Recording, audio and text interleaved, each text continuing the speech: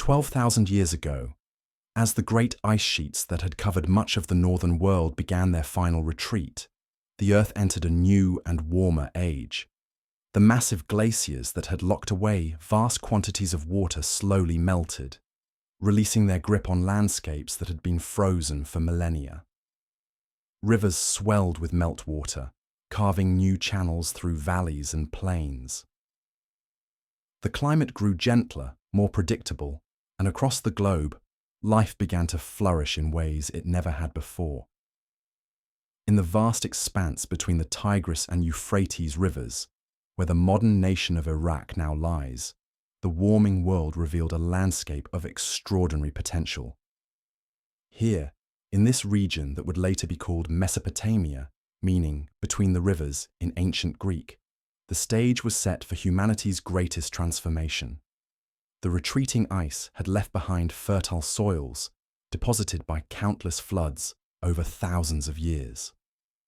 The two great rivers meandered through this landscape, their seasonal floods bringing rich silt from the distant mountains of Anatolia and the Zagros range. But in those early millennia after the ice, this land was still wild and largely empty. Small bands of hunter-gatherers moved across its plains and through its marshlands, following the migrations of wild animals and the seasonal availability of plants. These were people much like ourselves in intelligence and capability, yet their lives were bound by rhythms that modern humans can barely imagine. They rose with the sun and slept with the darkness. They knew the habits of every animal, the properties of every plant, the meaning of every cloud formation and shift in the wind. Their world was one of constant movement. A band might consist of 20 or 30 individuals, related by blood and marriage, sharing everything they possessed. They carried their lives with them in simple leather bags and woven baskets. Their tools were crafted from stone, bone, and wood, sharp flint blades, wooden spears tipped with bone points, grinding stones for processing the wild grains they gathered.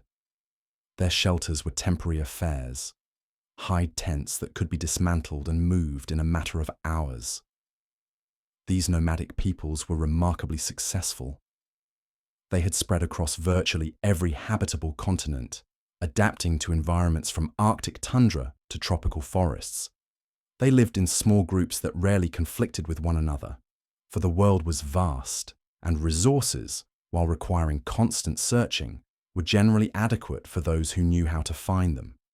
Disease was uncommon in these scattered populations, and their egalitarian social structures meant that disputes were typically resolved through discussion and consensus. Yet even in this ancient world, change was stirring. In the hills and valleys surrounding Mesopotamia, particularly in the region we now call the Fertile Crescent, that arc of arable land stretching from the Persian Gulf through modern-day Iraq, Syria, Lebanon, and into Palestine, something unprecedented was beginning to happen. The wild ancestors of wheat and barley grew naturally in these hills, along with the progenitors of lentils, peas, and other legumes. Wild sheep, goats, cattle, and pigs roamed these landscapes, and over thousands of years, the humans who hunted and gathered here developed an intimate knowledge of these species. It began, perhaps, with observation. Some hunter-gatherer, whose name is lost to time, noticed that the seeds of wild wheat, when scattered on suitable ground, would grow into new plants. Others observed that the young of wild sheep and goats, if separated from their parents and raised by humans, would remain docile and dependent, providing a more reliable source of meat, milk, and hides than the uncertain hunt. The transition was not sudden. For thousands of years, these early peoples continued their nomadic lifestyle while gradually increasing their intervention in the natural world. They would scatter seeds in favorable locations, returning seasons later to harvest the grain. They would capture young animals and tend small herds while still following traditional migration routes. This was not yet agriculture as we understand it, but rather an intensification of the hunting and gathering way of life. Around 10,000 years before the present era, something remarkable occurred in a small settlement in the Jordan Valley. The people of Jericho, living beside a natural spring in what is now the West Bank, made a decision that would echo through history. Instead of moving on when the seasons changed, they stayed. They built permanent houses of mud brick, surrounded their settlement with a massive stone wall, and began to cultivate crops in the surrounding fields. Jericho was among the first permanent settlements in human history, a place where people chose to put down roots in the most literal sense.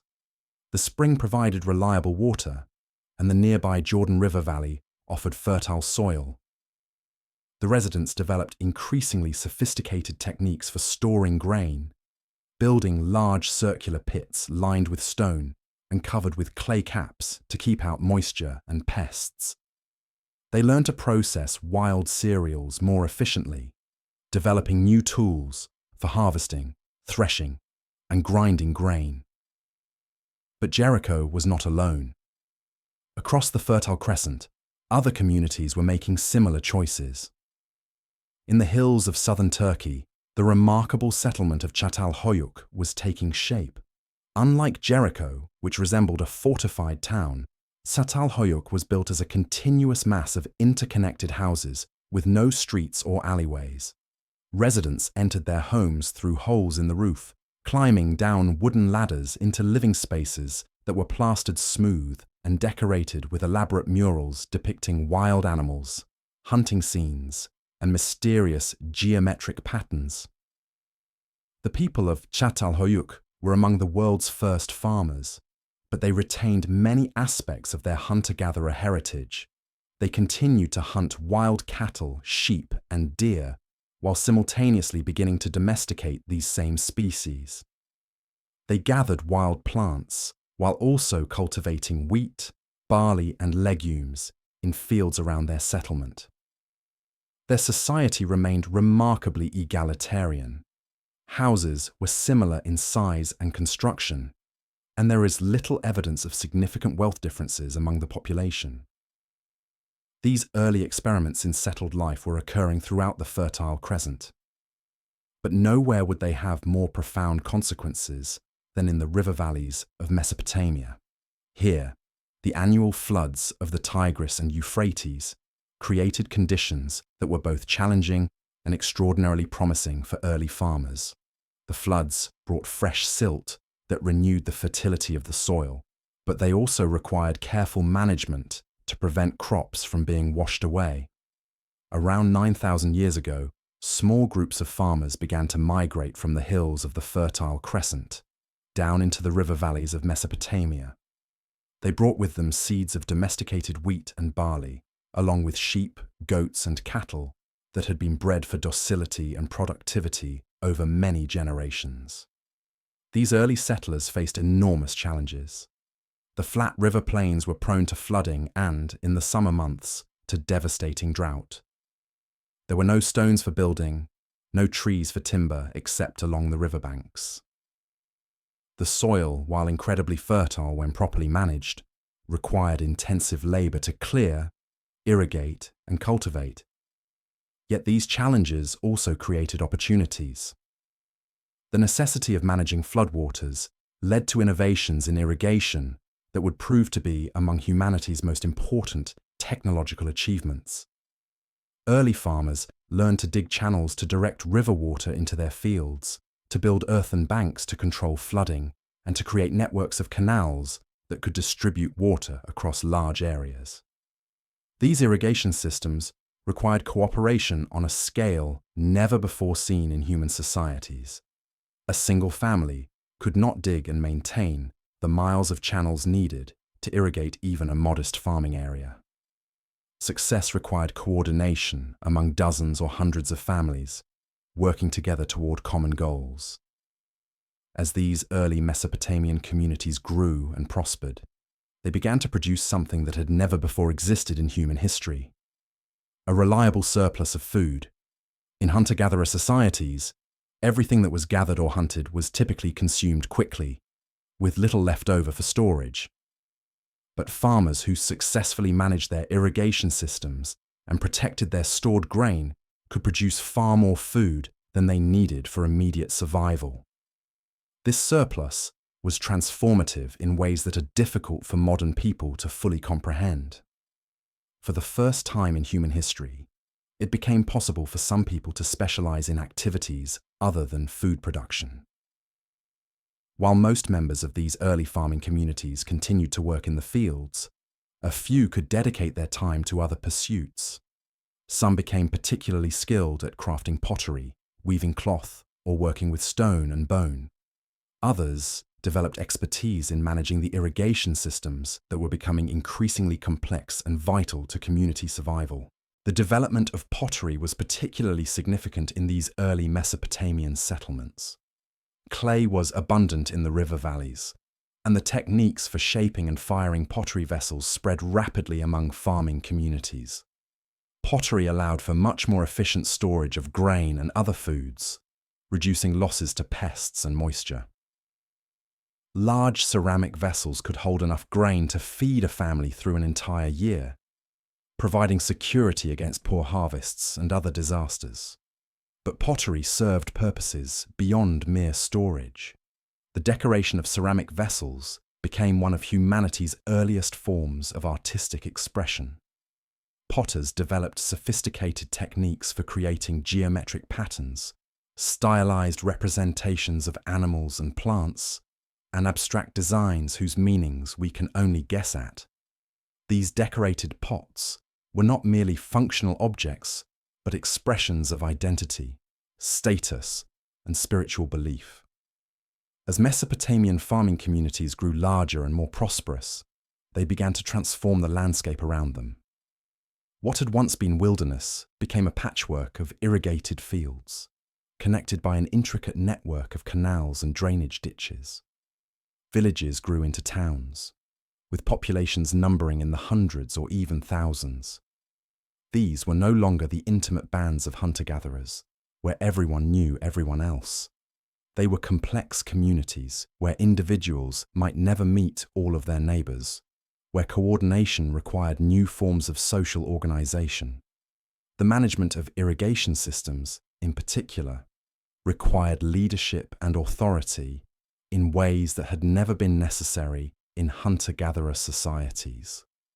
Someone had to decide when canals should be dug, how water should be distributed during times of scarcity, and how maintenance work should be organized. These decisions affected entire communities and required both technical expertise and social authority. It was in this context that the first religious centers began to emerge in Mesopotamian settlements.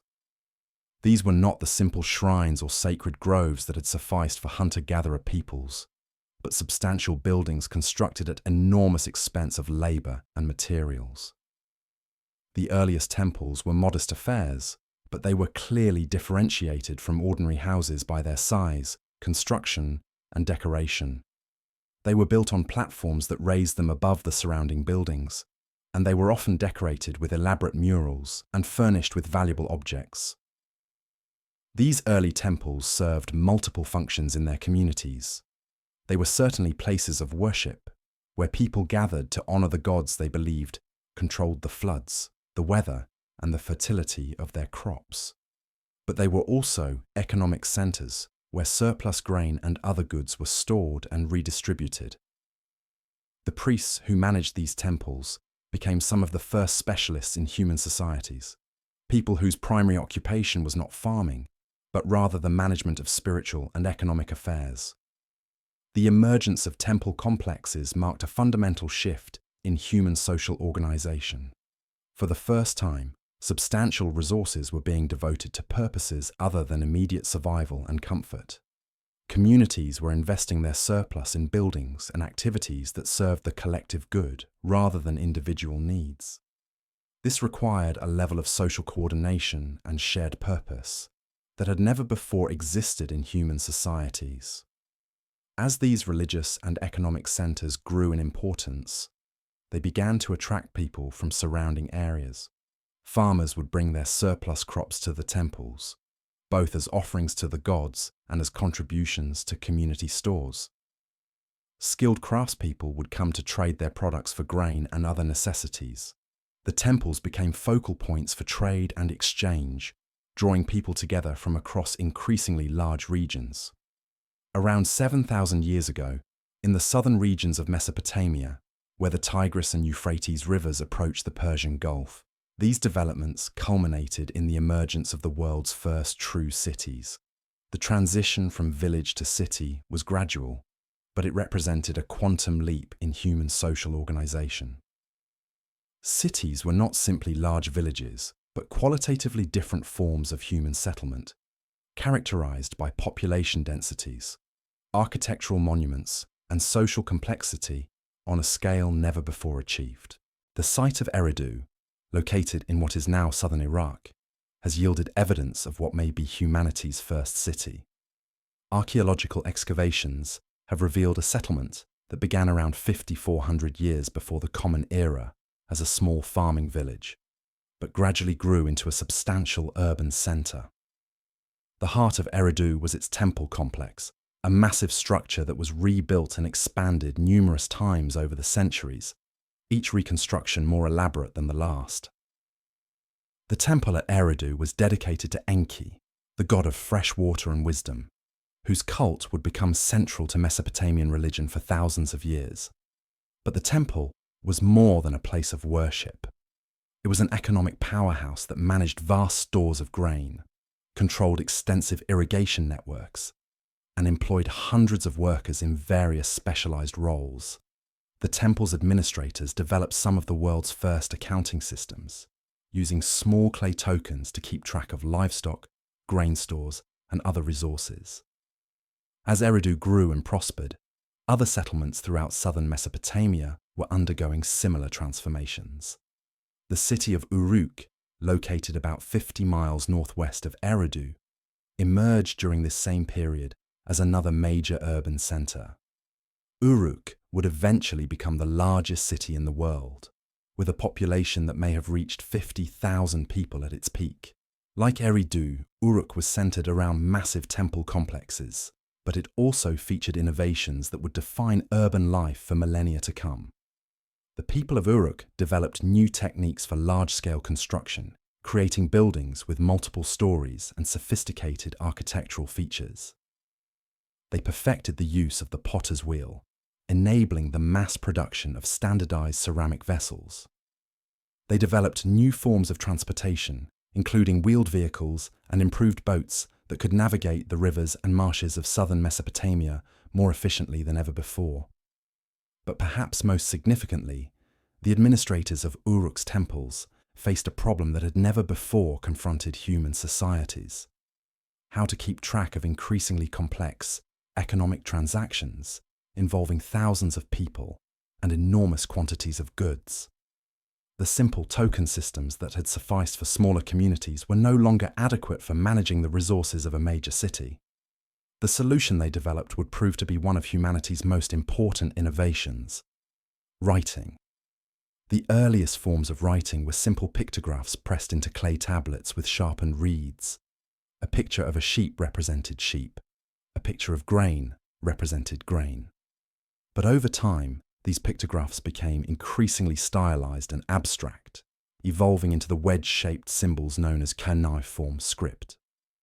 The development of writing transformed human civilization in ways that we are still experiencing today. For the first time, information could be preserved and transmitted across time and space without relying on human memory. Complex laws, religious texts, historical records, and technical knowledge could be recorded and preserved for future generations. The written word made possible new forms of government, religion, and culture that would have been impossible in purely oral societies. As cities like Eridu and Uruk grew and developed, they began to exert influence over the surrounding countryside. The intensive agriculture that supported urban populations required the coordination of farming activities across vast areas. Irrigation networks stretched for miles into the countryside, connecting dozens of farming settlements to the urban centers that managed and maintained these systems. This expanding sphere of influence led to the development of the city-state, a form of political organization that would dominate Mesopotamian civilization for thousands of years. A city-state consisted of an urban center and its surrounding agricultural territory, all governed by a central authority based in the city. The rulers of these city-states were responsible for maintaining the irrigation systems, organizing defense against external threats, managing trade relationships with distant regions, and ensuring the proper performance of religious rituals that were believed to be essential for continued prosperity. The emergence of city-states also led to increasing trade between different regions. Each city specialized in producing certain goods, while importing others from distant areas. Mesopotamian cities traded their surplus grain and manufactured goods for timber from the mountains of Lebanon, metals from Anatolia and Iran, and precious stones from even more distant lands.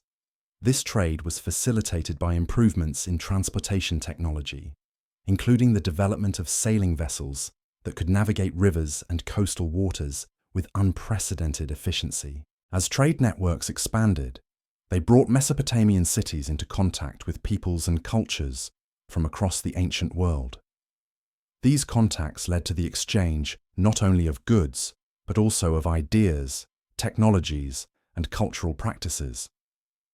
The innovations developed in Mesopotamian cities, writing, the wheel, urban planning, irrigation technology, spread to other regions, while Mesopotamian peoples adopted and adapted innovations from other cultures. The growth of cities and the expansion of trade networks also led to increasing social complexity within Mesopotamian communities. The egalitarian structures that had characterized earlier farming villages gave way to more hierarchical forms of social organization. At the top of this hierarchy were the rulers and priests who controlled the temples and managed the complex administrative systems required to govern large urban populations. Below the ruling elite were various classes of specialists: scribes who maintained written records, craftspeople who produced the goods that made urban life possible, merchants who managed trade relationships with distant regions, and soldiers who protected the city from external threats. At the bottom of the social hierarchy were the farmers who worked the land and the laborers who performed the manual work required to maintain the irrigation systems and construct the monumental buildings that defined urban life. This social stratification was reflected in many aspects of daily life in early Mesopotamian cities. Houses varied greatly in size and quality, with the elite living in large, well-appointed structures, while common laborers lived in small, simple dwellings. Burial practices also reflected social distinctions, with rulers and priests interred in elaborate tombs filled with valuable grave goods, while ordinary people were buried with few or no possessions. Yet despite these growing inequalities, early Mesopotamian cities remained remarkably dynamic and innovative societies. The concentration of large populations in urban centers created unprecedented opportunities for the exchange of ideas and the development of new technologies. The specialization of labor allowed individuals to develop expertise in particular crafts or professions to a degree that would have been impossible in smaller, less complex societies. The temple complexes that dominated these early cities became centers of learning and innovation. Temple scribes developed increasingly sophisticated writing systems and mathematical concepts.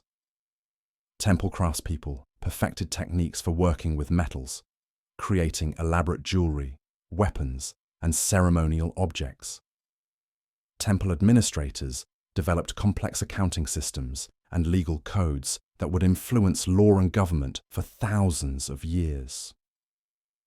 Religion played a central role in all aspects of life in early Mesopotamian cities.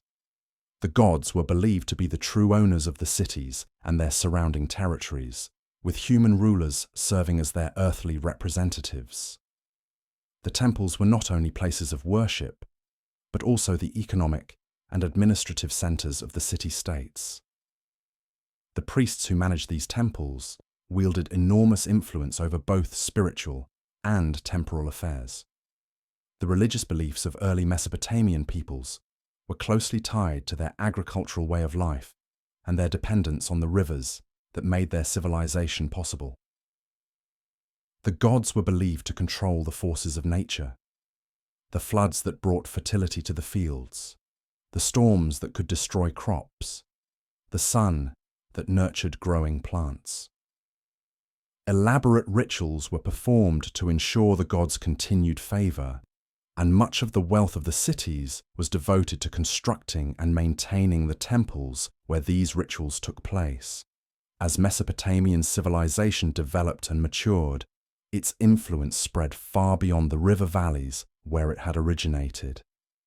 The innovations pioneered in cities like Eridu and Uruk, urban planning, irrigation technology, writing, wheeled vehicles, and complex forms of government, were adopted and adapted by peoples throughout the ancient world.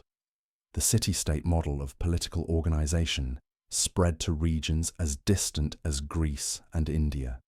Writing systems derived from Mesopotamian cuneiform were developed for dozens of different languages. The agricultural techniques developed in Mesopotamia enabled the support of much larger populations than had ever before been possible. The surplus production of Mesopotamian farms fed not only the urban populations of the cities, but also supported specialists in various crafts and professions. This specialization led to rapid advances in technology, art, and learning that laid the foundations for all subsequent human civilizations. Yet the transition from hunter-gatherer societies to agricultural civilizations was not without its costs. The intensive labor required by irrigation agriculture was far more demanding than the varied activities of hunting and gathering. The social hierarchies that emerged in agricultural societies created inequalities that had been largely absent from earlier human communities.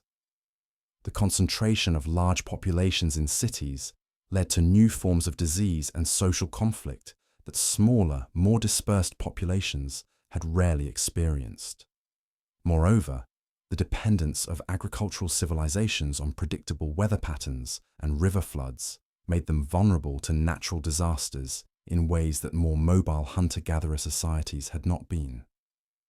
Droughts, floods, or other environmental changes could devastate entire regions, leading to famine, social upheaval, and the collapse of political systems. Despite these challenges, the agricultural revolution that began in the Fertile Crescent and reached its early culmination in the cities of Mesopotamia represented a fundamental turning point in human history. For the first time, human societies had developed the ability to support large, stable populations and to accumulate the surplus resources necessary for monumental construction projects, artistic achievements, and intellectual pursuits that went far beyond the requirements of immediate survival. The cities that emerged in Mesopotamia during the 6th and 5th millennia before the Common Era were not merely larger versions of earlier villages. They represented new forms of human organization that made possible achievements in architecture, art, literature, law, and learning that would influence human civilization for thousands of years to come. The writing systems developed in these cities would preserve and transmit human knowledge across generations. The legal codes formulated by their rulers would establish principles of justice that continue to influence law today. The architectural techniques pioneered in their construction would inspire monumental buildings throughout the ancient world. But perhaps most importantly, these early cities demonstrated that human beings were capable of organizing themselves into complex cooperative societies that could achieve goals far beyond the reach of any individual or small group. The irrigation systems that made Mesopotamian agriculture possible required the coordinated labor of thousands of people. The monumental temples that dominated these early cities represented the collective efforts of entire communities working towards shared goals. The trade networks that connected Mesopotamian cities to distant regions required trust, cooperation, and mutual benefit among peoples who might never meet face to face. As the fourth millennium before the Common Era drew to a close, the foundations of human civilization had been firmly established in the river valleys of Mesopotamia. The innovations pioneered in cities like Eridu and Uruk had demonstrated the potential of human societies to transcend the limitations that had constrained all previous human communities. Writing had made possible the preservation and transmission of knowledge. Urban planning had shown how large populations could live together in relative harmony. Irrigation technology had demonstrated human ability to transform and control the natural environment. The stage was now set for the next great phase in the development of human civilization. The emergence of the first kingdoms and empires, the creation of the first great works of literature, and the establishment of legal and religious systems that would influence human societies for millennia to come. The long journey from the simple hunter-gatherer bands that had roamed the post-glacial world to the complex urban civilizations of ancient Mesopotamia had taken thousands of years, but it had fundamentally transformed the human condition. The people who lived in these early cities faced challenges and opportunities that their ancestors could never have imagined. They lived in a world where human effort and ingenuity could create prosperity and security on a scale never before achieved. But they also lived in a world where the actions of rulers and the decisions of administrators could affect the lives of thousands of people, where social status and access to resources were increasingly determined by birth rather than ability, and where the complex systems that supported urban life were vulnerable to disruption by war, natural disaster, or political upheaval. Yet despite these challenges, the early inhabitants of Mesopotamian cities had created something unprecedented in human history, a form of civilization that could sustain itself across generations, that could accumulate knowledge and transmit it to future generations, and that could organize human effort on a scale sufficient to achieve monumental goals. They had laid the foundations upon which all subsequent human civilizations would build. As night settled over the ancient cities of Mesopotamia, with their great temples silhouetted against the starlit sky and the gentle sound of water flowing through countless irrigation channels, the people who had created humanity's first civilization could rest, knowing that they had fundamentally changed the course of human history. The seeds they had planted would grow into mighty civilizations that would span continents and endure for thousands of years. The innovations they had pioneered would enable human achievements that they could barely have dreamed of. In the quiet of those ancient evenings, as oil lamps flickered in the windows of mud-brick houses and the night watchmen made their rounds along the city walls, the future of human civilization was taking shape. The long journey from the world of hunter-gatherers to the complex urban societies of Mesopotamia was complete, but an even longer and more remarkable journey was just beginning. In the southern reaches of Mesopotamia, where the great rivers meandered through marshlands and the horizons seemed to stretch endlessly under vast skies, a people emerged who would leave their mark on human history more profoundly than any who had come before. They called themselves the black-headed people, and their language, unlike any other spoken in the ancient world, would echo through the corridors of time in the voices of scribes and priests, kings and common folk. These were the Sumerians, and though we cannot know precisely where they came from or when they first arrived in the river valleys, their presence transformed the landscape of southern Mesopotamia into something unprecedented in human experience. The origins of the Sumerians remain shrouded in mystery, debated by scholars who have spent decades trying to understand where this remarkable people first appeared. Some believe they were indigenous to the region, descendants of the earliest farmers who had settled the river valleys thousands of years before.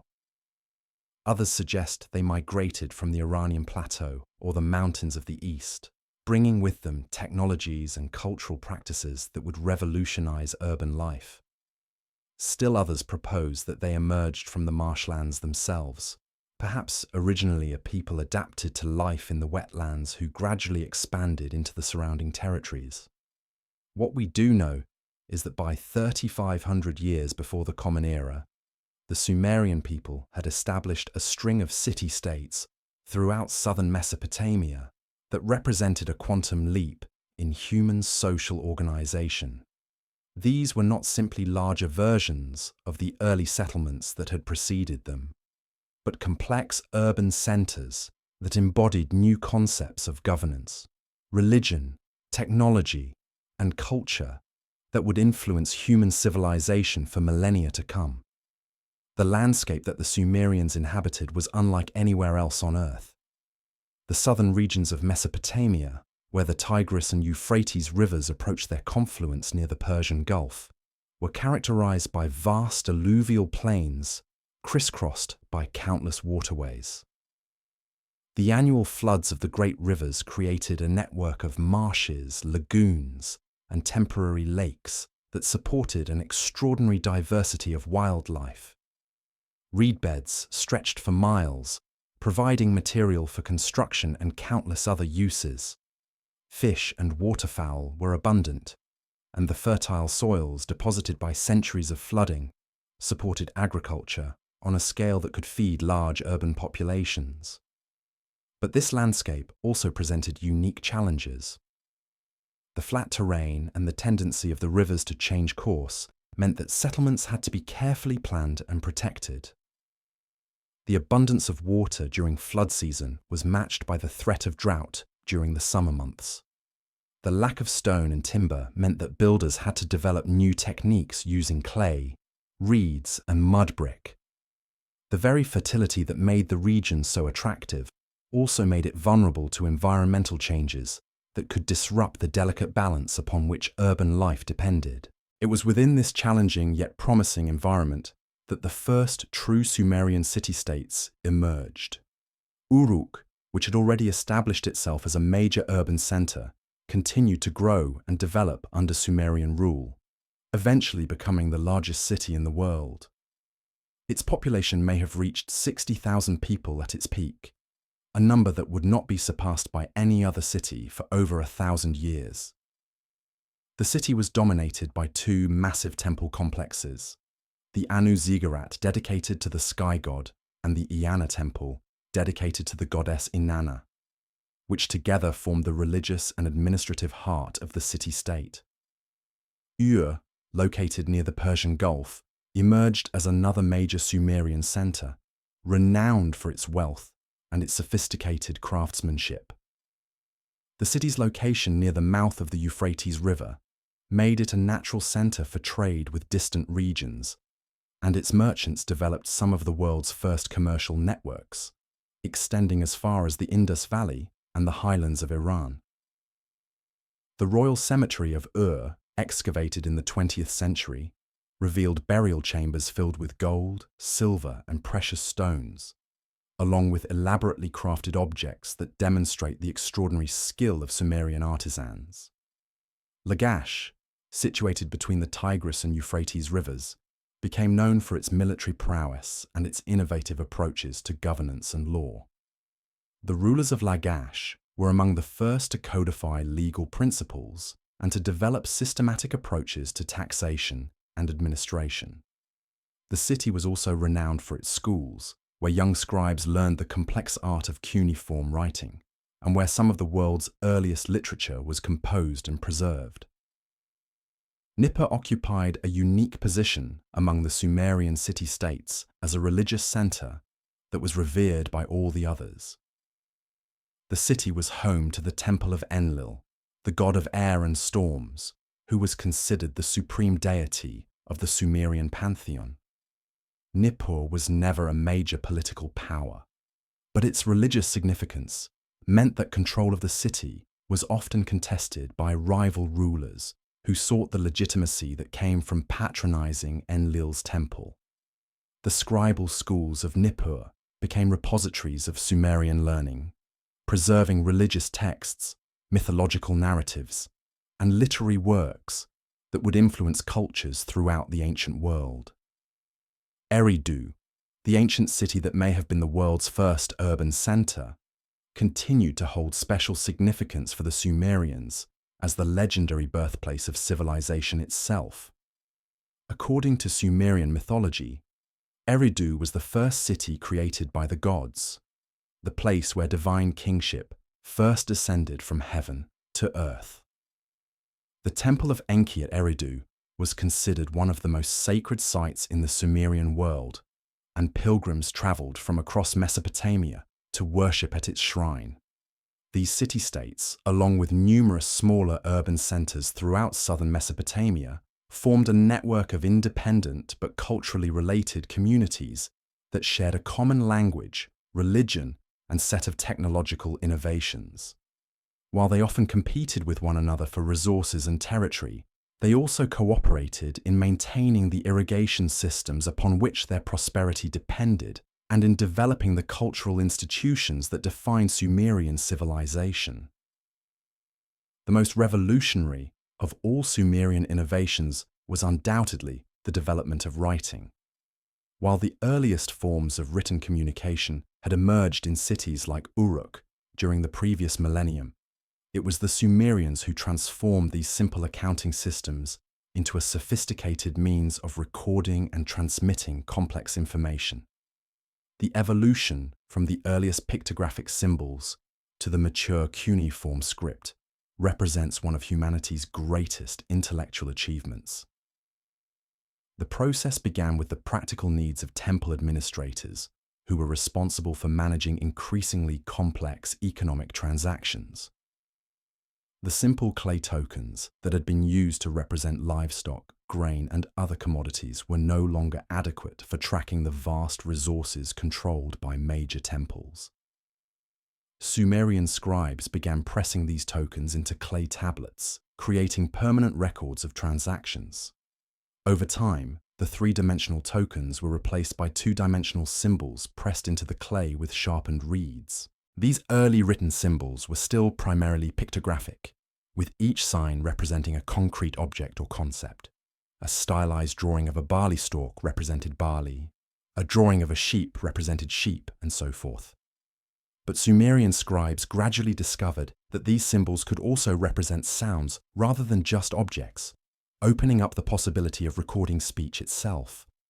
A sign that originally represented the word for arrow could also be used to represent the sound T, allowing scribes to write words that had no simple pictographic representation. This breakthrough transformed writing from a simple accounting tool into a means of recording any form of human communication.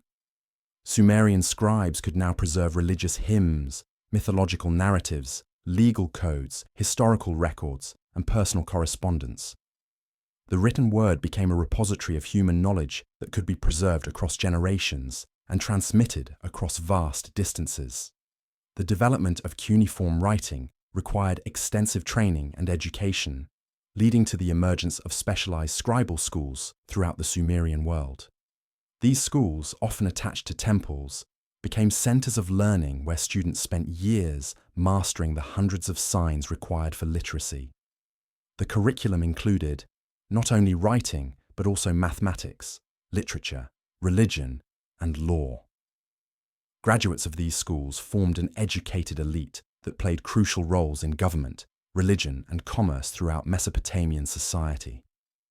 The technology that made Sumerian civilization possible extended far beyond writing to encompass innovations in virtually every aspect of material culture.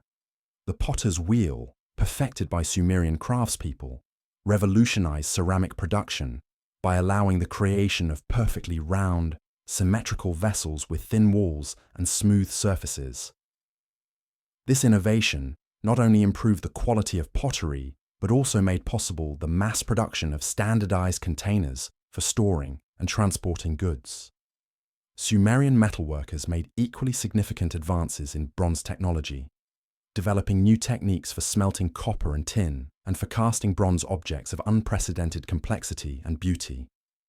Bronze tools and weapons were far superior to their stone predecessors, being sharper, more durable, and capable of holding a fine edge. The availability of bronze implements transformed agriculture, warfare, and craftsmanship throughout the Sumerian world. The development of bronze technology also required extensive trade networks, since the raw materials for bronze production were not available in Mesopotamia itself. Copper had to be imported from Anatolia or the Zagros Mountains, while tin came from even more distant regions, possibly as far away as Afghanistan or Central Asia. The establishment of these trade networks required innovations in transportation and navigation that further demonstrated Sumerian ingenuity. Sumerian shipbuilders developed new designs for river and coastal vessels that could carry larger cargoes more efficiently than earlier boats. They perfected the use of sails, allowing ships to travel against river currents and to navigate coastal waters with greater speed and reliability. The wheel, perhaps invented in Sumerian workshops, revolutionized land transportation, making possible wheeled carts and chariots that could carry heavy loads across long distances. But perhaps the most impressive of all Sumerian technological achievements were the massive irrigation systems that made urban civilization possible in the arid landscapes of southern Mesopotamia.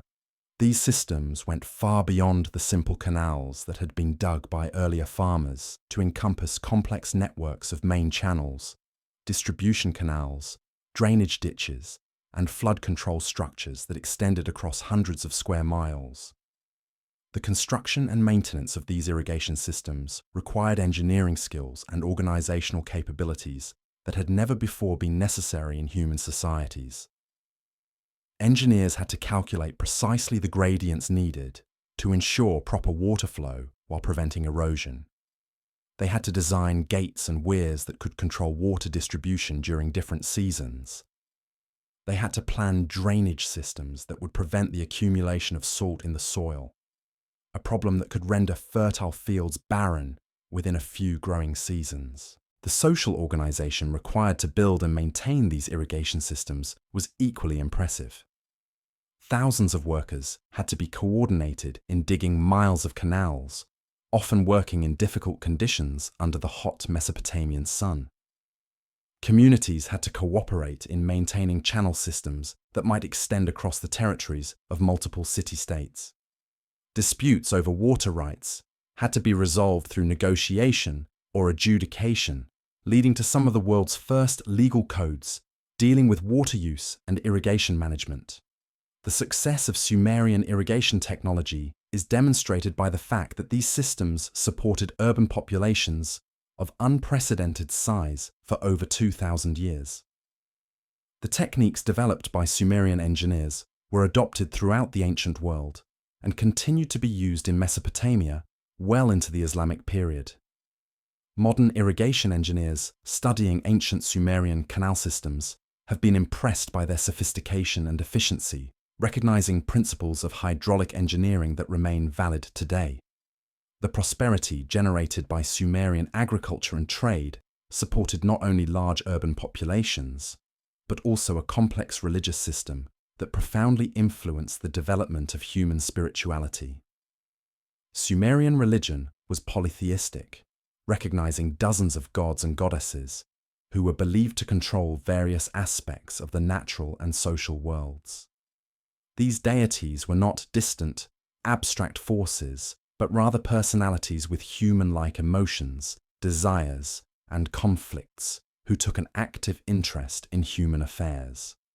At the head of the Sumerian pantheon stood An, the god of heaven, who was considered the father of all other deities and the ultimate source of divine authority. An was a remote figure who rarely intervened directly in human affairs, leaving the active governance of the world to his children and subordinates. His temple at Uruk was one of the most ancient and revered religious sites in the Sumerian world, and his priests played important roles in legitimizing the authority of earthly rulers.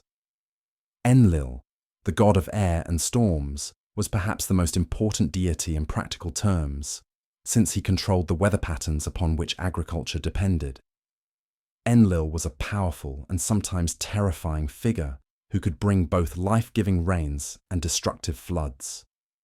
His temple at Nippur was considered the most sacred site in the Sumerian world, and pilgrims traveled from across Mesopotamia to participate in the religious festivals held in his honor. Enki, the god of fresh water and wisdom, held special significance for the Sumerians because of their dependence on irrigation agriculture. Enki was believed to live in the Abzu, the subterranean realm of fresh water that fed the rivers and springs upon which human life depended. He was also the god of craftsmanship and technology, credited with teaching humans the skills they needed to build cities and create the tools of civilization. The temple of Enki at Eridu was considered the oldest religious site in the world, and his cult remained important throughout Mesopotamian history. Inanna, the goddess of love and war, was one of the most complex and compelling figures in the Sumerian pantheon. She embodied the contradictory forces of creation and destruction, fertility and violence that the Sumerians recognized as fundamental aspects of existence. Inanna was associated with the planet Venus, whose appearance as both morning and evening star reflected her dual nature. Her temple at Uruk was one of the wealthiest and most powerful religious institutions in the Sumerian world, and her priests played important roles in both religious and political affairs. These major deities were accompanied by hundreds of lesser gods and goddesses who controlled specific aspects of human life and the natural world. There were gods of individual cities, gods of particular crafts and professions, gods of specific rivers and fields, and gods who governed personal and family relationships. This elaborate pantheon reflected the complexity of Sumerian society and the desire to understand and influence all aspects of existence through religious practice. Sumerian religious practice centered around massive temple complexes that dominated the skylines of every major city. These temples were not simply places of worship, but also economic and administrative centers that controlled vast resources and employed hundreds of workers. The largest temples were built in the form of ziggurats, stepped pyramids that could rise to heights of over 200 feet and were visible from miles away across the flat Mesopotamian landscape. The construction of these ziggurats required enormous investments of labor and resources, representing the collective efforts of entire communities working toward shared religious goals. The largest ziggurats contained millions of mud bricks, each of which had to be individually molded, dried, and placed by hand. The logistics of organizing such massive construction projects required sophisticated administrative systems and demonstrated the remarkable organizational capabilities of Sumerian society. The religious rituals performed in these temples were elaborate affairs that involved entire communities in celebrating the relationships between gods and humans. Daily offerings of food, drink, and valuable objects were presented to the gods, whose statues were treated as living beings who required care and attention. Major festivals could last for days and involved processions, theatrical performances, musical presentations, and communal feasts that reinforced social bonds and religious beliefs. The mythology that explained the relationships between gods and humans was preserved in some of the world's earliest literature, composed and transmitted by scribes who worked in the temple schools. These myths explained how the world was created, how humans came to exist, and what their proper relationship with the divine realm should be. They also provided models for human behavior and explanations for the suffering and uncertainty that characterized human existence. According to Sumerian creation myths, the world began as a primordial sea, from which the first gods emerged. The sky god An and the earth goddess Kai gave birth to Enlil, who separated heaven and earth and created the space in which humans could live. The gods then created humans from clay to serve them and to maintain the temples and cities that honored their divine authority. This mythology established humans as servants of the gods, but also as partners in maintaining the cosmic order upon which all existence depended. The relationship between gods and humans was conceived as a contractual arrangement in which humans provided worship, offerings, and service in exchange for divine protection and prosperity. This relationship was not always harmonious, however, as the gods were believed to have their own conflicts and rivalries that could affect human affairs. The mythology includes numerous stories of divine anger and punishment, often resulting from human failure to properly honor the gods or from conflicts between different deities.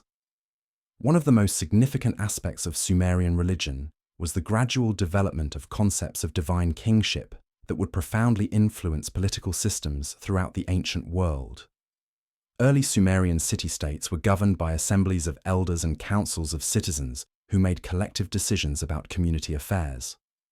But as cities grew larger and more complex, and as warfare between city-states became more common, there was increasing demand for more centralized and efficient forms of leadership.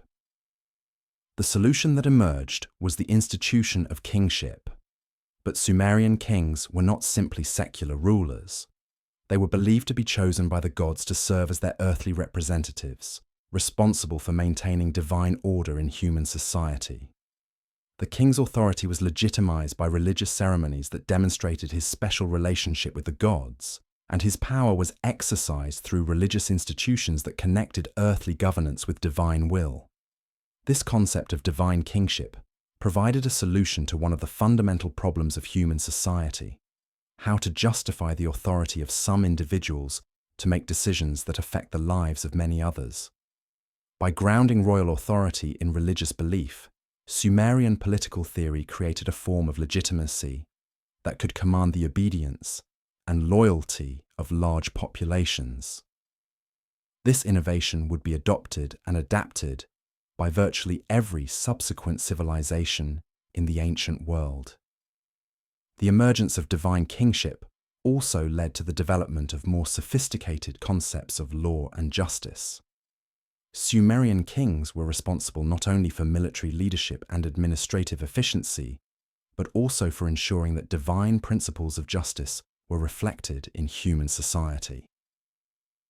This led to the creation of some of the world's first legal codes, which attempted to systematize principles of justice and to provide consistent guidelines for resolving disputes and punishing wrongdoing. These early legal codes reflected distinctly Sumerian concepts of justice that emphasized restoration and compensation rather than punishment and revenge. The goal of legal proceedings was typically to restore the harmony that had been disrupted by wrongdoing, often through the payment of compensation to injured parties rather than through physical punishment of offenders. This approach to justice reflected the Sumerian understanding of society as a complex system of relationships that required careful maintenance and balance. The sophistication of Sumerian legal thinking is demonstrated by the attention given to different categories of people and the recognition that justice might require different treatment for different classes of society. Free citizens, slaves, and various intermediate categories were subject to different legal standards, reflecting the social complexity that had emerged in Sumerian city-states. Women, while generally subject to male authority, had significant legal rights and could own property, engage in business, and bring legal complaints on their own behalf. The development of written law codes also required the creation of educational institutions that could train the scribes and administrators needed to implement these systems. Sumerian schools became centers of legal education, where students learned not only the technical skills of writing and calculation, but also the principles of justice and governance that were considered essential for civilized society. These schools produced a class of educated professionals who staffed the administrative systems that made complex urban societies possible. As Sumerian civilization matured during the 3rd millennium before the Common Era, its influence spread far beyond the borders of Mesopotamia itself.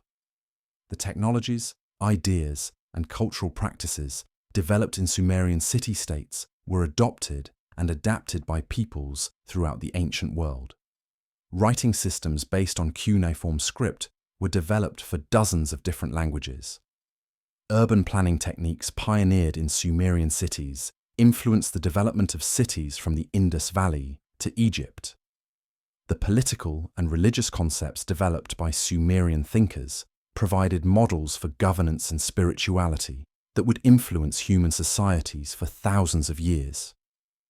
The trade networks established by Sumerian merchants connected Mesopotamia with regions as distant as Afghanistan, Egypt, and the Arabian Peninsula.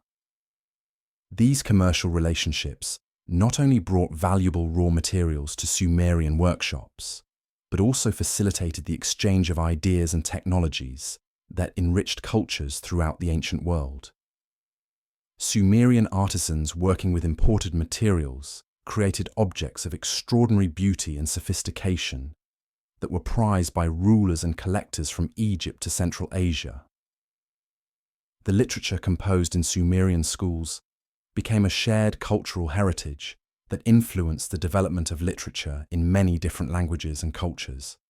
Epic narratives, religious hymns, wisdom literature, and love poetry composed by Sumerian scribes provided models and inspiration for writers throughout the ancient world. The themes and narratives developed in Sumerian literature would echo through Greek mythology, Hebrew scriptures, and the literary traditions of numerous other cultures. Perhaps most importantly, Sumerian civilization demonstrated that human beings were capable of creating complex, sophisticated societies that could support large populations while achieving remarkable accomplishments in art, literature, technology, and learning. The cities built by the Sumerians were not merely functional settlements, but expressions of human creativity and aspiration that sought to reflect divine order in earthly form. The knowledge preserved in Sumerian schools represented humanity's first systematic attempt to understand and record the principles that governed both the natural world and human society. As the third millennium before the Common Era progressed, the innovations pioneered by the Sumerians would be inherited and further developed by new peoples who would build upon the foundations that had been established in the city-states of southern Mesopotamia.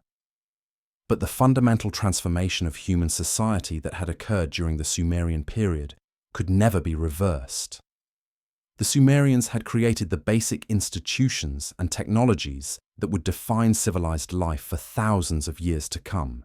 In the quiet evenings of ancient Sumer, as the sun set over the vast irrigated plains and the temple towers rose silhouetted against the darkening sky, the people who had created humanity's first true civilization could take satisfaction in achievements that had fundamentally transformed the human condition. They had built cities larger and more magnificent than any previously imagined. They had developed technologies that made possible new forms of prosperity and security. They had created artistic and literary works that would inspire and influence countless future generations. But perhaps most significantly, they had demonstrated that human societies could transcend the limitations that had constrained all previous human communities. Through cooperation, innovation, and the systematic accumulation of knowledge, they had shown that humans could create forms of civilization that were greater than the sum of their individual parts. Yet as Sumerian civilization flourished and matured, new challenges emerged that would require new forms of leadership and authority. The early Sumerian city-states had been governed by assemblies of elders and councils of citizens who made collective decisions through discussion and consensus. These democratic institutions had served well when communities were smaller and their affairs less complex. But as cities grew to house tens of thousands of inhabitants, and as conflicts between city-states became more frequent and intense, the need for more decisive leadership became increasingly apparent. The transition from collective governance to individual rule would fundamentally transform Sumerian society and establish patterns of political authority that would influence human civilization for thousands of years to come. The first individuals to assume supreme authority in Sumerian cities were priest-kings who combined religious and secular power in their persons. These rulers derived their legitimacy from their roles as intermediaries between the human and divine realms, responsible for ensuring that the god's will was properly implemented in earthly affairs. They oversaw the temple complexes that dominated their cities, managed the distribution of resources, and led their people in times of war and crisis. The priest kings represented a natural evolution from the temple administrators who had previously managed many aspects of urban life. As the complexity of city-state governance increased, it became necessary for someone to have the authority to make quick decisions and to coordinate the activities of various specialized groups within the community. The religious authority of the priest kings provided the legitimacy needed to command obedience from large populations, while their practical responsibilities required them to develop new techniques of administration and leadership. But as warfare between city-states intensified during the early 3rd millennium before the Common Era, even the authority of priest kings proved insufficient to meet the challenges facing Sumerian communities. Military leadership required different skills than religious administration, and the demands of constant conflict made it increasingly difficult for rulers to balance their spiritual and temporal responsibilities. Gradually, a new form of leadership emerged that would separate military and political authority from religious functions, while maintaining the divine sanction that legitimized royal power. The transition to secular kingship was gradual and varied from city to city, but it represented a fundamental shift in Sumerian political thinking. Kings were still considered to be chosen by the gods and responsible for implementing divine will, but they were no longer primarily religious figures. Instead, they were military leaders and administrators who ruled through their ability to protect their people and ensure their prosperity. This separation of religious and political authority would become one of the defining characteristics of later Mesopotamian civilization. Among the earliest historically verified kings in human history was Enmebaragesi, who ruled the city-state of Kish during the early 3rd millennium before the Common Era. Unlike the mythical rulers who populate the earlier sections of the Sumerian king list, Enmebaragesi is mentioned in contemporary inscriptions that confirm his historical existence. He appears to have been a powerful military leader who extended his authority over neighboring city-states and who may have been among the first to use the title king in its fully secular sense. Enmebaragesi's reign marked the beginning of a new phase in Sumerian political development, characterized by the emergence of individual rulers who could command authority over multiple cities and their surrounding territories. These early kings were primarily war leaders who gained power through their ability to protect their subjects and to lead successful military campaigns against rival city-states. Their authority was personal rather than institutional, dependent on their continued success in war and their ability to distribute the spoils of victory among their followers. The historical records of this period, fragmentary though they are, suggest that early Sumerian kingship was often unstable and contested. Kings who suffered military defeats or who failed to maintain the prosperity of their subjects could quickly lose their authority to rivals who promised more effective leadership. The succession of royal power was not yet regularized, and conflicts over succession often led to civil wars that could devastate entire city-states. Despite these instabilities, the institution of kingship proved remarkably durable and attractive to Sumerian communities, facing the challenges of an increasingly complex and competitive world. Kings provided the centralized leadership necessary to coordinate large-scale military campaigns, to manage complex irrigation systems, and to organize the labor required for massive construction projects. They also served as focal points for community identity and pride, embodying the aspirations and achievements of their peoples in ways that collective leadership could not match. The development of kingship was accompanied by the creation of new forms of historical record-keeping that would preserve the names and deeds of rulers for posterity. The Sumerian king list, compiled by later scribes, attempted to provide a comprehensive chronology of royal succession from the earliest times down to the period of compilation. While the earliest sections of the king list are clearly mythological, describing kings who ruled for impossibly long periods and performed supernatural feats, the later sections provide increasingly reliable historical information about actual rulers and their accomplishments. The king list reflects distinctly Sumerian concepts of political legitimacy and historical continuity.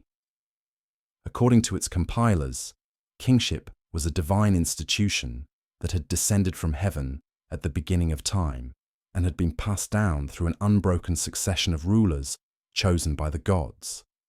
This concept of kingship as a divine gift that could be transferred from one ruler or city to another provided a theoretical framework for understanding political change and competition that would influence Mesopotamian political thought for thousands of years. The mythological sections of the king list describe rulers who lived for thousands of years and who possessed supernatural powers that enabled them to perform impossible feats. These legendary kings were said to have ruled before the Great Flood that destroyed the early world, and their impossible longevity was explained as a reflection of the different nature of time and existence in the primordial era. While modern historians recognize these accounts as mythological rather than historical, they provide valuable insights into how the Sumerians understood the relationship between divine and human authority. As the king list transitions from mythology to history, the rulers it describes become more recognizably human, with normal lifespans and plausible achievements.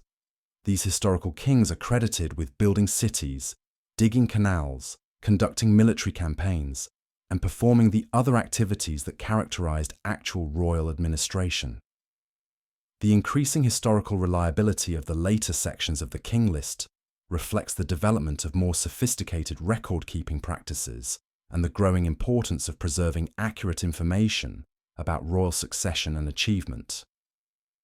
Among the most famous of all early Mesopotamian rulers was Gilgamesh, who ruled the city-state of Uruk during the early 3rd millennium before the Common Era. While Gilgamesh appears in the Sumerian king list as a historical figure, he achieved immortal fame not through his actual deeds as a king, but through the epic literature that grew up around his memory. The Epic of Gilgamesh, which evolved over many centuries from early Sumerian poems into the mature Akkadian version known today, represents humanity's first great work of literary art and explores themes that continue to resonate with readers thousands of years after its composition. The historical Gilgamesh appears to have been a successful military leader who extended Uruk's influence over neighboring territories and who undertook major construction projects within his city. Contemporary inscriptions credit him with building Uruk's massive walls, which were considered one of the wonders of the ancient world. These walls, constructed of mud brick and extending for over 6 miles, required enormous investments of labor and resources, and demonstrated both the wealth of Uruk and the organizational capabilities of its ruler. But it was not Gilgamesh's historical accomplishments that made him immortal in human memory. Instead, it was the epic poetry that transformed him from a historical king into a legendary hero whose adventures explored the deepest questions of human existence. The earliest Sumerian poems about Gilgamesh portrayed him as a powerful but flawed ruler whose excessive demands on his subjects led them to appeal to the gods for relief. In response to these appeals, the gods created Enkidu, a wild man who would become Gilgamesh's closest friend and whose death would transform the king's understanding of life and mortality. The friendship between Gilgamesh and Enkidu became the emotional heart of the epic tradition that grew up around the legendary king. Enkidu, created by the gods from clay and raised among wild animals, represented humanity in its natural state, powerful and free, but lacking the civilized arts that distinguished urban life. His encounter with Gilgamesh and his gradual integration into civilized society reflected Sumerian thinking about the relationship between nature and culture, wildness and civilization. The transformation of Enkidu from wild man to civilized human was accomplished through his encounter with a temple priestess who introduced him to the arts of civilization. She taught him to eat bread and drink beer, to wear clothing and live in houses, to understand the social relationships and cultural practices that defined urban life. This transformation was both a gain and a loss for Enkidu, who acquired the benefits of civilization but lost his original strength and his ability to communicate with wild animals. The friendship between Gilgamesh and Enkidu enabled both characters to achieve things that neither could have accomplished alone. Together, they undertook heroic adventures that demonstrated their courage and strength, while also exploring the consequences of human ambition and pride. They traveled to distant forests to defeat monsters. They challenged the gods themselves, and they sought to win eternal fame through their heroic deeds. But the epic tradition also explored the limitations and costs of heroic ambition. The death of Enkidu, which resulted from divine punishment for the friend's excessive pride, forced Gilgamesh to confront the reality of human mortality in a way that transformed his understanding of life's meaning and purpose. The grief and terror that overwhelmed Gilgamesh after Enkidu's death led him to abandon his royal responsibilities and to embark on a desperate quest for immortality that would take him to the ends of the earth. Gilgamesh's quest for immortality brought him into contact with Utnapishtim, the survivor of the Great Flood, who had been granted eternal life by the gods. Utnapishtim's account of the flood, which closely parallels later flood narratives in Hebrew and other traditions, reflects ancient Mesopotamian memories of the devastating floods that periodically inundated the river valleys and destroyed entire communities. The flood story served multiple functions in the epic tradition, providing both an explanation for geological evidence of ancient flooding and a meditation on divine justice and human responsibility. Utnapishtim's flood narrative describes how the gods decided to destroy humanity because of their excessive noise and disorder, but how one god secretly warned Utnapishtim to build a boat and save his family and representatives of all living creatures. The flood that followed destroyed all life on earth except for those preserved in Utnapishtim's ark, and when the waters receded, the gods granted him immortality as a reward for his obedience and service. When Gilgamesh demanded that Utnapishtim grant him similar immortality, the flood survivor explained that eternal life was a unique gift that could not be transferred to others. However, he revealed the existence of a plant that grew at the bottom of the cosmic ocean and that could restore youth to anyone who consumed it.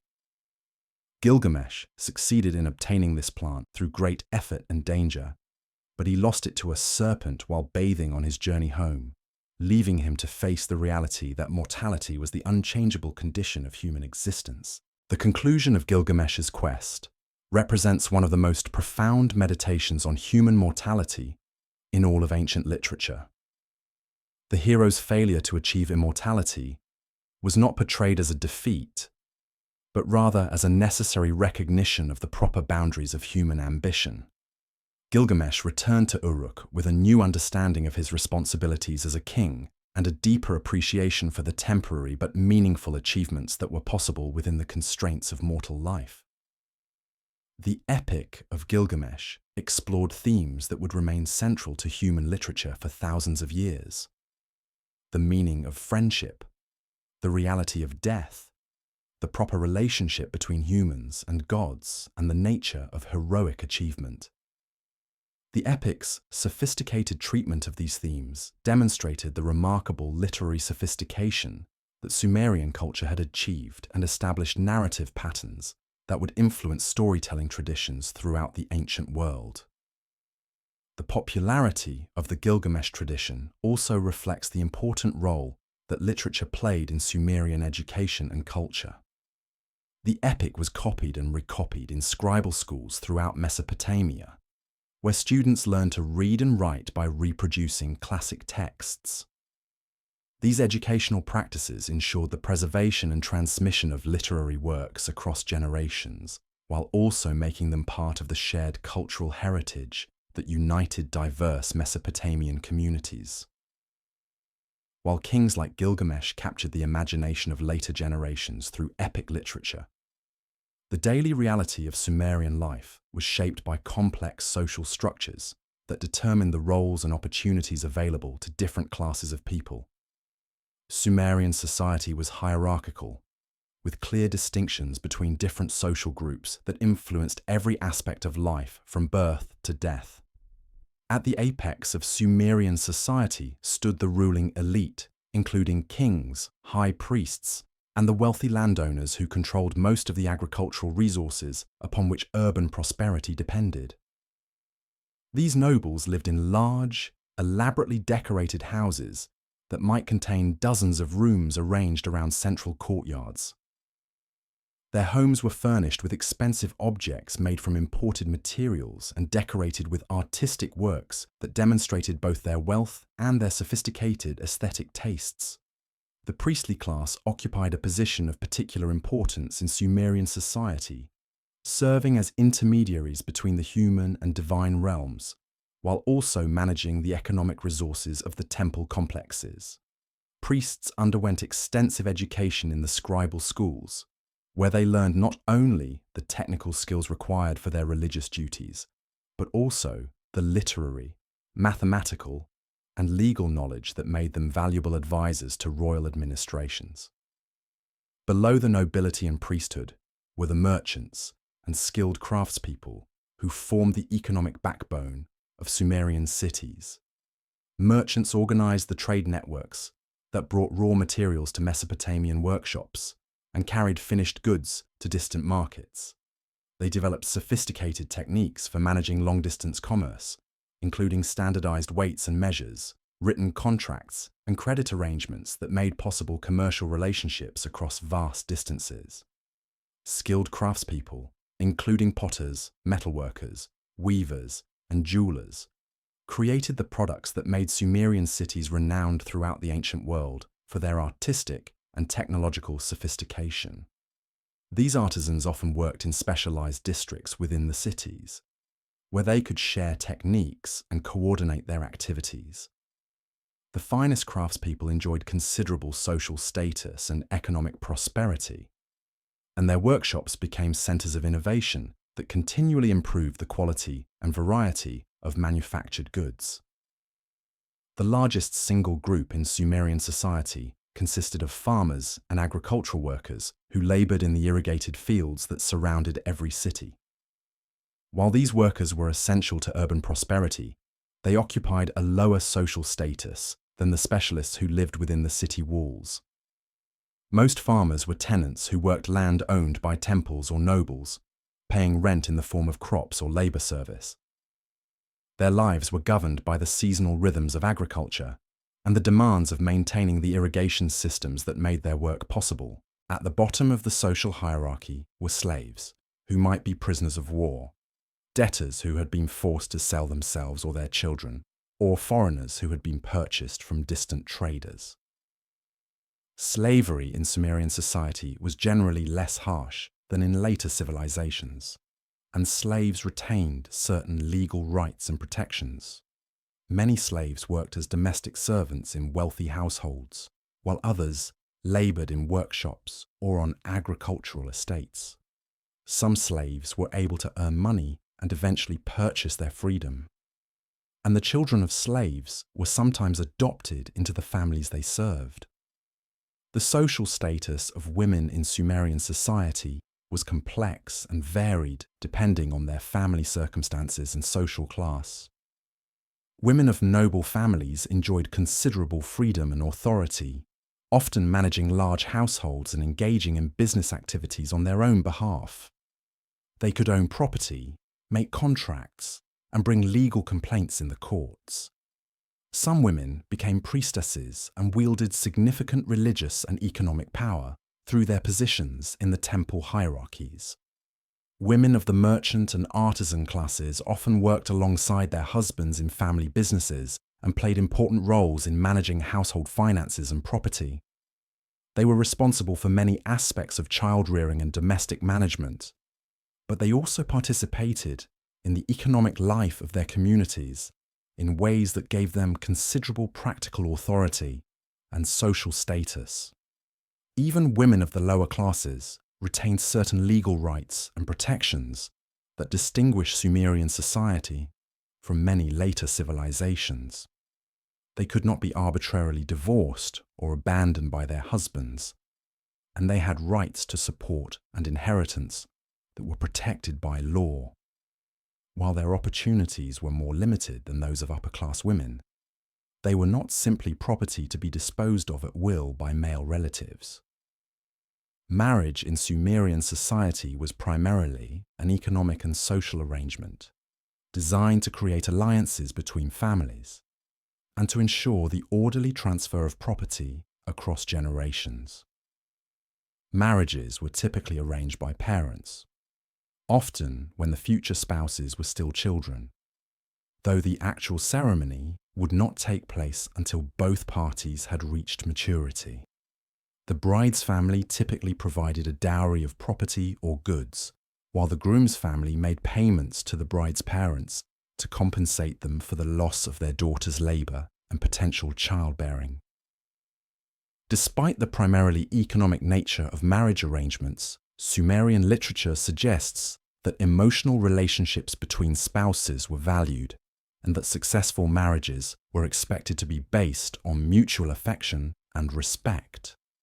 Love poetry from this period describes passionate relationships between married couples, and legal documents show that many couples work together as partners in managing family property and business interests.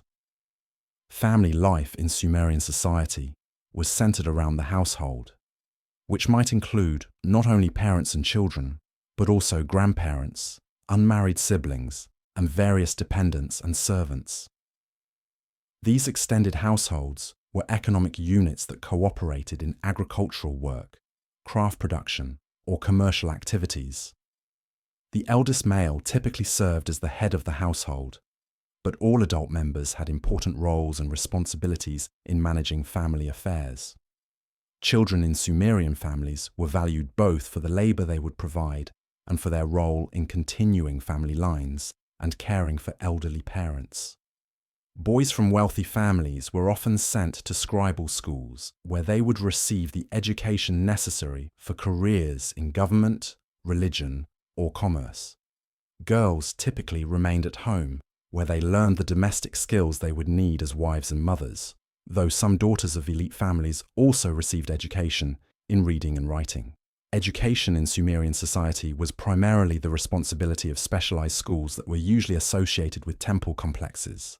These schools served multiple functions, training not only the scribes who were essential for government and commercial administration, but also preserving and transmitting the literary and cultural traditions that defined Sumerian civilization. The curriculum in Sumerian schools was demanding and comprehensive, requiring students to master hundreds of cuneiform signs and to develop proficiency in mathematics, literature, law, and religion. Students began their education by learning to write their own names and the names of the gods, then progressed to copying standard texts, and eventually to composing original works. The most advanced students might specialize in particular areas such as legal writing, mathematical calculation, or literary composition. The daily routine in Sumerian schools was rigorous and disciplined. Students rose before dawn and spent long hours practicing their writing and memorizing texts. Physical punishment was common for students who failed to meet their teachers' expectations, and only the most dedicated and talented students completed the full course of education that might last for several years. The graduates of these schools formed an educated elite that played crucial roles in all aspects of Sumerian society.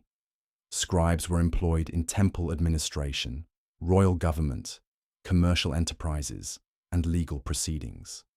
They were responsible for maintaining the written records that made complex urban societies possible, and their skills were highly valued and well compensated.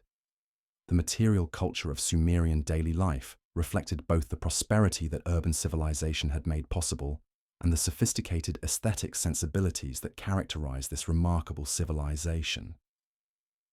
Wealthy Sumerians lived in houses built around central courtyards that provided light and ventilation while maintaining privacy from the busy streets outside.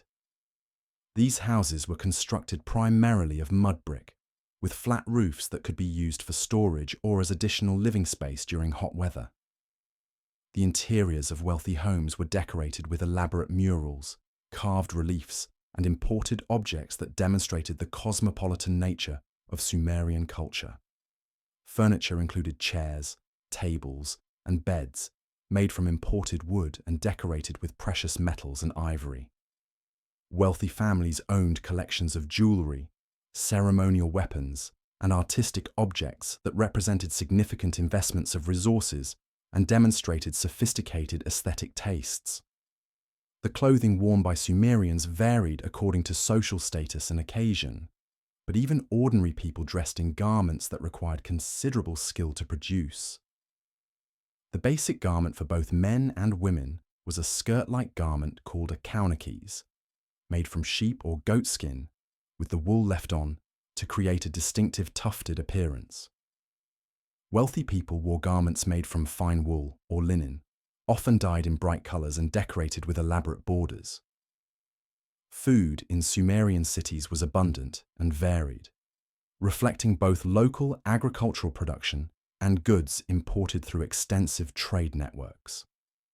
The basic diet consisted of barley bread, beer, and vegetables such as onions, garlic, and legumes. Meat was consumed regularly by wealthy families and on special occasions by common people.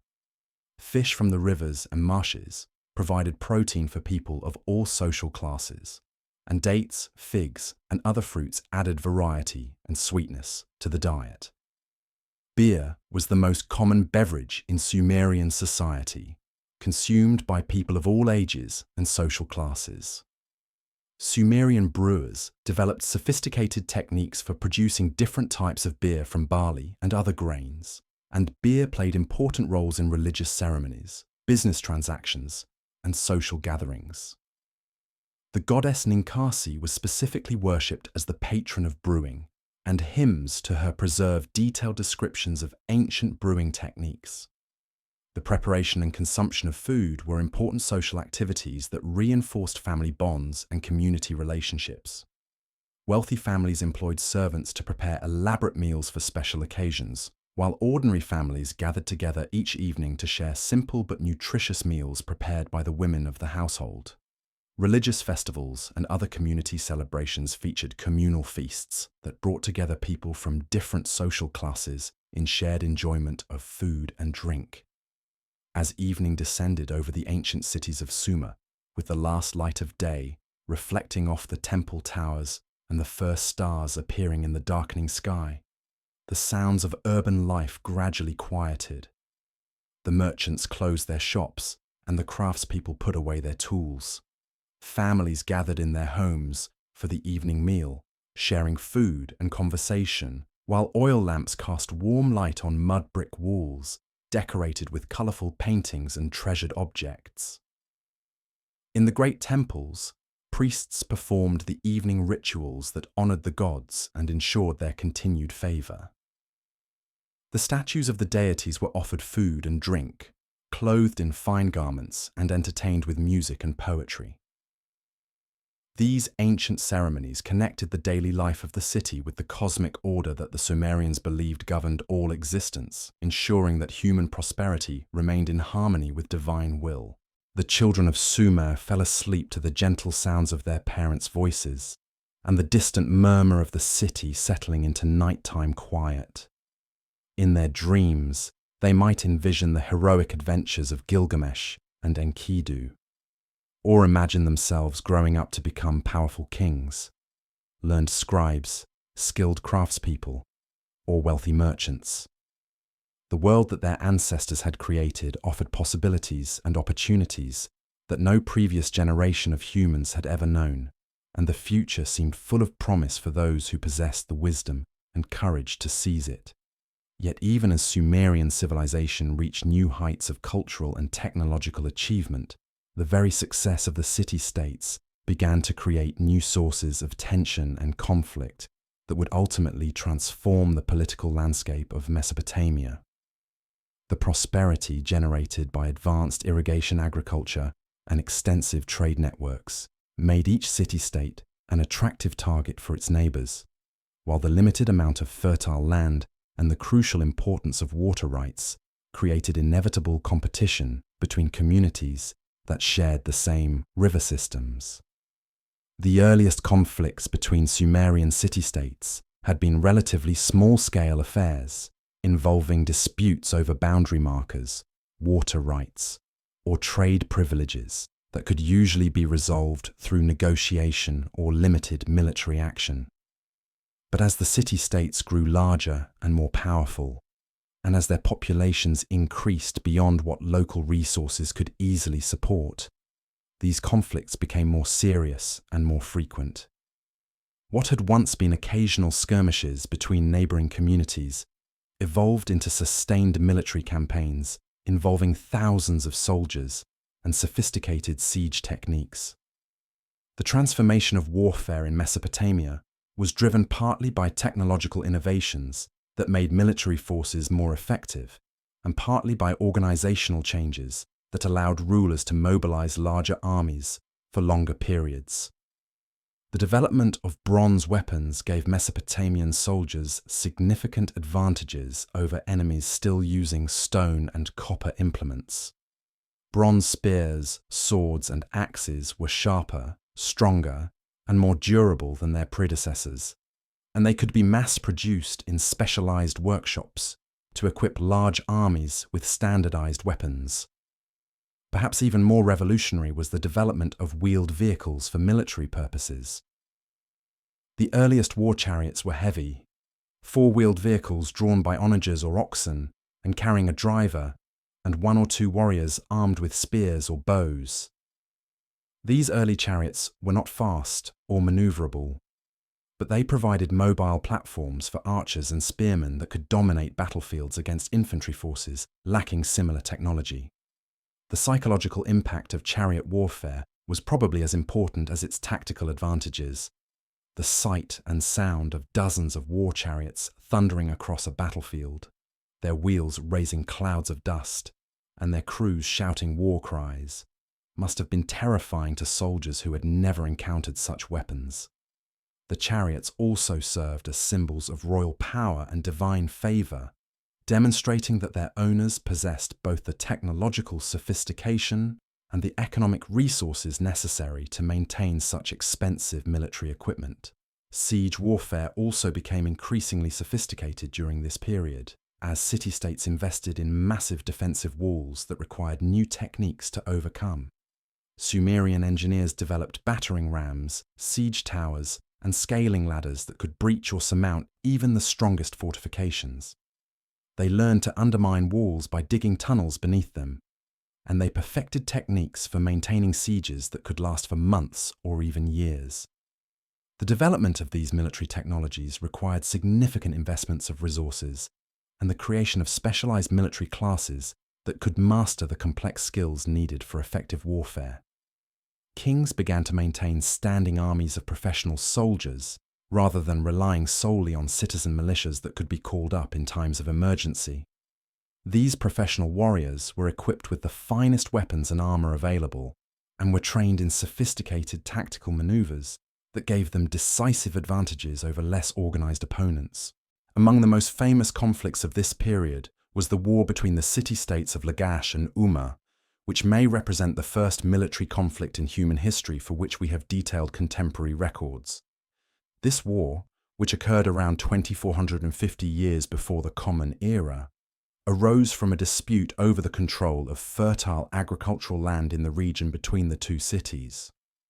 The conflict involved multiple battles fought over several decades, with control of the disputed territory changing hands repeatedly as the fortunes of war shifted between the combatants. The ruler of Lagash during the latter stages of this conflict was Eannatum, a king whose military achievements were commemorated in one of the earliest examples of royal propaganda art. The Stele of the Vultures, a limestone monument erected to celebrate Eannatum's victory over Umma, provides a vivid illustration of Sumerian warfare and royal ideology during this period.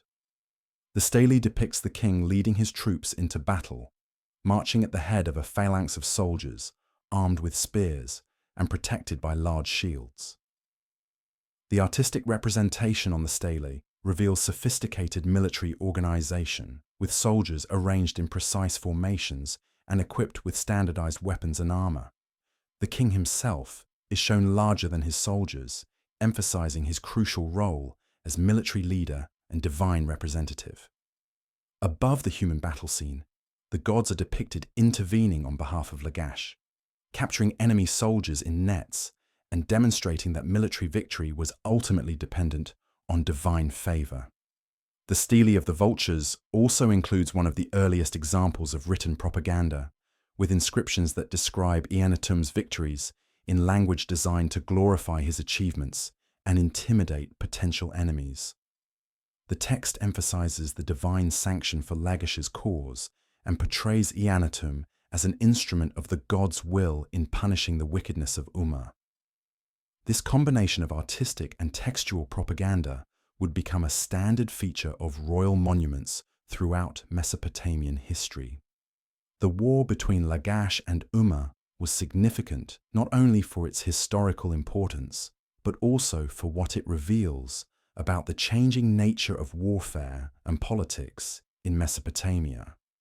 The conflict demonstrated that disputes between city-states could no longer be easily resolved through traditional diplomatic means, and that military strength was becoming the primary determinant of political success. The detailed records of the war also show the increasing importance of written documentation in legitimizing royal authority and preserving historical memory. The escalation of warfare between Sumerian city-states created opportunities for ambitious rulers to expand their authority beyond the traditional boundaries of single cities and their immediate territories.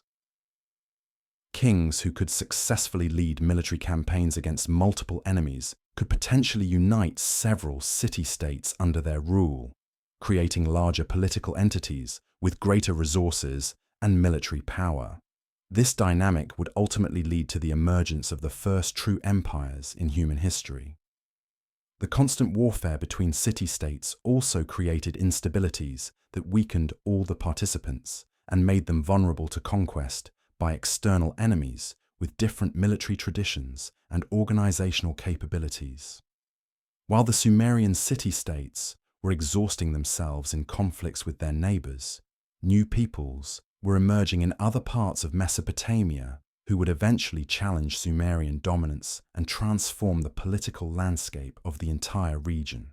Among these emerging peoples were the Akkadians, a Semitic-speaking population that had settled in the northern regions of Mesopotamia and had gradually adopted many aspects of Sumerian civilization while maintaining their own distinct cultural identity.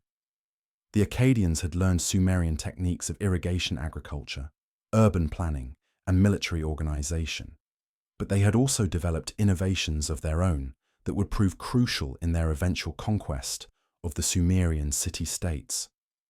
The Akkadian language belonged to a different family than Sumerian and was related to other Semitic languages spoken throughout the ancient Near East.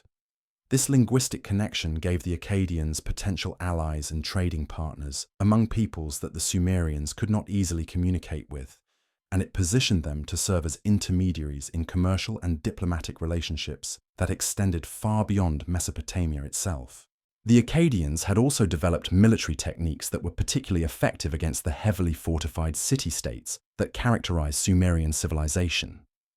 Their armies were more mobile than traditional Sumerian forces, relying on lighter infantry and more effective use of archery, rather than the heavy infantry formations that had dominated earlier Mesopotamian warfare. They were also skilled in the use of psychological warfare and propaganda, techniques that proved effective in convincing Sumerian populations to surrender rather than endure lengthy sieges. The rise of Akkadian power was personified in the figure of Sargon, whose reign would mark the beginning of a new phase in Mesopotamian history and the creation of the world's first multi-ethnic empire. Sargon's origins were humble, and later legends about his early life emphasized the dramatic contrast between his lowly birth and his eventual achievements as a world conqueror. According to these stories, Sargon was born to a priestess who was forbidden to raise a child, and he was set adrift on the Euphrates River in a basket of reeds, much like the later Hebrew hero Moses. The infant Sargon was supposedly found and raised by a palace gardener, and he eventually came to serve as a cupbearer in the court of the king of Kish. This position, while relatively modest, gave him access to royal councils and the opportunity to observe the political and military weaknesses of the existing Sumerian rulers. When the time was right, Sargon seized power in Kish and began the military campaigns that would eventually bring all of Mesopotamia under his control. The historical reality of Sargon's rise to power was probably less dramatic than the legends suggest, but his achievements were nonetheless remarkable. Beginning around 2334 years before the Common Era, Sargon launched a series of military campaigns that systematically conquered the major Sumerian city-states and unified them under Akkadian rule. His success was due partly to superior military organization and tactics, but also to his ability to appeal to populations that had grown weary of constant warfare between their traditional rulers. Sargon's conquest of the Sumerian city-states was accomplished through a combination of military force and diplomatic skill. Some cities surrendered without resistance when faced with the approach of his armies, while others were taken only after lengthy sieges that demonstrated the futility of continued resistance. Sargon was careful to respect local religious traditions and to present himself as a legitimate ruler who had been chosen by the gods to bring peace and prosperity to the entire region. The creation of the Akkadian Empire represented a fundamental transformation in the nature of political organization in Mesopotamia. For the first time in human history, a single ruler controlled territories that included multiple ethnic groups, languages, and cultural traditions. The empire extended from the Persian Gulf in the south to the Mediterranean Sea in the west, encompassing not only the Sumerian heartland, but also the Akkadian regions of northern Mesopotamia and parts of Syria and Anatolia. This vast empire required new forms of administrative organization that could effectively govern diverse populations, while maintaining the unity and stability that Sargon's military conquests had created. The Akkadians developed a sophisticated bureaucratic system that combined centralized control with local autonomy, allowing subject peoples to maintain their traditional customs and religious practices while ensuring their loyalty to the imperial government. The administration of the Akkadian Empire was facilitated by the adoption of the Akkadian language as the official medium of government communication throughout the imperial territories. While local populations continued to speak their native languages, government officials, merchants, and educated elites throughout the empire learned Akkadian as a second language that enabled them to participate in the imperial system. This linguistic unification was one of the most important achievements of Akkadian rule and had lasting effects on the cultural development of the entire region. The spread of Akkadian language and culture was accompanied by the standardization of weights, measures, and currency systems that facilitated trade and commerce throughout the empire. Merchants could now conduct business from one end of the empire to the other, using consistent standards and legal frameworks, greatly reducing the costs and uncertainties that had previously limited long-distance trade. This commercial integration brought prosperity to many parts of the empire and helped to fund the military and administrative expenses of imperial government.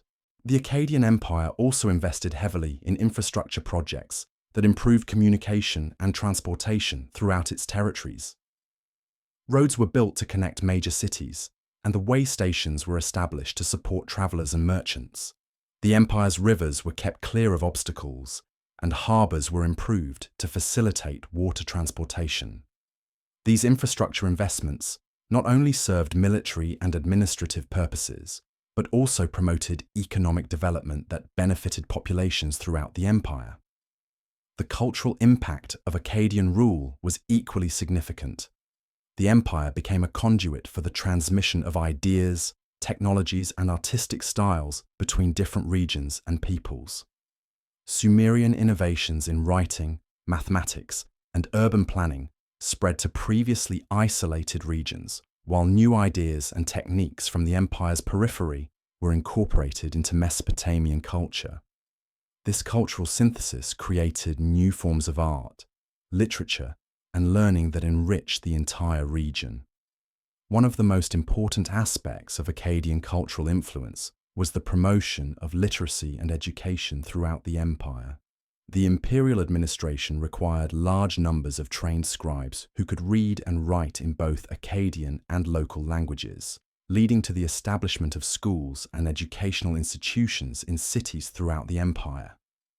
These schools became centers of learning that preserved and transmitted not only practical skills, but also literary and religious traditions from across the imperial territories.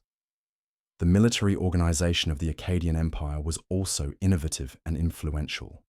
Sargon and his successors created professional armies that were loyal to the imperial government rather than to local rulers or ethnic groups. These armies were equipped with the finest weapons and armor available and were trained in sophisticated tactical methods that proved effective in a wide variety of combat situations. The imperial military served not only as a force for conquest, but also as a means of maintaining internal order and defending the empire against external threats. The success of the Akkadian military was due partly to technological innovations that gave imperial forces significant advantages over their opponents. Akkadian metalworkers perfected new techniques for producing bronze weapons and armor, creating equipment that was both stronger and lighter than previous generations of military gear. They also developed improved archery techniques and new designs for chariots that made these weapons more effective in battle. But technology alone was not sufficient to explain Akkadian military success. Equally important was the development of new organizational methods that allowed the empire to mobilize and supply large armies for extended campaigns in distant territories. The imperial government created sophisticated logistical systems that could transport food, equipment, and reinforcements across vast distances, enabling military operations on a scale that had never before been possible. The administration of such a vast and diverse empire presented challenges that had never before been faced by any human society. The Akkadian rulers had to develop new methods for collecting taxes, administering justice, and maintaining order among populations that spoke different languages, followed different customs, and worshipped different gods. The solutions they developed would influence imperial administration for thousands of years to come. The Akkadian approach to imperial governance was based on a careful balance between central control and local autonomy. The empire was divided into provinces, each governed by an official appointed by the imperial court, but responsible for adapting imperial policies to local conditions. These provincial governors were typically chosen from the local elite, ensuring that they understood local customs and could command respect from the populations they governed. The imperial government also developed sophisticated systems for collecting tribute and taxes from subject populations. Rather than imposing uniform tax rates throughout the empire, the Akkadians developed flexible systems that took into account local economic conditions and traditional practices. Some regions paid their obligations in agricultural products, others in manufactured goods or raw materials, and still others in military service or labor for imperial construction projects. The legal systems of the Akkadian Empire represented another important innovation in imperial administration. Rather than imposing a single legal code throughout the empire, the Akkadian rulers developed frameworks that allowed local legal traditions to continue while ensuring that disputes between people from different regions could be resolved fairly. This legal pluralism helped to maintain social stability while accommodating the diverse legal traditions of the empire's many peoples. Trade and commerce flourished under Akkadian rule as never before in human history. The empire's vast territories included regions that produced different raw materials and manufactured goods, creating opportunities for profitable exchange on an unprecedented scale. Merchants could now travel from the mountains of Anatolia to the shores of the Persian Gulf under the protection of a single government that guaranteed their safety and enforced standardized commercial regulations. The expansion of trade networks under Akkadian rule brought exotic goods and materials to Mesopotamian markets from regions as distant as the Indus Valley, Central Asia, and the Eastern Mediterranean. Lapis lazuli from Afghanistan, cedar wood from Lebanon, gold from Anatolia, and spices from distant lands became available to wealthy consumers throughout the empire. This influx of luxury goods stimulated local craft production and encouraged the development of new artistic styles that incorporated influences from across the known world.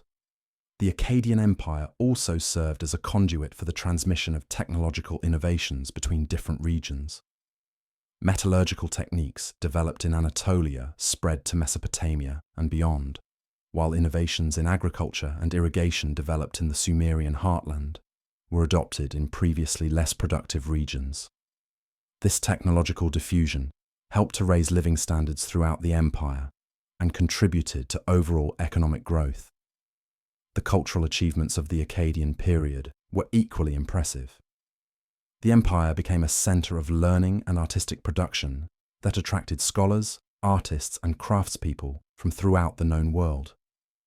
The imperial court patronized the creation of monumental architecture, sculpture, and literature that demonstrated both the power of the empire and the sophistication of its culture. Akkadian literature built upon Sumerian foundations while developing new forms and themes that reflected the imperial experience. Epic poetry celebrating the achievements of Sargon and his successors created new models of heroic literature that influenced storytelling traditions throughout the ancient world. Religious texts composed during this period attempted to synthesize the diverse theological traditions of the empire's many peoples, creating new forms of religious thought that would influence later civilizations. The artistic achievements of the Akkadian period were equally significant. Sculptors working for the imperial court developed new techniques for creating realistic portraits of rulers and nobles, moving away from the stylized representations that had characterized earlier Mesopotamian art. These realistic portraits were used to create images of imperial authority that could be distributed throughout the empire, helping to maintain loyalty and unity among diverse populations.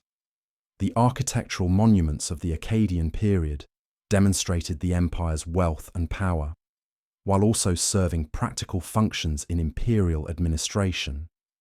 Palace complexes were built in major cities throughout the empire, serving as centers of government and symbols of imperial authority. These palaces incorporated the finest architectural techniques and decorative arts available, creating impressive spaces that awed visitors and reinforced the prestige of imperial rule. Despite its remarkable achievements, the Akkadian Empire faced significant challenges that would ultimately lead to its decline and fall. The vast size of the empire made communication and control difficult, particularly in an age when the fastest means of transportation was the speed of a man on horseback or a boat traveling down a river. Local governors, while nominally loyal to the imperial government, gradually developed independent power bases that weakened central authority. The empire was also vulnerable to external threats from peoples who had not been incorporated into the imperial system. Mountain tribes from the Zagros Mountains and nomadic peoples from the Syrian desert periodically raided imperial territories, requiring constant military vigilance and expensive defensive measures. These security threats drained imperial resources and prevented the full development of the empire's economic potential. Internal rebellions also posed ongoing challenges to imperial stability. While many subject populations benefited from Akkadian rule, others chafed under imperial taxation and regulation, particularly during periods when the empire faced economic difficulties or military defeats. The suppression of these rebellions required military resources that might otherwise have been used for productive purposes, creating a cycle of violence and repression that weakened the empire over time. Environmental factors also contributed to the empire's difficulties. The irrigation systems that supported Mesopotamian agriculture required constant maintenance and were vulnerable to disruption by warfare, neglect, or changes in river courses. During periods of political instability, these essential infrastructure systems often deteriorated, leading to agricultural decline and population displacement that further weakened imperial authority. Climate change also played a role in the empire's eventual decline. Archaeological and geological evidence suggests that the late 3rd millennium, before the Common Era, was characterized by increasing aridity throughout the Middle East, making agriculture more difficult and reducing the carrying capacity of the land. This environmental stress created additional pressures on imperial resources and may have contributed to the social unrest that plagued the empire's later years. As the Akkadian Empire struggled with these mounting challenges, the Sumerian city-states began to reassert their independence and to challenge imperial authority. Local rulers who had been appointed by the imperial government gradually transformed themselves into independent kings, while Sumerian cultural and religious traditions experienced a revival that contrasted sharply with the imperial synthesis that had characterized the Akkadian period. The decline of Akkadian power was hastened by invasions of mountain peoples known as the Gutians, who swept down from the Zagros Mountains and overran much of Mesopotamia around 254 years before the Common Era. These invaders lacked the administrative skills necessary to govern the complex urban civilization they had conquered, and their rule was characterized by chaos and economic collapse that undid many of the achievements of the Akkadian period. Yet even as the Akkadian Empire collapsed under the weight of its internal contradictions and external pressures, its legacy continued to influence the development of Mesopotamian civilization. The concept of empire as a form of political organization had been established, and future conquerors would build upon Akkadian precedents in creating their own imperial systems. The administrative techniques, legal frameworks, and cultural syntheses developed during the Akkadian period provided models that would be adapted and refined by subsequent empires throughout the ancient world. The spread of the Akkadian language and writing system had created a common medium of communication that persisted long after the empire's political collapse. Akkadian would continue to serve as the diplomatic language of the ancient Near East for over 1,000 years, facilitating communication between different peoples and cultures, long after the empire that had promoted its use had disappeared. The artistic and literary achievements of the Akkadian period also left lasting legacies that influenced cultural development throughout the region. The realistic artistic styles developed during this period became standard features of Mesopotamian art, while the epic literature celebrating imperial achievements provided models for later writers and storytellers. The imperial synthesis of different cultural traditions created new forms of religious thought and practice that would influence the development of later religions. As night fell over the ruins of the once mighty Akkadian Empire, the flickering flames of oil lamps in scattered villages cast long shadows across landscapes that had once witnessed the marching of great armies and the construction of magnificent cities. The dream of universal empire that Sargon had made briefly real now seemed as distant as the stars that wheeled slowly across the desert sky. Yet in the quiet darkness, the seeds of future greatness lay dormant in the accumulated knowledge and experience that each generation would pass on to the next, waiting for new visionaries who would once again dare to dream of uniting the world under a single authority that could bring peace and prosperity to all peoples. The collapse of the Akkadian Empire had not occurred in a single moment of dramatic defeat, but rather through a gradual weakening that left the great cities of Mesopotamia vulnerable to forces that previous generations would have easily repelled. When the mountain peoples whom the Mesopotamians called Gutians began their descent from the Zagros Mountains around 2154 years before the Common Era, they encountered an empire already weakened by internal rebellions, economic difficulties, and the strain of governing territories that stretched far beyond the administrative capabilities of ancient governments. The Gutians themselves remain among the most mysterious peoples of ancient history, known to us primarily through the hostile accounts of their Mesopotamian subjects and the sparse records they left behind. They appear to have been a confederation of mountain tribes who traditionally lived by herding livestock and raiding the settled communities of the lowlands. Unlike the Akkadians, who had adopted and refined Sumerian civilization, the Gutians had little interest in the complex urban culture they encountered when they invaded Mesopotamia. They were warriors and pastoralists whose way of life was fundamentally at odds with the agricultural and commercial foundations of Mesopotamian society. The Gutian invasion was not a single military campaign, but rather a series of raids and incursions that gradually overwhelmed the defences of the weakened Akkadian Empire. City after city fell to the invaders, not necessarily through dramatic sieges, but often through abandonment as populations fled before the advancing mountain warriors. The complex administrative systems that had held the empire together simply collapsed when faced with rulers who neither understood nor valued the bureaucratic traditions that had made Mesopotamian civilization possible.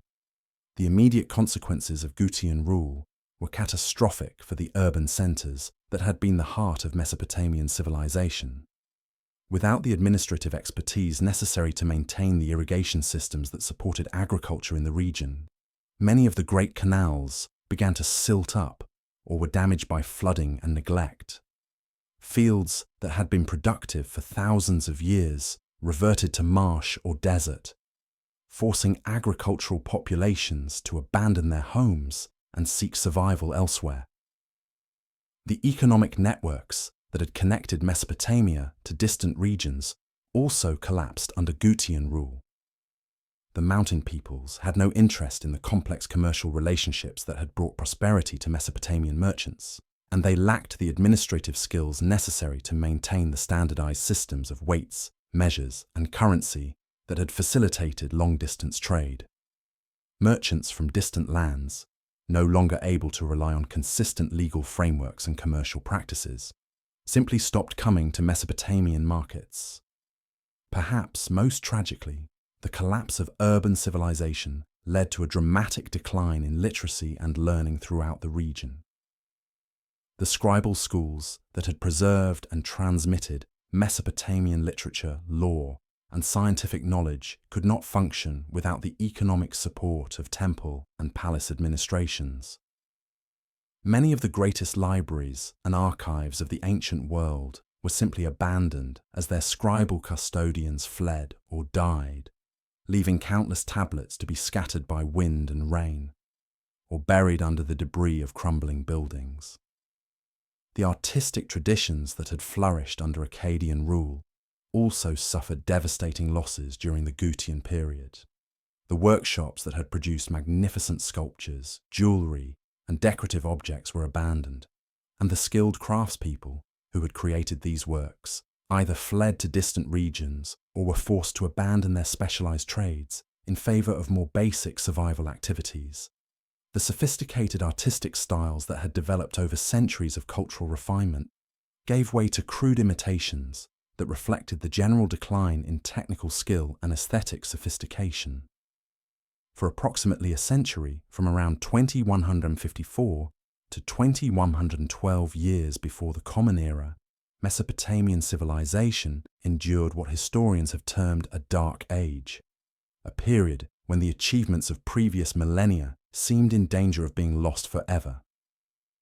The great cities that had once housed tens of thousands of inhabitants were reduced to small settlements, struggling to maintain even basic municipal functions.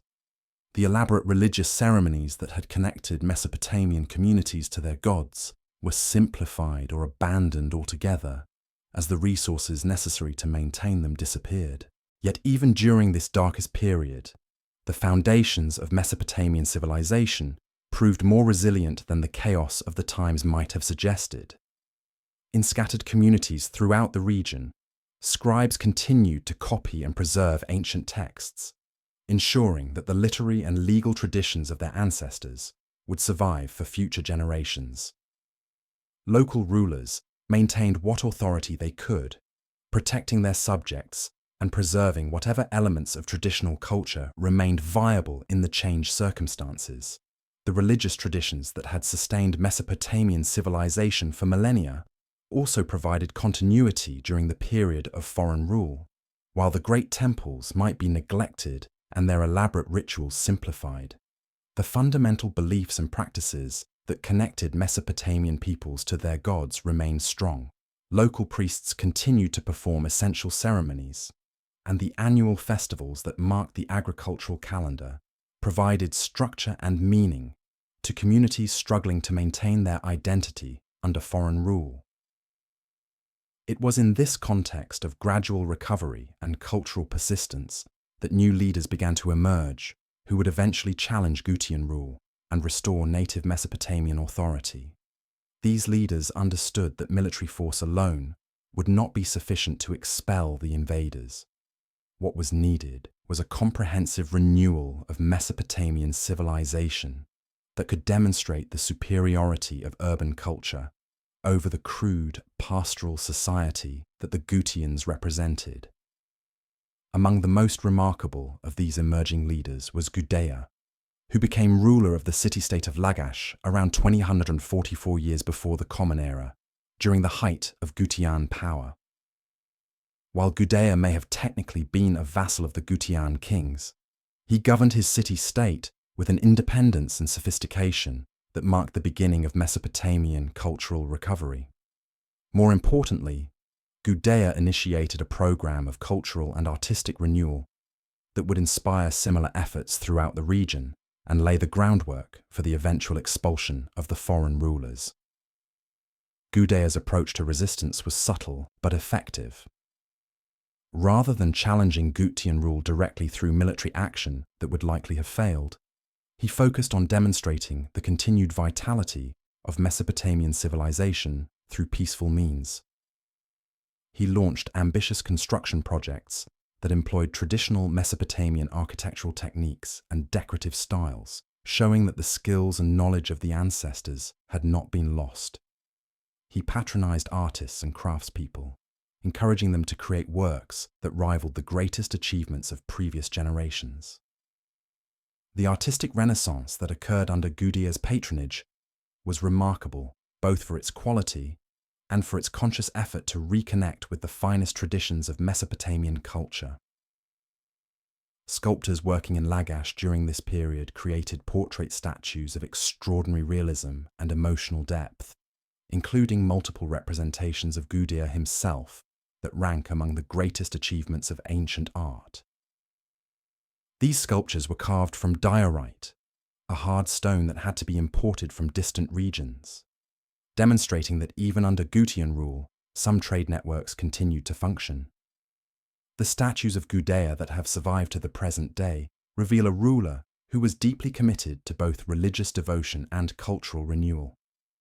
Many of the sculptures show him in poses of prayer or meditation, emphasizing his role as an intermediary between his people and their gods. The inscriptions that accompany these statues describe his efforts to rebuild temples, restore religious ceremonies, and maintain the proper relationship between human society and the divine realm. Gudea's building projects were particularly significant because they demonstrated that Mesopotamian engineering and architectural knowledge had survived the Gutian invasion intact. He oversaw the construction of new temples that incorporated the most sophisticated techniques available, including innovations in foundation design, drainage systems, and decorative arts. These buildings served not only religious functions, but also as symbols of cultural continuity that inspired other Mesopotamian communities to undertake similar projects. The religious texts and inscriptions produced during Gudea's reign also marked an important development in Mesopotamian literature. His court scribes composed hymns and prayers that combined traditional religious themes with contemporary concerns, creating works that spoke to the spiritual needs of peoples living under foreign rule. These texts emphasized themes of divine justice, cultural continuity, and the eventual restoration of proper order that would resonate with audiences throughout the region. While Gudea was demonstrating the continued vitality of Mesopotamian culture in Lagash, other leaders throughout the region were beginning to organize more direct challenges to Gutian authority. The most successful of these efforts was led by Utuhagal, king of Uruk, who, around 2119 years before the Common Era, launched a military campaign that succeeded in expelling the Gutian rulers from most of southern Mesopotamia. Utuhagal's victory was celebrated throughout the region as a liberation that restored native rule and made possible the full recovery of Mesopotamian civilization. Utuhagal's triumph over the Gutians was significant not only for its immediate political consequences, but also for the way it was accomplished and celebrated. Unlike the Gutian conquest, which had been characterized by destruction and cultural disruption, Utuhagal's campaign was presented as a restoration of divine order and traditional values. The king claimed to have been chosen by the gods to expel the foreign invaders and to restore the proper relationship between heaven and earth that Gutian rule had disrupted. The propaganda that accompanied Utuhagal's victory emphasized themes that would become central to Mesopotamian political thought for centuries to come. The Gutians were portrayed not simply as foreign enemies, but as agents of chaos who had disrupted the cosmic order that the gods had established. Utuhagal's victory was therefore presented as more than a military triumph. It was a restoration of divine justice and a return to the golden age that had characterized Mesopotamian civilization before the invasion. However, Utuhagal's reign was brief, and the full restoration of Mesopotamian power would be accomplished by his successor and former governor, Ur-Nammu, who founded what historians call the Third Dynasty of Ur, around 2112 years before the Common Era. Ur-Nammu's accession to power marked the beginning of what many scholars consider the greatest period in Sumerian history, a time when Mesopotamian civilization not only recovered from the disasters of the Gutian period, but actually surpassed the achievements of earlier eras. The Neo-Sumerian period, as the era of the Third Dynasty of Ur is often called, represented a conscious effort to revive and perfect the cultural traditions that had made Mesopotamian civilization great. Ur-Nammu and his successors undertook massive construction projects, patronized literature and the arts, and developed new forms of government and law that would influence political development throughout the ancient world. Their success in these endeavors demonstrated that the collapse of the Akkadian Empire and the trauma of Gutian rule had not permanently damaged the foundations of Mesopotamian civilization. Ur-Nammu's first priority was to establish his authority throughout southern Mesopotamia and to restore the political unity that had been lost during the chaotic years of foreign rule. Unlike the Akkadian Empire, which had been based primarily on military conquest and the imposition of foreign authority over subject peoples, the Third Dynasty of Ur was conceived as a restoration of traditional Sumerian values and institutions. Ur-Nammu presented himself not as a conqueror, but as a legitimate heir to the ancient traditions of Mesopotamian kingship. The political structure that Ur-Nammu established was sophisticated and innovative, combining centralized authority with respect for local traditions and customs. The empire was organized as a confederation of city-states, each governed by officials appointed by the central government, but expected to maintain the religious and cultural practices that had traditionally characterized their communities. This system provided the unity necessary for effective government while avoiding the cultural conflicts that had weakened earlier empires. One of Ur-Nammu's most important achievements was the promulgation of the world's oldest known law code, a comprehensive set of legal principles that attempted to regulate all aspects of life within his domains. The Code of Ur-Nammu was significant not only for its historical priority, but also for its sophisticated approach to legal thinking and its emphasis on justice and social order. The code established legal principles that would influence lawmaking throughout the ancient world and demonstrated the high level of intellectual achievement that Mesopotamian civilization had attained. The Code of Ur-Nammu was based on the principle that law should serve to maintain social harmony and protect the weak from exploitation by the powerful. Unlike earlier legal traditions that had emphasized compensation and restoration, Ur-Nammu's code established the concept of proportional punishment, with penalties carefully calibrated to match the severity of crimes. The code also recognized different categories of people within society and established different legal standards for free citizens, dependent workers, and slaves. The legal innovations introduced by Ur-Nammu reflected broader changes in Mesopotamian society that had occurred during the centuries of political development since the earliest city-states. The code recognized the complexity of urban life and the need for sophisticated legal frameworks that could handle disputes involving commercial transactions, property rights, family relationships, and criminal behavior. The detailed provisions of the code reveal a society that had developed elaborate economic and social institutions requiring careful legal regulation. The promulgation of a comprehensive law code also served important political functions for the restored Mesopotamian state. By establishing consistent legal standards throughout his domains, Ur-Nammu demonstrated his authority and his commitment to justice in ways that helped to legitimize his rule and distinguish his government from the arbitrary and chaotic administration of the Gutian period. The code served as a symbol of the return to civilized government and the restoration of the rule of law. The architectural achievements of the Third Dynasty of Ur were equally impressive and represented the culmination of thousands of years of Mesopotamian building traditions. Ur-Nammu and his successors undertook massive construction projects that created some of the most magnificent buildings in the ancient world, including ziggurats that surpassed all previous achievements in size, sophistication, and artistic beauty. These buildings serve not only religious and administrative functions, but also as symbols of the renewed power and prosperity of Mesopotamian civilization. The great ziggurat of Ur, built during the reign of Ur-Nammu, exemplified the architectural achievements of this period. Standing over 200 feet high and covering an area of more than an acre at its base, this massive structure was the largest building that had ever been constructed in Mesopotamia. The ziggurat was built using millions of mud bricks, each carefully shaped and fired to ensure maximum strength and durability. The exterior walls were decorated with elaborate patterns and covered with glazed tiles that created brilliant displays of color, visible from miles away.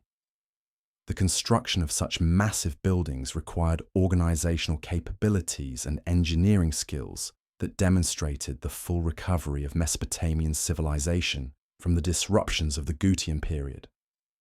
The projects employed thousands of workers over periods of many years, requiring sophisticated systems for managing labor, transporting materials, and coordinating the activities of numerous specialized crafts. The successful completion of these projects showed that Mesopotamian society had not only recovered its previous capabilities, but had actually developed new levels of organizational sophistication. The ziggurats, built during the Third Dynasty of Ur, also represented important innovations in architectural design and construction techniques. The builders developed new methods for creating stable foundations in the soft soils of Mesopotamia, using layers of reeds and bitumen to create flexible foundations that could accommodate settling and seasonal changes in groundwater levels. They also perfected techniques for constructing massive walls that could support enormous weights while maintaining perfect vertical alignment over hundreds of feet. The artistic decorations of these buildings reflected the cultural renaissance that characterized the Neo-Sumerian period. Sculptors and painters created works that combined traditional Mesopotamian themes with new stylistic innovations that demonstrated continued creativity and technical development. The walls of temples and palaces were decorated with elaborate reliefs depicting religious ceremonies, royal activities, and mythological scenes that served both decorative and educational functions. The literary achievements of the Third Dynasty of Ur were equally remarkable and represented one of the greatest flowering of creative writing in ancient history. Court scribes and poets composed works that explored traditional themes while developing new forms of expression that would influence literature throughout the ancient world. This literary renaissance was supported by the establishment of scribal schools and libraries that preserved ancient texts while encouraging the creation of new works. The educational institutions established during the Neo-Sumerian period were particularly important for the long-term preservation and development of Mesopotamian culture. The rulers of the Third Dynasty of Ur understood that the survival of their civilization depended not only on military and political success, but also on the continued transmission of knowledge and cultural values to future generations. They therefore invested heavily in schools and libraries that would ensure the preservation of Mesopotamian learning. The scribal schools of this period were more sophisticated and comprehensive than any that had previously existed. Students received training not only in writing and basic literacy, but also in mathematics, law, literature, and religious studies. The curriculum was designed to produce not just competent clerks, but educated individuals who could serve in government, religion, and commerce, while also preserving and transmitting the cultural heritage of their civilization.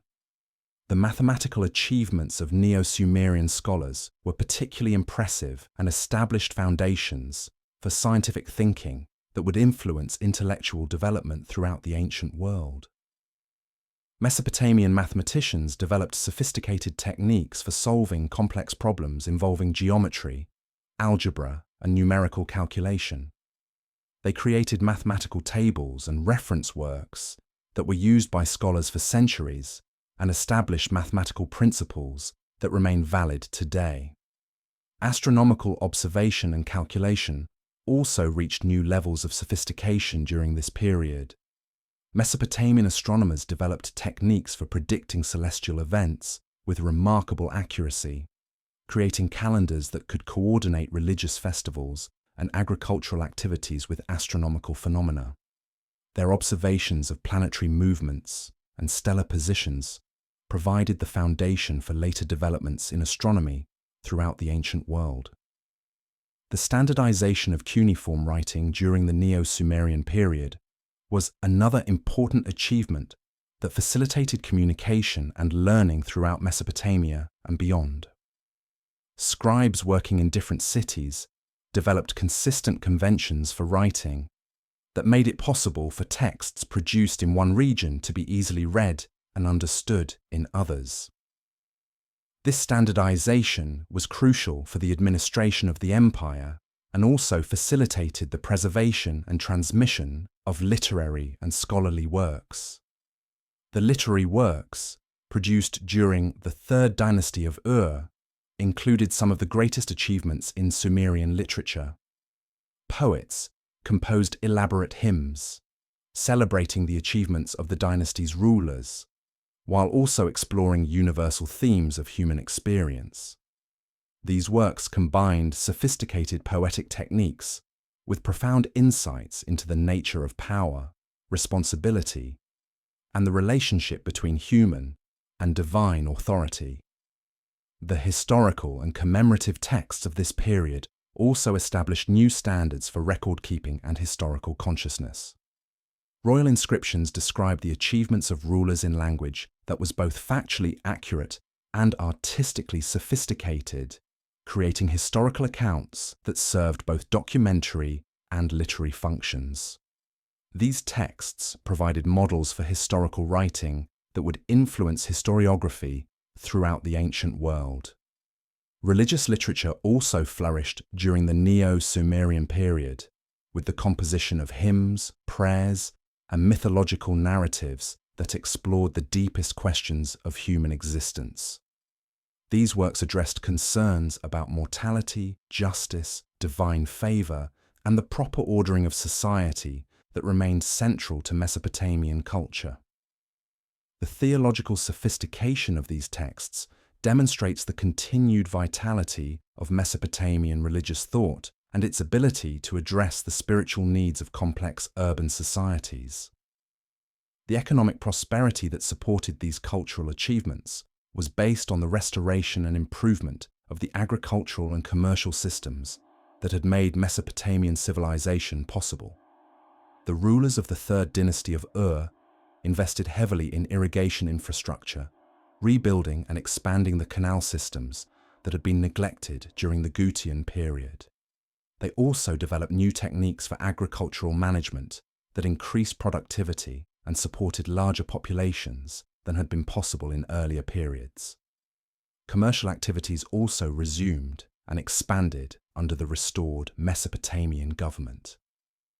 Trade networks that had been disrupted during the period of foreign rule were re-established, bringing exotic goods and materials to Mesopotamian markets from regions throughout the known world.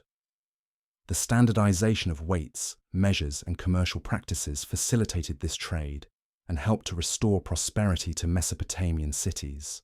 The military organization of the third dynasty of Ur combined traditional Mesopotamian techniques with innovations developed in response to the challenges of the Gutian period. The rulers maintained professional armies that were capable of defending the empire against external threats while also serving as instruments of internal administration and control. These forces were equipped with the finest weapons and armor available and were trained in sophisticated tactical methods that proved effective against a variety of enemies. The success of the third dynasty of Ur in restoring and enhancing Mesopotamian civilization demonstrated the resilience and adaptability of urban culture in the face of severe challenges. The dynasty's achievements showed that the temporary triumph of less sophisticated peoples over urban civilization did not represent a permanent shift in the balance of power between nomadic and settled societies. Instead, the recovery of Mesopotamian power illustrated the advantages that urban civilization possessed in the long term and its ability to overcome temporary setbacks. As the third dynasty of Ur reached the height of its power and influence around the middle of the 21st century, before the Common Era, Mesopotamian civilization had not only recovered from the disasters of the previous century, but had actually achieved new levels of sophistication and achievement. The great cities of the empire were larger and more magnificent than they had ever been, filled with monumental buildings that demonstrated both the wealth of the state and the artistic sophistication of its people. The evening hours in these restored cities were filled with activities that reflected the renewed prosperity and cultural vitality of Mesopotamian civilization. Scribes worked by lamplight in temple schools and government offices, copying ancient texts and composing new works that would add to the treasury of human knowledge. Craftspeople labored in workshops that produced goods of extraordinary beauty and technical sophistication. Merchants gathered in taverns and meeting halls to plan trading ventures that would carry Mesopotamian products to distant lands while bringing exotic goods back to enrich local markets. In the great temples, priests performed elaborate ceremonies that honored the gods and celebrated the restoration of proper order to the world. The rituals that had been simplified or abandoned during the dark years of foreign rule were restored to their full complexity and magnificence, with processions, music, and offerings that demonstrated the renewed devotion of the people and the restored favor of the divine realm. As families gathered for their evening meals in houses that reflected the prosperity of the age, parents told their children stories of the dark times that had passed and the heroes who had restored their civilization to greatness. These stories served not only as entertainment, but also as education, teaching young people about the values and traditions that had made their recovery possible, and that would be necessary to preserve their achievements for future generations. The night sky above these thriving cities was studied by astronomers who mapped the movements of stars and planets with unprecedented precision, creating knowledge that would guide both practical and spiritual activities for generations to come. In libraries and archives, the accumulated wisdom of thousands of years was carefully preserved on thousands of clay tablets, ensuring that future scholars would have access to the full heritage of human learning and achievement. As sleep came to the inhabitants of these restored cities, they could rest in the knowledge that they had witnessed one of humanity's greatest triumphs over adversity. The civilization that their ancestors had created, and that had seemed in danger of disappearing forever, had been restored to even greater glory than it had previously known. The future seemed bright with promise for a people who had proven their ability to overcome any challenge and to transform even the greatest disasters into opportunities for renewal and growth. Yet even as the third dynasty of Ur reached its zenith, new forces were stirring in the vast expanse of the Syrian desert and the steppes that bordered Mesopotamia.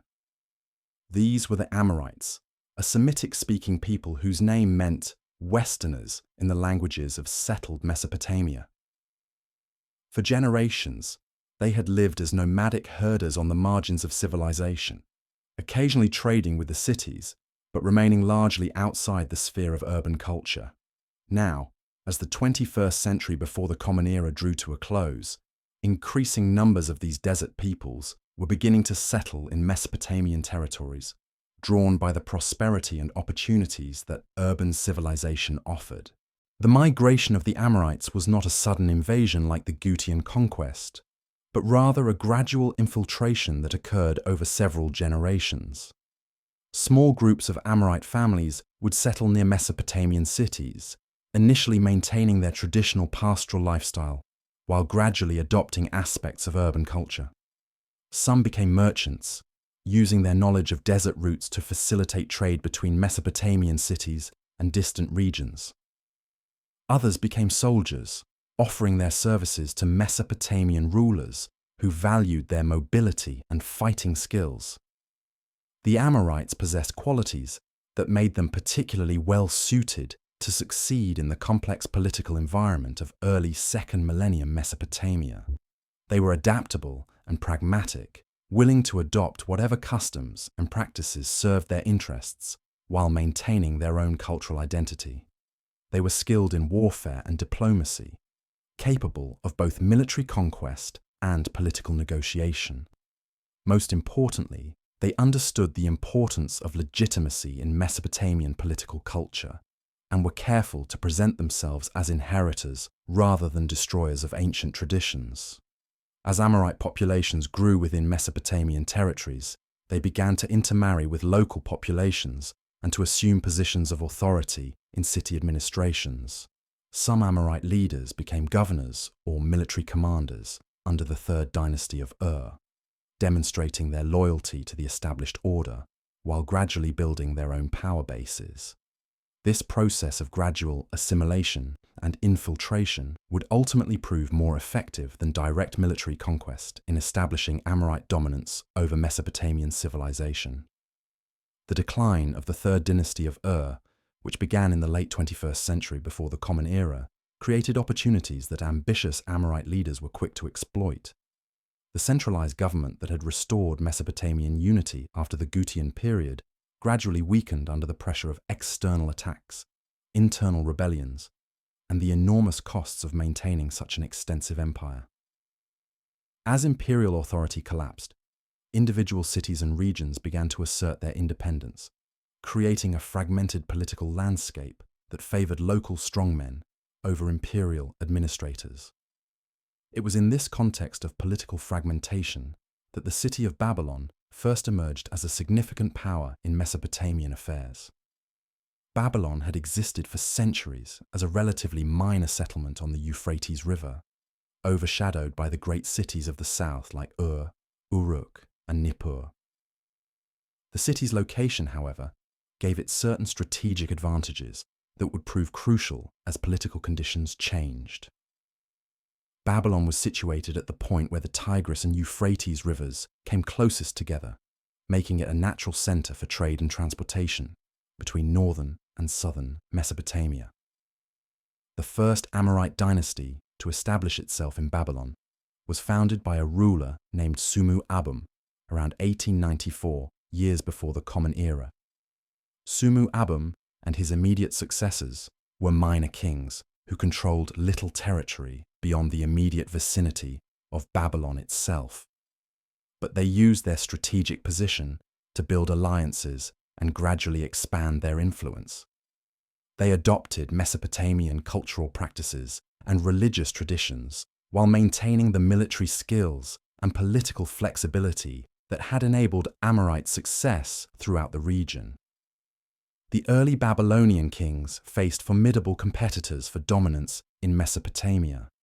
The kingdom of Mari, located on the upper Euphrates River, had emerged as a major power under its own Amorite dynasty and controlled important trade routes connecting Mesopotamia with Syria and Anatolia. The Assyrian kingdom in northern Mesopotamia was also growing stronger under energetic rulers who combined military prowess with commercial acumen. To the east, the kingdom of Elam periodically intervened in Mesopotamian affairs, sometimes as an ally and sometimes as an enemy of the various Mesopotamian powers. The political landscape of early second millennium Mesopotamia was characterized by constantly shifting alliances and conflicts as these various powers maneuvered for advantage. Kings formed alliances with their neighbors while simultaneously preparing for war against them.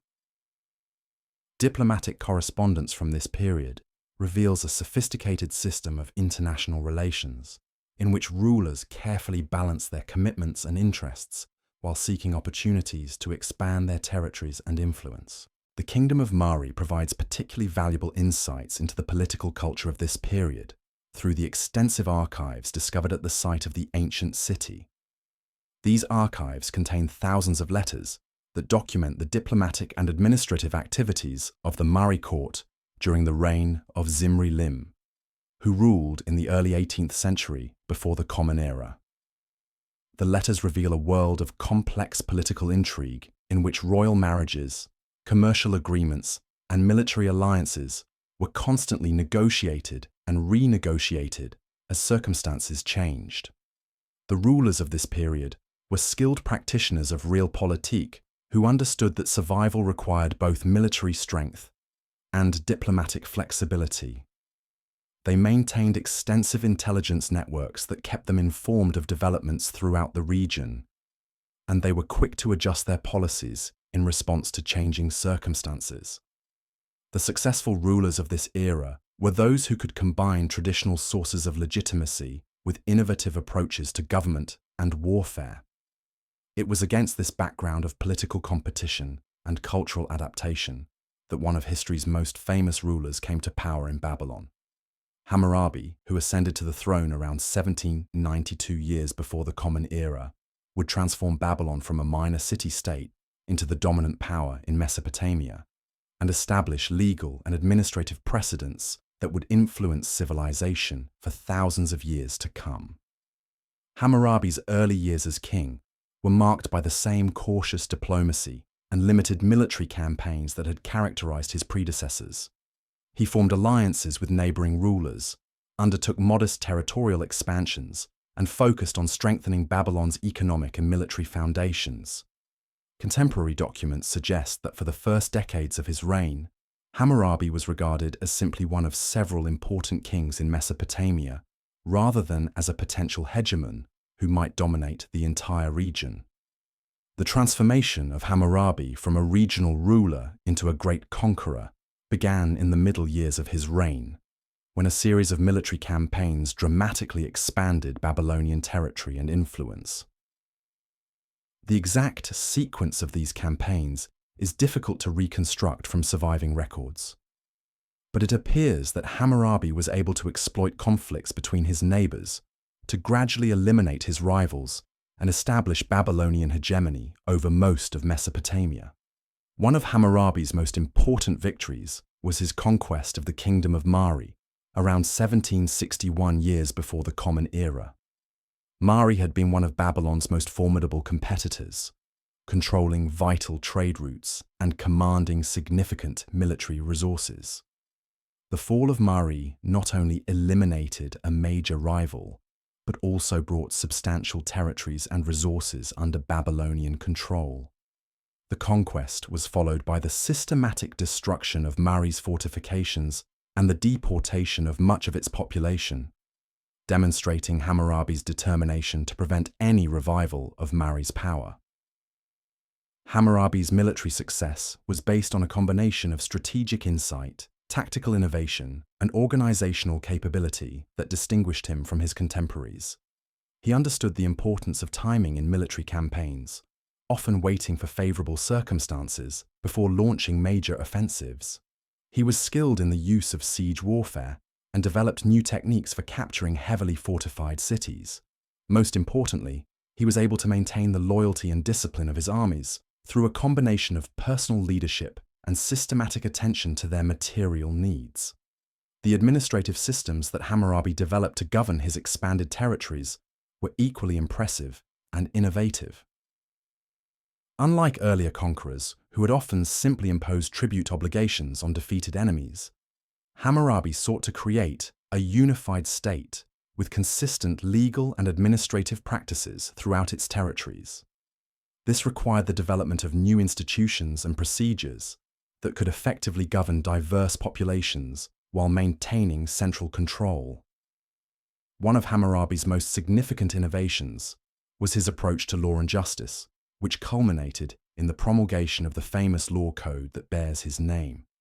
The Code of Hammurabi was not the first legal document in Mesopotamian history, but it was by far the most comprehensive and sophisticated attempt to systematize legal principles and create consistent standards of justice throughout a large territorial state. The code consisted of 282 laws covering virtually every aspect of social and economic life, from commercial transactions and property rights to family relationships and criminal justice. The laws were organized according to subject matter and were written in clear, precise language that could be understood by educated people throughout the Babylonian territories. The code established different categories of punishment for different classes of people, but it also included provisions designed to protect the weak from exploitation by the powerful. The underlying philosophy of Hammurabi's code emphasized the principle of proportional justice, with punishments carefully calibrated to match the severity of crimes. The famous principle of an eye for an eye that appears in the code was not intended to encourage revenge, but rather to establish limits on punishment and ensure that penalties did not exceed the harm that had been done. This approach represented a significant advance in legal thinking and helped to establish more predictable and equitable standards of justice. The Code of Hammurabi also reflected the social and economic complexity of Babylonian society during this period. The laws dealing with commercial transactions reveal a sophisticated market economy with elaborate credit arrangements, partnership agreements, and quality control standards. The family law provisions show the importance of marriage alliances and inheritance rights in maintaining social stability. The criminal law sections demonstrate the state's concern with maintaining public order and protecting both persons and property. The promulgation of the code was accompanied by an extensive propaganda campaign designed to demonstrate Hammurabi's wisdom and justice as a ruler. Copies of the code were erected in temples and public places throughout the Babylonian territories, with inscriptions proclaiming Hammurabi's role as a divinely appointed king, whose laws reflected divine will. The most famous surviving copy of the code is inscribed on a black stone stele that depicts Hammurabi receiving the laws from the sun god Shamash, emphasizing the divine origin of royal authority and legal principles. Hammurabi's legal innovations were accompanied by equally significant developments in administrative organization and economic policy. The Babylonian state under Hammurabi developed sophisticated systems for tax collection, military recruitment, and public works management that enabled the government to mobilize resources on an unprecedented scale. These administrative systems were staffed by educated professionals who were trained in specialized schools and who formed a bureaucratic class that served the state rather than local or tribal interests. The economic policies pursued by Hammurabi's government were designed to promote trade and prosperity throughout the Babylonian territories. The standardization of weights, measures, and currency facilitated commercial transactions, while the construction of roads and harbors improved transportation and communication. The government also invested heavily in irrigation infrastructure, expanding and improving the canal systems that supported agriculture throughout Mesopotamia. Religious policy under Hammurabi reflected both his Amorite heritage and his understanding of the importance of traditional Mesopotamian religious practices in legitimizing his rule. While Hammurabi maintained respect for the ancient gods and goddesses of Mesopotamian tradition, he also promoted the worship of Marduk, the patron deity of Babylon, as the supreme god of his empire. This religious innovation would have lasting consequences for Mesopotamian culture and would establish Marduk as one of the most important deities in the ancient world. The elevation of Marduk to supreme status was accomplished through a process of religious syncretism that identified the Babylonian god with the attributes and functions of older Mesopotamian deities. Marduk was presented as the king of the gods who had been chosen to rule over both the divine and human realms, making Babylon the earthly center of divine authority. This theological innovation provided religious justification for Babylonian political hegemony while also creating a unifying religious framework that could appeal to diverse populations throughout the empire. The literary works composed during Hammurabi's reign and the centuries that followed reflected the cultural synthesis that characterized Babylonian civilization. Scribes working in Babylonian schools and libraries preserved and adapted earlier Sumerian and Akkadian literature, while also creating new works that reflected contemporary concerns and values. The most famous of these works was the mature version of the Epic of Gilgamesh, which combined earlier Sumerian narratives into a unified literary masterpiece that explored universal themes of human experience. The mathematical achievements of old Babylonian scholars were equally impressive and established foundations for scientific thinking that would influence intellectual development throughout the ancient world and beyond. Babylonian mathematicians perfected the sexagesimal system of counting based on the number 60, which proved particularly useful for astronomical calculations and which survives today in our systems for measuring time and angles.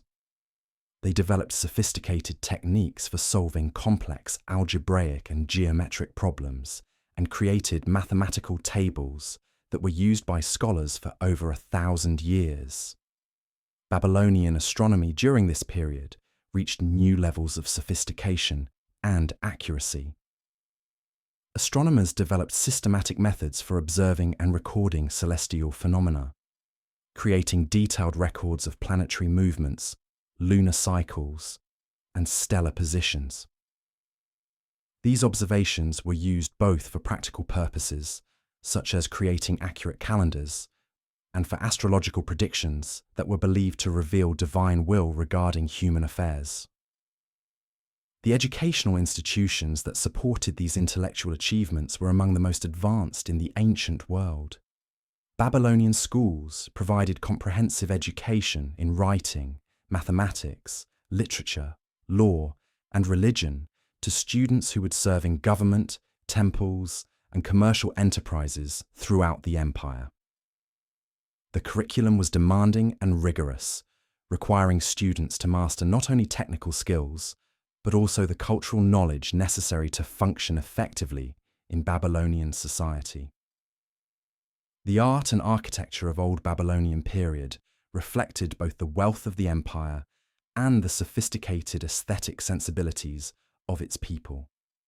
Palaces and temples were decorated with elaborate sculptures, paintings, and decorative arts that demonstrated the technical skill and artistic creativity of Babylonian craftspeople. The architectural innovations of this period included new techniques for creating large interior spaces and new approaches to decorative design that would influence building traditions throughout the ancient world. The daily life of people living under Babylonian rule varied considerably depending on their social status and occupation. But for most people, the Old Babylonian period represented a time of prosperity and opportunity.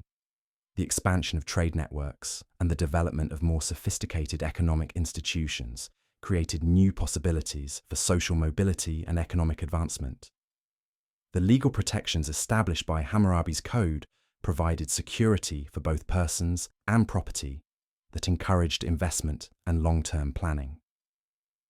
Family life in Babylonian society was governed by complex legal and social traditions that balanced individual interests with collective needs.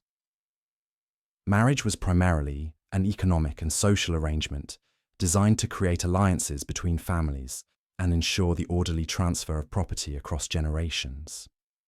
However, legal documents from this period also reveal marriages based on personal affection and mutual respect, suggesting that emotional relationships between spouses were valued alongside practical considerations.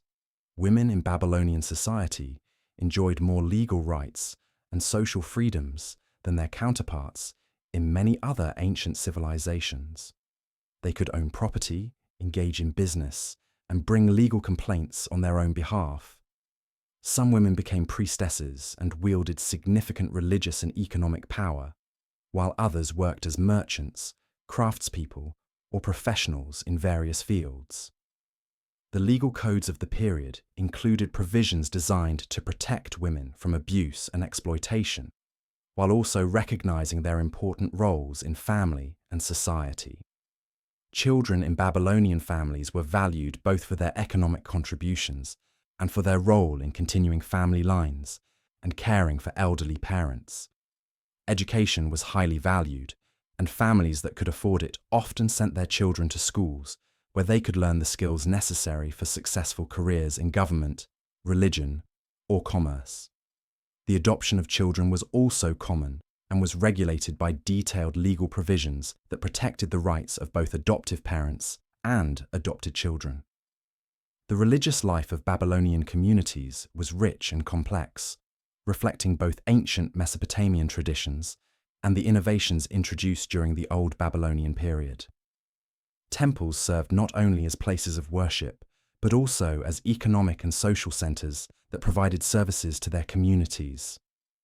Religious festivals marked the rhythm of the year and brought people together in celebrations that reinforced social bonds and cultural identity. The pantheon of gods and goddesses worshipped in Babylonian temples included both ancient Mesopotamian deities and newer gods that reflected the cultural synthesis of the period. Marduk's rise to supremacy was accompanied by the development of elaborate mythological narratives that explained his relationship to other gods and his role in creating and maintaining the cosmic order. These myths provided frameworks for understanding the relationship between divine and human authority and offered explanations for the prosperity and success of Babylonian civilization. As the Old Babylonian period progressed through the 17th and 16th centuries before the Common Era, the empire that Hammurabi had created continued to evolve and adapt to changing circumstances.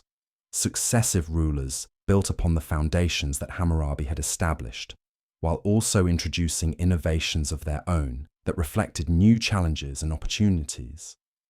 The administrative systems developed during this period proved remarkably durable and continued to influence government organization throughout Mesopotamian history. The commercial networks that connected Babylonian territories to distant regions brought prosperity to the empire, while also facilitating the exchange of ideas and technologies that enriched Babylonian culture. Merchants traveling to distant lands brought back not only exotic goods, but also new knowledge and techniques that were incorporated into Babylonian civilization. This cultural exchange helped to maintain the dynamism and creativity that had characterized Mesopotamian civilization since its earliest beginnings. The military organization of the old Babylonian state combined traditional Mesopotamian techniques with innovations that reflected the changing nature of warfare during this period. Professional armies equipped with bronze weapons and horse-drawn chariots provided the empire with military capabilities that could defend against external threats, while also maintaining internal order. The development of more sophisticated siege techniques and defensive fortifications reflected the ongoing arms race between different military technologies. The diplomatic relationships that Babylonian rulers maintained with neighboring powers were characterized by the same combination of cooperation and competition that had marked Mesopotamian international relations since the earliest city-states. Marriage alliances, commercial agreements, and military treaties created complex networks of obligation and opportunity that required constant management and adjustment. The diplomatic archives from this period reveal a sophisticated understanding of international relations and a pragmatic approach to foreign policy that balanced idealistic goals with realistic assessments of power and opportunity. As evening descended over the great cities of the Babylonian Empire during the height of its power in the 17th century before the Common Era, the sounds of urban life reflected the prosperity and cultural vitality that Hammurabi's conquests had made possible. In the workshops and markets, craftspeople and merchants continued their work by lamplight, creating goods that would be traded throughout the known world, and contributing to the wealth that supported the empire's magnificent buildings and institutions. In the scribal schools and libraries, students and scholars worked to preserve and expand the treasury of human knowledge that Babylonian civilization had inherited from its predecessors. New literary works were composed that would inspire future generations, while ancient texts were carefully copied to ensure their preservation for posterity. The mathematical and astronomical observations that were recorded during these quiet evening hours would contribute to humanity's understanding of the natural world and provide practical tools for navigation, agriculture, and timekeeping. The temples of Babylon and other major cities were filled with the sounds of evening prayers and ceremonies that honored the gods and celebrated the continued prosperity of the empire. The elaborate rituals that had been refined over centuries of religious development created connections between human communities and the divine realm that provided both spiritual comfort and social cohesion. The offerings and sacrifices that were presented to the gods during these ceremonies demonstrated the gratitude of the people for the blessings they had received and their hopes for continued divine favor. In the palaces and government buildings, administrators and officials worked to maintain the complex systems that made imperial government possible. Tax records were updated, legal disputes were resolved, and military preparations were coordinated through bureaucratic processes that had been refined through generations of administrative experience. The smooth functioning of these governmental systems ensured that the empire could continue to provide the security and prosperity that its inhabitants had come to expect. As families gathered for their evening meals in homes throughout the empire, parents shared with their children the stories and traditions that connected them to their cultural heritage, while also preparing them for the opportunities and responsibilities that lay ahead. These domestic moments of teaching and sharing were the foundation upon which the entire civilization rested, ensuring that the values and knowledge that had made Babylonian success possible would be transmitted to future generations. The night sky above these thriving communities was studied by astronomers who continued the ancient Mesopotamian tradition of observing celestial phenomena, while also developing new techniques and theories that advanced human understanding of the cosmos. Their patient observations and careful calculations would contribute to the development of increasingly accurate calendars and would provide the foundation for later advances in astronomy and mathematics.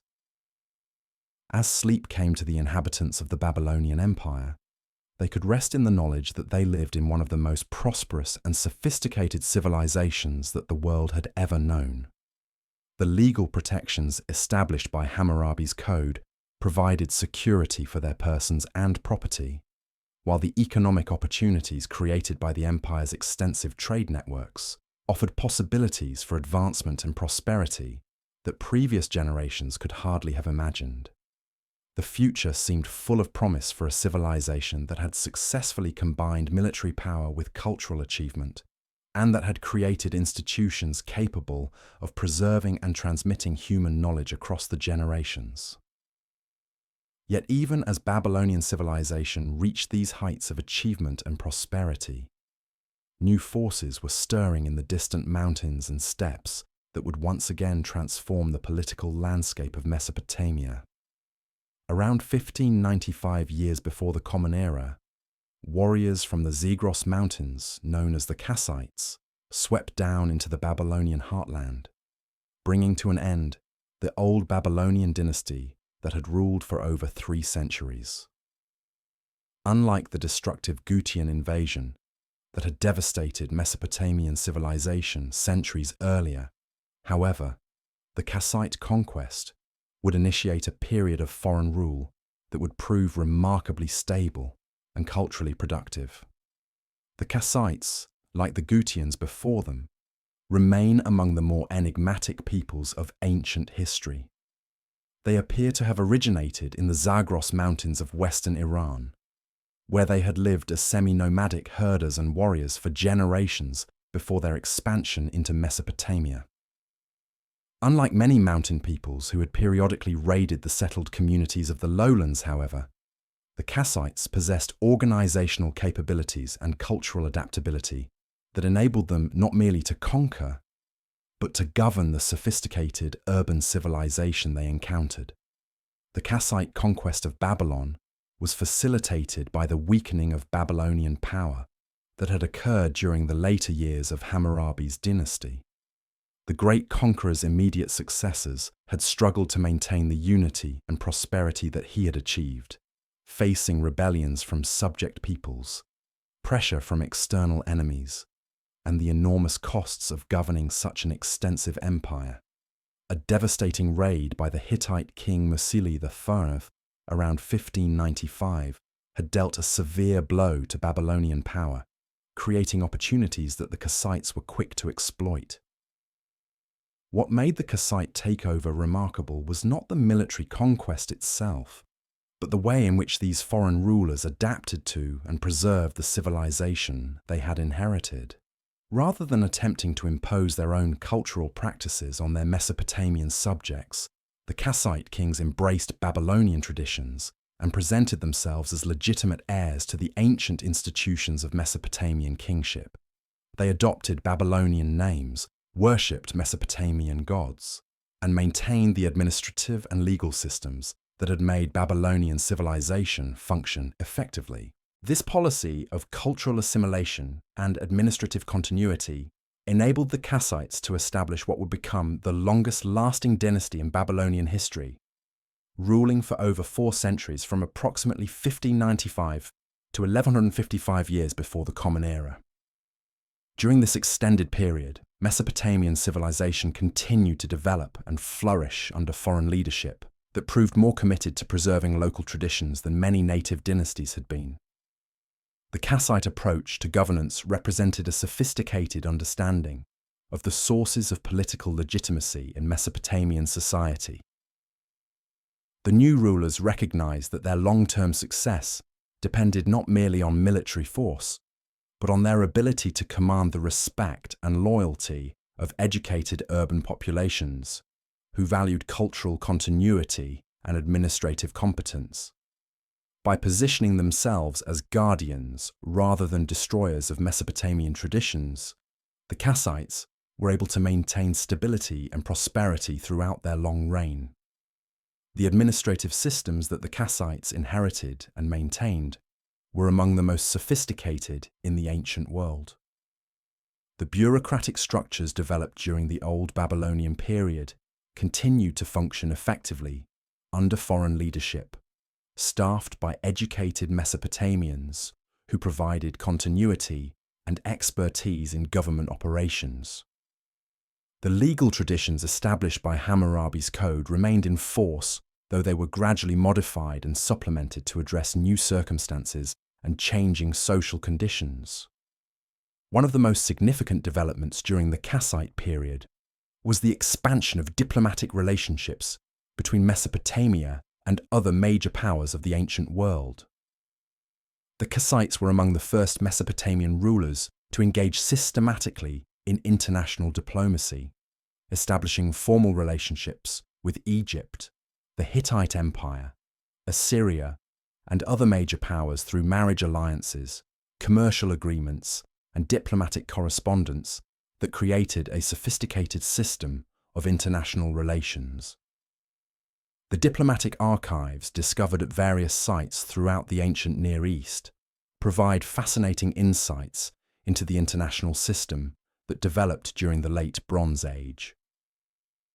The most famous of these archives consists of the Amarna letters, diplomatic correspondence from the 14th century before the Common Era that was discovered at the site of Akhetaten, the capital city built by the Egyptian pharaoh Akhenaten. These letters reveal a complex network of relationships between the major powers of the period and demonstrate the sophisticated diplomatic protocols that governed international relations. The Amarna letters include correspondence between the Kassite kings of Babylon and the pharaohs of Egypt that reveals the development of what scholars have termed the first international system in human history. The rulers of these great powers addressed each other as brothers and equals, engaging in diplomatic negotiations that involved marriage alliances, gift exchanges, commercial agreements, and mutual assistance pacts. The letters demonstrate that by the 14th century before the Common Era, a stable system of international law and diplomacy had emerged that would influence interstate relationships for centuries to come. The diplomatic relationships established during the Kassite period were based on mutual recognition of sovereignty and the principle that major powers should resolve their disputes through negotiation rather than warfare. While conflicts certainly occurred, the general tendency was toward the peaceful resolution of international disputes through diplomatic means. This system created an environment of relative stability that facilitated trade, cultural exchange, and technological development throughout the ancient world. The commercial networks that flourished under Kassite rule connected Mesopotamia to regions as distant as India, Egypt, and Anatolia. Babylonian merchants traded grain, textiles, and manufactured goods for raw materials, luxury items, and exotic products that enriched local markets and supported the continued prosperity of Mesopotamian cities. The standardization of weights, measures, and commercial practices that had been established during earlier periods continued under Kassite rule, facilitating long-distance trade and commercial relationships. The cultural achievements of the Kassite period were equally impressive, as foreign rulers patronized the continuation and development of Mesopotamian artistic and intellectual traditions. Literature, mathematics, astronomy, and the arts all continued to flourish under Kassite patronage, with new works being created that built upon earlier foundations while also reflecting contemporary concerns and values. The preservation and copying of ancient texts during this period ensured that the literary heritage of Mesopotamian civilization would survive for future generations. Religious life during the Kassite period reflected the same synthesis of continuity and adaptation that characterized other aspects of the dynasty's rule. The Kassite kings maintained and supported the traditional temples and religious practices of Mesopotamian civilization while also introducing some of their own religious traditions. The result was a religious culture that remained recognizably Mesopotamian while also incorporating new elements that reflected the diverse cultural heritage of the empire's rulers and subjects. The architectural achievements of the Kassite period demonstrated both the continued prosperity of Mesopotamian civilization and the aesthetic sensibilities of its foreign rulers. Palaces and temples built during this period incorporated traditional Mesopotamian architectural techniques with decorative innovations that reflected Kassite cultural influences. The most impressive of these buildings rivaled the greatest architectural achievements of earlier periods and demonstrated that Mesopotamian building traditions remained vital and creative under foreign rule. As the Kassite period progressed through the 14th and 13th centuries before the Common Era, Mesopotamian civilization found itself part of an increasingly interconnected ancient world. The diplomatic and commercial relationships that connected the major powers of the period created opportunities for cultural exchange on an unprecedented scale. Ideas, technologies, artistic styles, and religious practices spread rapidly between different regions, creating a cosmopolitan culture that enriched all the participating civilizations. The technological developments of this period included significant advances in metallurgy, transportation, and military equipment that reflected the benefits of cultural exchange and international competition. The perfection of horse-drawn chariot warfare revolutionized military tactics throughout the ancient world, while improvements in sailing technology facilitated long-distance maritime trade. The development of more sophisticated bronze-working techniques produced weapons, tools, and decorative objects of unprecedented quality and beauty. Yet even as this international system reached new levels of sophistication and prosperity, forces were building that would bring about its sudden and catastrophic collapse. Around 1200 years before the Common Era, a series of upheavals swept across the eastern Mediterranean and the ancient Near East that would destroy many of the greatest civilizations of the Bronze Age and usher in a period of chaos and transformation that historians call the Bronze Age collapse.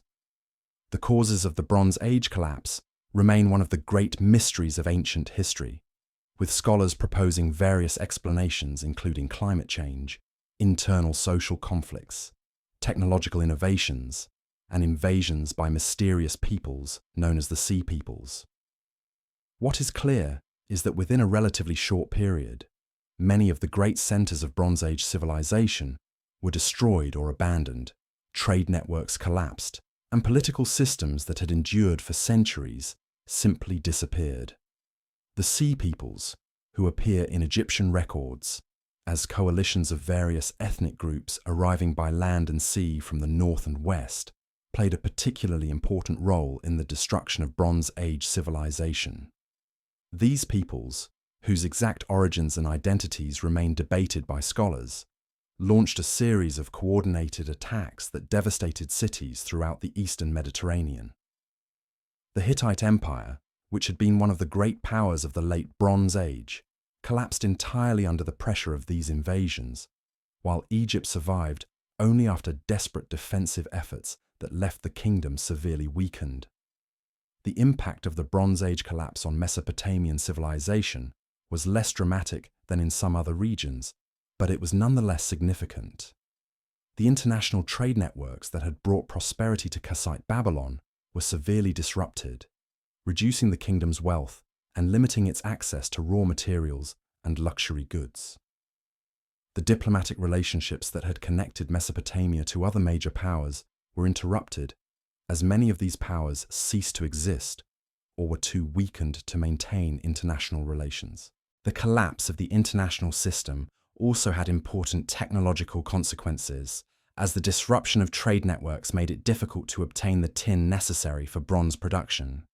This shortage forced metalworkers throughout the ancient world to experiment with alternative materials, leading to the development of ironworking technologies that would eventually revolutionize military equipment, agricultural tools, and other aspects of material culture. The transition from the Bronze Age to the Iron Age was not simply a matter of technological change, but also involved significant social and political transformations. The new iron technology was easier to produce and required less specialized knowledge than bronze working, making it possible for smaller communities to equip effective military forces. This technological democratization contributed to the breakdown of the centralized political systems that had characterized the Bronze Age and encouraged the emergence of smaller, more localized forms of political organization. In Mesopotamia, the weakening of Kassite power created opportunities for other peoples to assert their independence and expand their influence. The most significant of these emerging powers was Assyria, located in northern Mesopotamia, which had been gradually building its strength during the later Kassite period and was well positioned to take advantage of the changing political circumstances. The Assyrians were a Semitic-speaking people who had inhabited northern Mesopotamia for many centuries, initially as subjects of various southern powers, but gradually developing their own distinctive political and cultural institutions. The geography of northern Mesopotamia, with its rolling hills, varied climate, and access to important trade routes, provided advantages that the Assyrians were skillful in exploiting. Unlike the flat river plains of southern Mesopotamia, which required intensive irrigation and centralized management, the northern regions could support diverse economic activities, including agriculture, herding, mining, and commerce. The early development of Assyrian power was closely connected to the kingdom's strategic location along important trade routes that connected Mesopotamia with Anatolia, Iran, and the Levant. Assyrian merchants had been active in long-distance trade for centuries, establishing commercial colonies as far away as central Anatolia and developing sophisticated techniques for managing international commerce. This commercial experience provided the Assyrians with knowledge of foreign regions, access to resources and technologies, and wealth that could be invested in military and political development. The military traditions that would eventually make Assyria the dominant power in the ancient Near East began to develop during the later Bronze Age, as Assyrian rulers faced threats from various directions and were forced to develop effective defensive and offensive capabilities. The geographical position of Assyria, surrounded by mountains that harbored potentially hostile tribes and bordered by powerful neighbors who might seek to expand their territories, created security challenges that encouraged military innovation and organizational development. The early Assyrian kings, who laid the foundations for later imperial expansion, were skilled both in warfare and in the diplomatic and administrative arts necessary for governing diverse populations. They understood that military conquest alone was insufficient for long-term success, and that effective rule required the development of administrative systems that could integrate conquered territories into a functioning state. The governmental institutions that they created would provide the foundation for the great Assyrian Empire that would dominate the ancient world during the first millennium before the Common Era.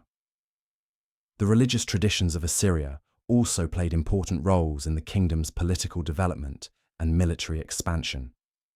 The Assyrian national god, Ashur, was conceived as a war god who commanded his people to extend their dominion over other nations, and who promised victory to rulers who faithfully served his will.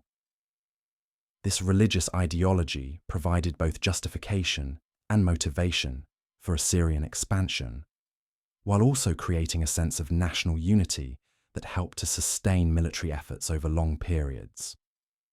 The development of Assyrian military technology and tactics during this period reflected both indigenous innovations and influences borrowed from contact with other military traditions. Assyrian armies perfected the use of iron weapons, siege engines, and cavalry forces that would prove decisive in later campaigns. They also developed sophisticated logistical systems that could support large armies during extended campaigns in distant territories, enabling military operations on a scale that had never before been possible. As Assyrian power grew during the final centuries of the second millennium before the Common Era, conflicts with Babylon became increasingly frequent and intense.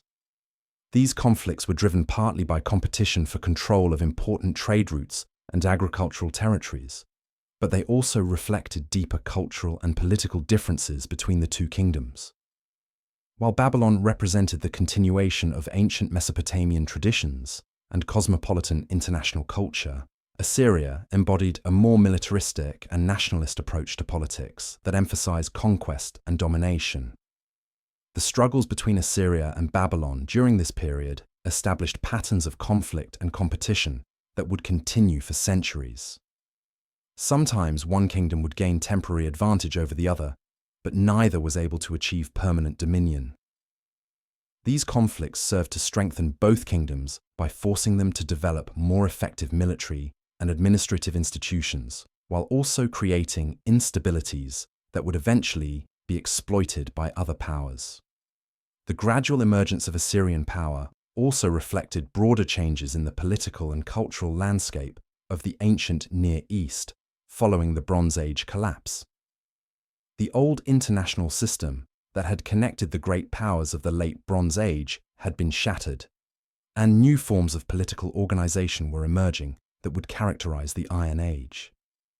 These new political systems tended to be more militaristic and expansionist than their Bronze Age predecessors, reflecting both the technological changes that had made warfare more accessible and the political instabilities that encouraged aggressive expansion. The cultural developments that accompanied these political changes included innovations in literature, art, and religious thought that reflected the changing circumstances of the Iron Age world. New forms of epic literature celebrated military heroes and national achievements, while artistic styles evolved to emphasize power, conquest, and royal authority. Religious traditions also adapted to emphasize the martial aspects of divine authority and the sacred nature of warfare conducted on behalf of national gods. As the first millennium before the Common Era began, the stage was set for a new phase of Mesopotamian history that would be dominated by the imperial ambitions of Assyrian kings. The foundations that had been laid during the late Bronze Age and the early Iron Age would support the construction of the greatest empire that the ancient world had yet seen, one that would extend Mesopotamian power and culture from Egypt to Iran and from Anatolia to the Persian Gulf.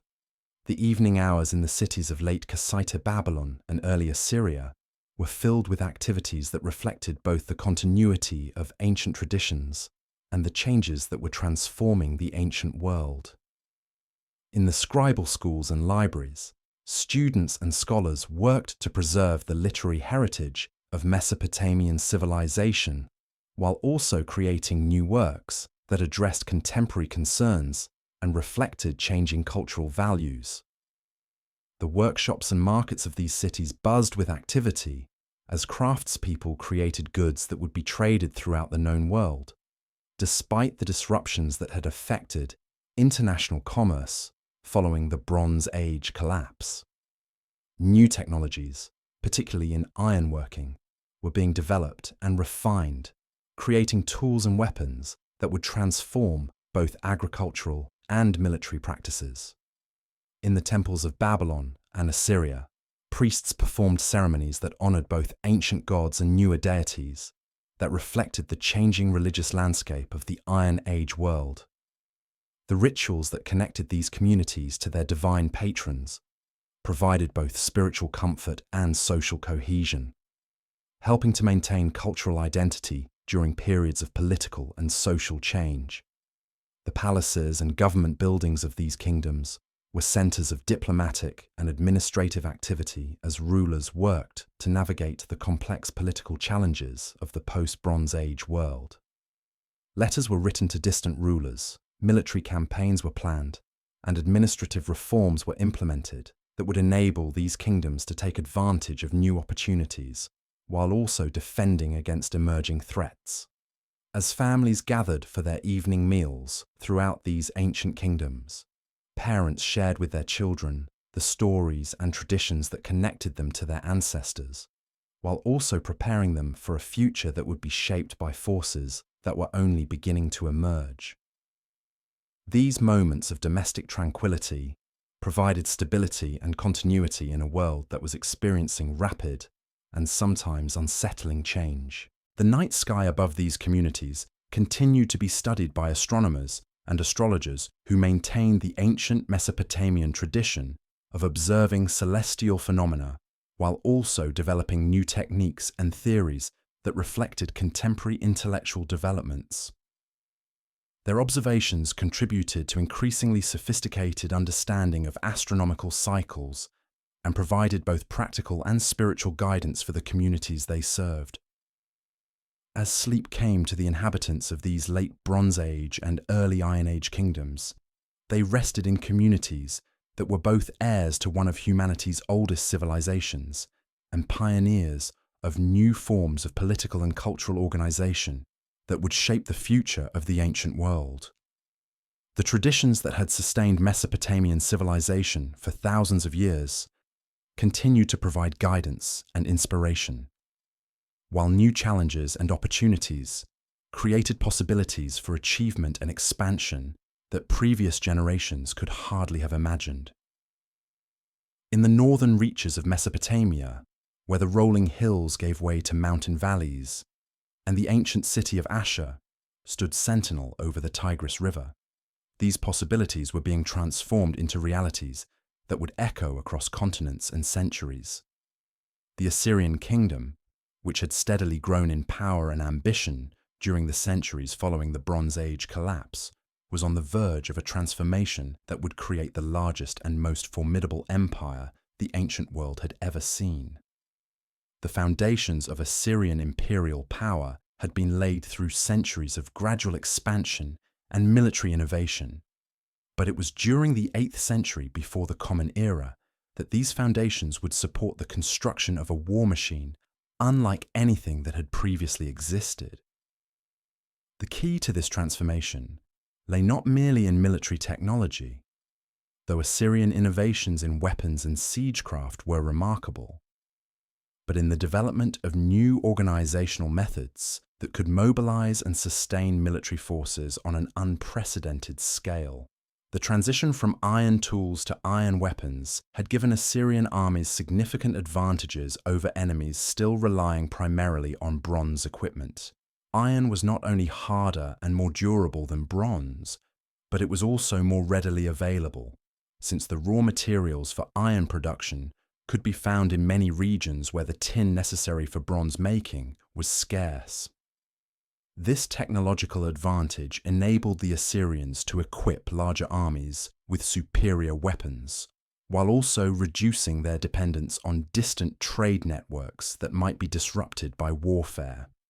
The development of sophisticated siege warfare techniques gave Assyrian forces the ability to capture heavily fortified cities that had previously been considered impregnable.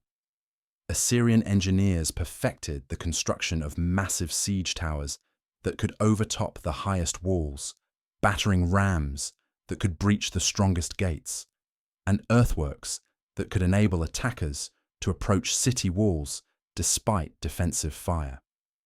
These siege techniques were supported by the deployment of large numbers of archers and slingers, who could provide covering fire for assault troops. Perhaps most importantly, the Assyrians developed logistical systems that could support large armies during extended campaigns in distant territories.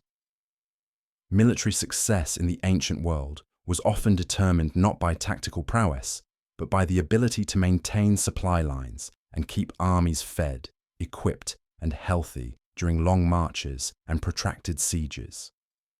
The Assyrian military machine included sophisticated systems for transporting food, equipment, and siege engines across hundreds of miles, enabling military operations that would have been impossible for earlier armies. The organizational genius who transformed these military capabilities into the foundation of imperial power was Tiglath-Pileser III, who ruled Assyria from 744 to 727 years before the Common Era. Tiglath-Pileser inherited a kingdom that was already militarily formidable but politically fragmented, with power shared among various noble families and regional strongmen who pursued their own interests rather than supporting unified imperial expansion. His reign marked the beginning of a centralization process that would create the most efficiently organized military state the ancient world had yet seen.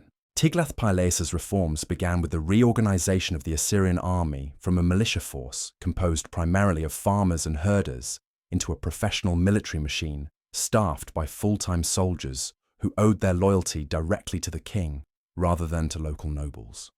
This professional army was supplemented by auxiliary forces recruited from subject peoples and by engineering units that specialized in siege warfare and military construction. The result was a military force that could be deployed continuously for years at a time without requiring soldiers to return home for agricultural work. The strategic vision that guided Tiglath-Pileser's expansion was based on a clear understanding of the geopolitical realities of the ancient Near East.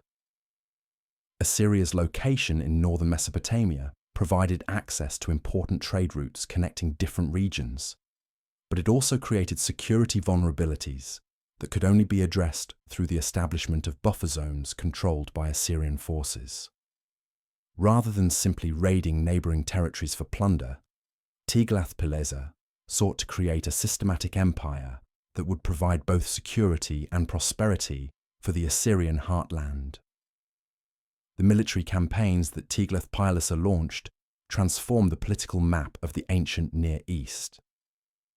His forces conquered territories in Syria and the Levant that had been independent for centuries, bringing wealthy commercial cities under Assyrian control and extending imperial influence to the borders of Egypt.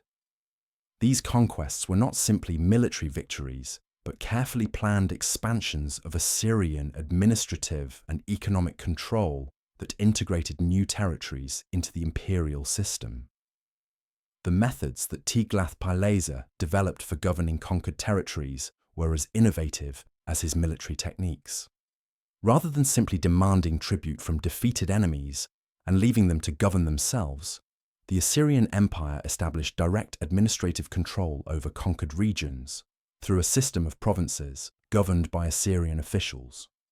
This provincial system ensured that imperial policies were implemented consistently throughout the empire, while also providing mechanisms for extracting resources needed to support continued military expansion. One of the most distinctive and controversial aspects of Assyrian imperial policy was the practice of deporting conquered populations from their ancestral homes and resettling them in distant regions of the empire. This policy served multiple purposes. It reduced the likelihood of rebellions by breaking up ethnic and tribal groups that might organize resistance. It provided labor for imperial construction projects and agricultural development.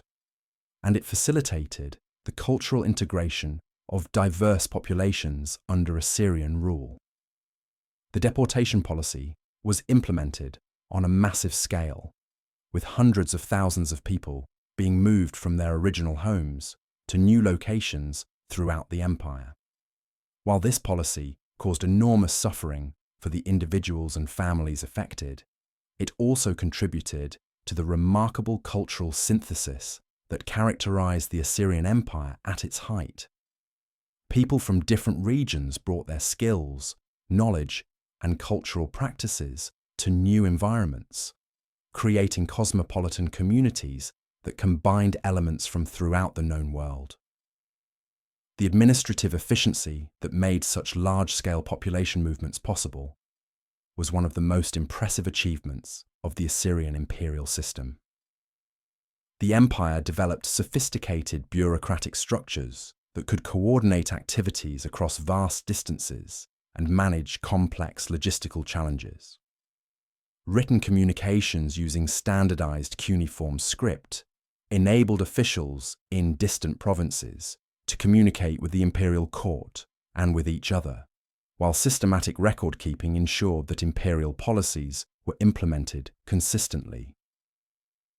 The successors of Tiglath-Pileser III built upon the foundations he had established to create an empire that would eventually extend from Egypt to Iran and from Anatolia to the Persian Gulf. Sargon II, who ruled from 722 to 705 years before the Common Era, continued the expansionist policies of his predecessor, while also undertaking massive construction projects that demonstrated the wealth and power of the empire. His new capital city at Dur-Sharrukin was one of the most magnificent urban centers of the ancient world, featuring elaborate palaces, temples, and administrative buildings that showcased Assyrian artistic and architectural achievements. Sennacherib, who succeeded Sargon II and ruled from 705 to 681 years before the Common Era, is perhaps best known for his rebuilding of Nineveh as the greatest city in the Assyrian Empire. Under his direction, Nineveh became a metropolis of unprecedented size and splendor, with massive walls, elaborate water supply systems, and royal palaces that covered acres of ground. The city served not only as the administrative center of the empire, but also as a symbol of Assyrian power that awed visitors from throughout the known world. The military campaigns of Sennacherib extended Assyrian control into new regions, while also consolidating imperial authority in areas that had been previously conquered. His invasion of the Kingdom of Judah brought Assyrian forces to the gates of Jerusalem and demonstrated the empire's ability to project power even into the most distant corners of the ancient Near East. While Jerusalem itself was not captured, the campaign established Assyrian hegemony over the entire Levantine region and brought enormous wealth into the imperial treasury. The reign of Ashurbanipal, who ruled from 668 to 627 years before the Common Era, marked both the height of Assyrian power and the beginning of the internal problems that would eventually lead to the empire's collapse. Ashurbanipal's military campaigns extended Assyrian control into Egypt and completed the conquest of Elam, making the Assyrian Empire the largest political entity that the world had yet seen. At the same time, however, the strains of governing such a vast empire were beginning to create problems that would prove increasingly difficult to resolve. One of Ashurbanipal's most lasting contributions to human civilization was his creation of the world's first systematically organized library at Nineveh. This library contained tens of thousands of cuneiform tablets covering every aspect of Mesopotamian learning, from literature and religion to mathematics and medicine. Ashurbanipal's scribes collected texts from throughout the empire and beyond, creating a repository of human knowledge that preserved the intellectual heritage of ancient Mesopotamia for future generations. The Library of Ashurbanipal was more than simply a collection of texts. It was a systematic attempt to gather and organize all available knowledge in a form that could be accessed and used by scholars and administrators. The library included detailed catalogues that enabled users to locate specific texts, along with copies of works in multiple versions that facilitated comparative study. This organizational sophistication reflected the broader administrative capabilities that characterized the Assyrian Empire at its height. The artistic and architectural achievements of the Assyrian Empire during this period demonstrated both the wealth generated by imperial expansion and the sophisticated aesthetic sensibilities of Assyrian culture. The palaces built by Assyrian kings were decorated with elaborate sculptural programs that depicted royal achievements in hunting and warfare, while also demonstrating the empire's control over exotic animals and peoples from distant regions. These sculptural decorations served both artistic and propaganda purposes, creating impressive visual displays that reinforced royal authority, while also educating viewers about the extent and diversity of the empire. Assyrian artists perfected techniques for creating realistic representations of human figures, animals, and landscapes that surpassed the achievements of earlier Mesopotamian artistic traditions. The famous lion hunt reliefs from Ashurbanipal's palace at Nineveh rank among the greatest masterpieces of ancient art, combining technical virtuosity with emotional expressiveness in ways that continue to impress modern viewers. These works demonstrate that Assyrian culture was capable of producing artistic achievements that rivaled its military and administrative accomplishments. The religious traditions of the Assyrian Empire reflected the same synthesis of local and imperial elements that characterized other aspects of Assyrian culture. While the empire's rulers maintained their devotion to Ashur, the national god of Assyria, they also patronized the temples and cults of conquered peoples throughout the empire. This religious pluralism served both practical and ideological purposes, helping to maintain the loyalty of subject populations while also demonstrating the universal scope of Assyrian authority. The economic foundation of the Assyrian Empire was built upon the wealth generated by conquest, tribute, and trade, rather than primarily upon agricultural production. While agriculture remained important, particularly in the Assyrian heartland, the empire's prosperity depended heavily upon its ability to extract resources from conquered territories and to control the trade routes that connected different regions of the ancient world. This economic model provided enormous resources for military expansion, but also created vulnerabilities that would become apparent during the empire's decline. The tribute system that the Assyrians imposed upon conquered territories was designed to transfer wealth from the periphery to the center of the empire, while also demonstrating the subordinate status of subject peoples. Tributary obligations included not only payments of gold, silver, and other valuable goods, but also the provision of raw materials, manufactured products, and human resources needed for imperial projects.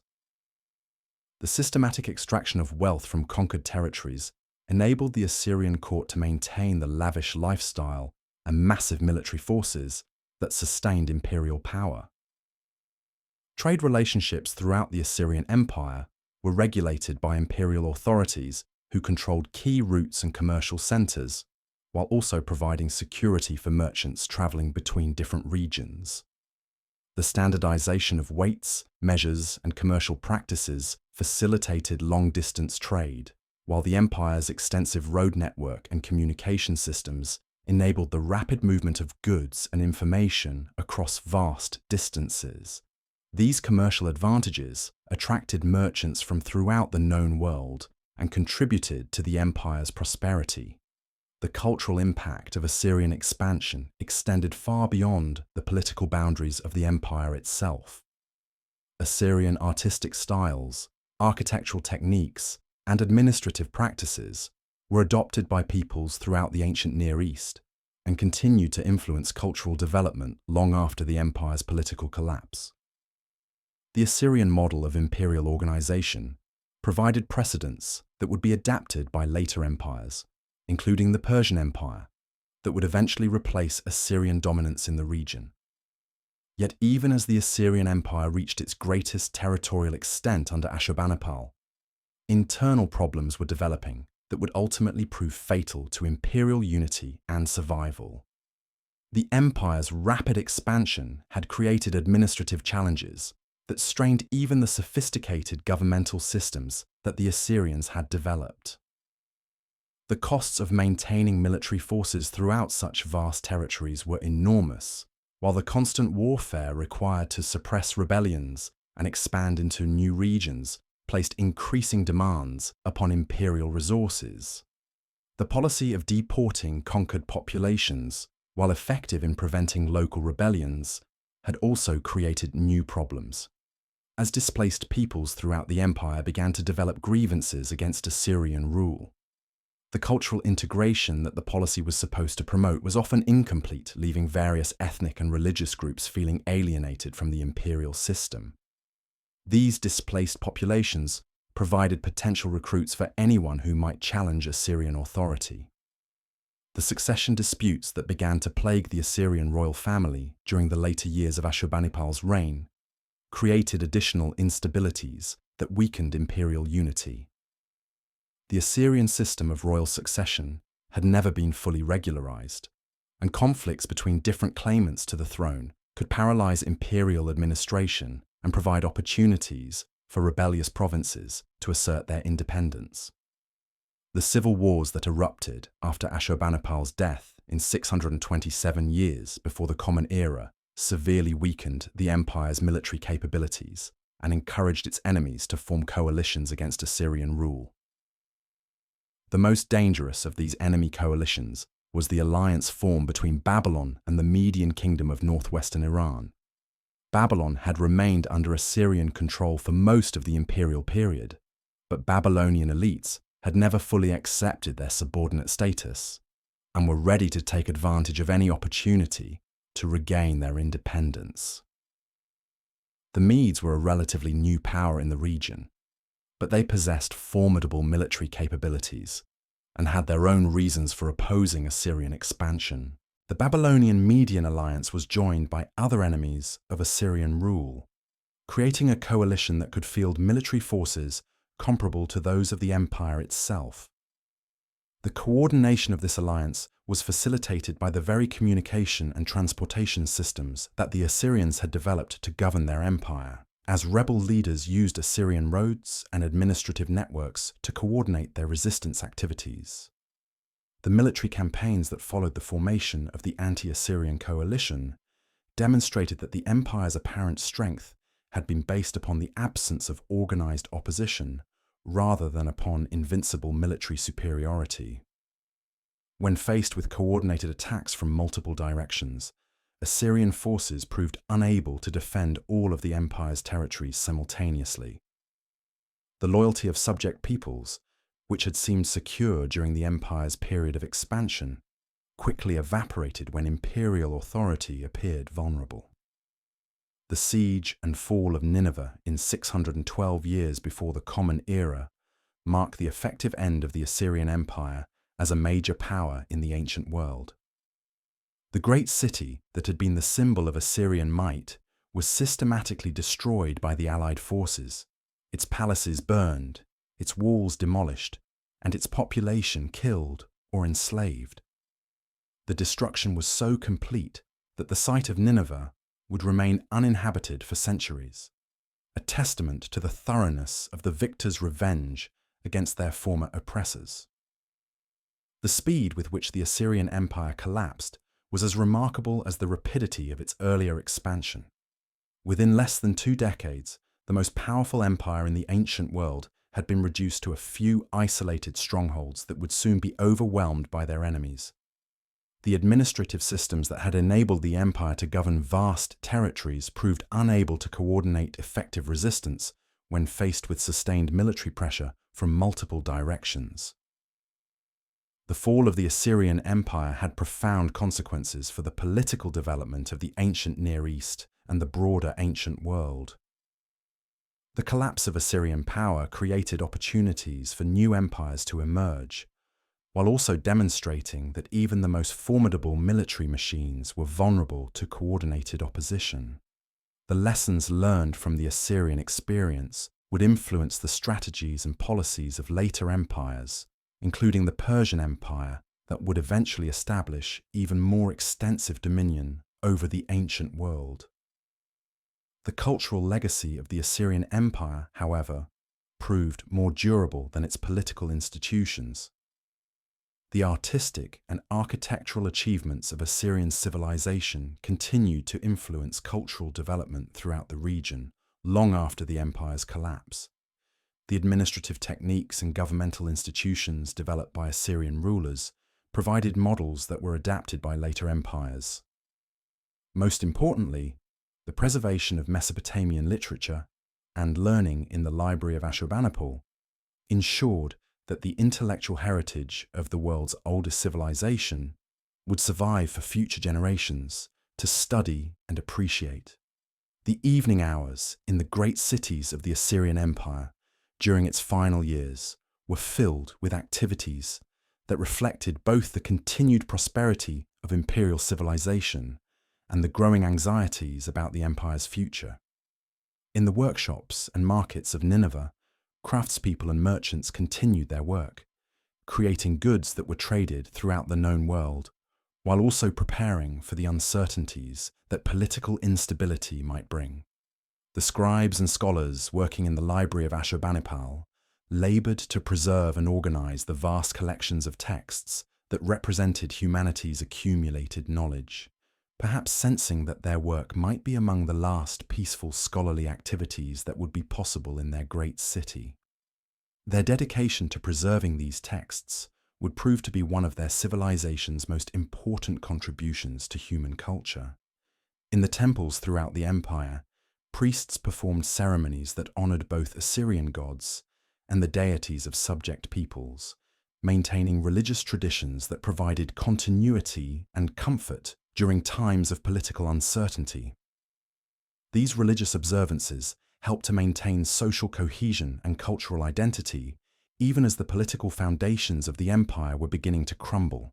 The palaces and administrative buildings of Assyrian cities continued to function as centers of imperial government, though the tasks facing imperial officials were becoming increasingly difficult as rebellions multiplied and military pressures mounted. The diplomatic correspondence and administrative records created during these final years provide valuable insights into the challenges facing ancient empires and the factors that could lead to their sudden collapse. As families gathered for their evening meals in homes throughout the Assyrian Empire, parents shared with their children the stories and traditions that connected them to their cultural heritage, while also preparing them for a future that seemed increasingly uncertain. These domestic moments of teaching and sharing represented the fundamental human activities that continued regardless of the rise and fall of political systems. The night sky above these ancient communities continued to be studied by astronomers who maintained the Mesopotamian tradition of observing celestial phenomena, creating knowledge that would outlast the empire that supported their work. Their patient observations and careful calculations contributed to humanity's understanding of the natural world and provided practical guidance for agriculture, navigation, and timekeeping that would benefit future generations.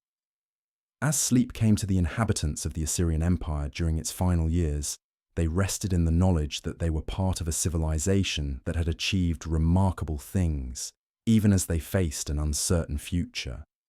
The military might and administrative efficiency that had created the largest empire in ancient history were impressive human achievements, while the cultural and intellectual accomplishments of Assyrian civilization represented lasting contributions to human knowledge and artistic expression. From the ruins of Assyrian dominance, a new power emerged that would restore Mesopotamian glory and create one of the most magnificent civilizations the ancient world would ever witness. In Babylon, the ancient city that had given its name to an empire under Hammurabi more than 1,000 years earlier, a dynasty arose that would transform the humble settlement on the Euphrates into the greatest metropolis of its age, a city whose splendor would echo through history and legend long after its palaces had crumbled into dust. The liberation of Babylon from Assyrian rule was accomplished by Nabopolassar, a Chaldean chieftain who had risen to prominence during the chaotic final years of the Assyrian Empire. The Chaldeans were a Semitic-speaking people who had settled in southern Mesopotamia during the early first millennium, gradually assimilating into Babylonian society while maintaining their own tribal identities and military traditions. They had chafed under Assyrian rule and were among the first to rebel when imperial authority began to weaken. Nabopolassar's revolt against Assyrian authority began around 626 years before the Common Era, during the civil wars that followed the death of Ashurbanipal. Initially, his rebellion appeared to be simply another of the numerous uprisings that had plagued the Assyrian Empire during its decline, but Nabopolassar proved to be a leader of exceptional political and military skill, who could transform local discontent into organized resistance capable of challenging imperial power. The success of Nabopolassar's rebellion was made possible by his ability to forge alliances with other enemies of Assyrian rule, most importantly, the Median kingdom that controlled much of the Iranian plateau. This alliance provided the military strength necessary to confront Assyrian armies in open battle, while also coordinating attacks that prevented imperial forces from concentrating their strength against any single enemy. The diplomatic skills that enabled Nabopolassar to maintain this alliance would prove to be among his most important contributions to Babylonian independence. The military campaigns that led to the fall of Nineveh and the collapse of the Assyrian Empire established Nabopolassar as the founder of what historians call the Neo-Babylonian or Chaldean Empire. Unlike the Assyrian Empire, which had been based primarily upon military conquest and the extraction of tribute from subject peoples. The Neo-Babylonian Empire was conceived as a restoration of traditional Mesopotamian civilization, with Babylon as its natural center and inheritor of the region's ancient cultural traditions. Nabopolassar's policies emphasized the rebuilding and beautification of Babylonian cities, rather than the conquest of distant territories. While military campaigns were certainly necessary to establish and maintain Babylonian independence, the primary focus of the new dynasty was upon creating a civilization that would rival the greatest achievements of the past. This emphasis upon cultural development, rather than military expansion, would characterize the Neo-Babylonian period and would contribute to its remarkable artistic and architectural accomplishments. The son who inherited Nabopolassar's throne would transform these aspirations into reality and create one of the most famous reigns in ancient history. Nebuchadnezzar II, who ruled from 605 to 562 years before the Common Era, combined his father's political acumen with a vision of imperial grandeur that would make Babylon the wonder of the ancient world. Under his leadership, the Neo-Babylonian Empire would reach heights of prosperity and cultural achievement that rivaled the greatest periods in Mesopotamian history. Nebuchadnezzar's military campaigns were designed primarily to secure Babylonian control over the trade routes and agricultural territories that were essential for the empire's prosperity, rather than to create a vast territorial domain like the Assyrian Empire. His armies campaigned in Syria and the Levant, bringing these wealthy regions under Babylonian control, while also establishing buffer zones that would protect the Mesopotamian heartland from external threats. These campaigns were generally successful and provided the resources that would fund the massive construction projects that characterized his reign. The wealth that flowed into Babylon from tribute, trade, and conquest enabled Nebuchadnezzar to undertake building projects on a scale that had never before been attempted in Mesopotamian history. His goal was not simply to create functional buildings, but to transform Babylon into a city that would demonstrate the power and sophistication of his empire to visitors from throughout the known world. The architectural monuments that he created would establish new standards for urban planning and monumental construction that would influence city-building traditions for centuries. The most famous of Nebuchadnezzar's architectural achievements were the Hanging Gardens of Babylon, which were celebrated by ancient writers as one of the 7 wonders of the world. These gardens were reportedly constructed as a gift for his wife, who came from the mountainous regions of Media and missed the green landscapes of her homeland.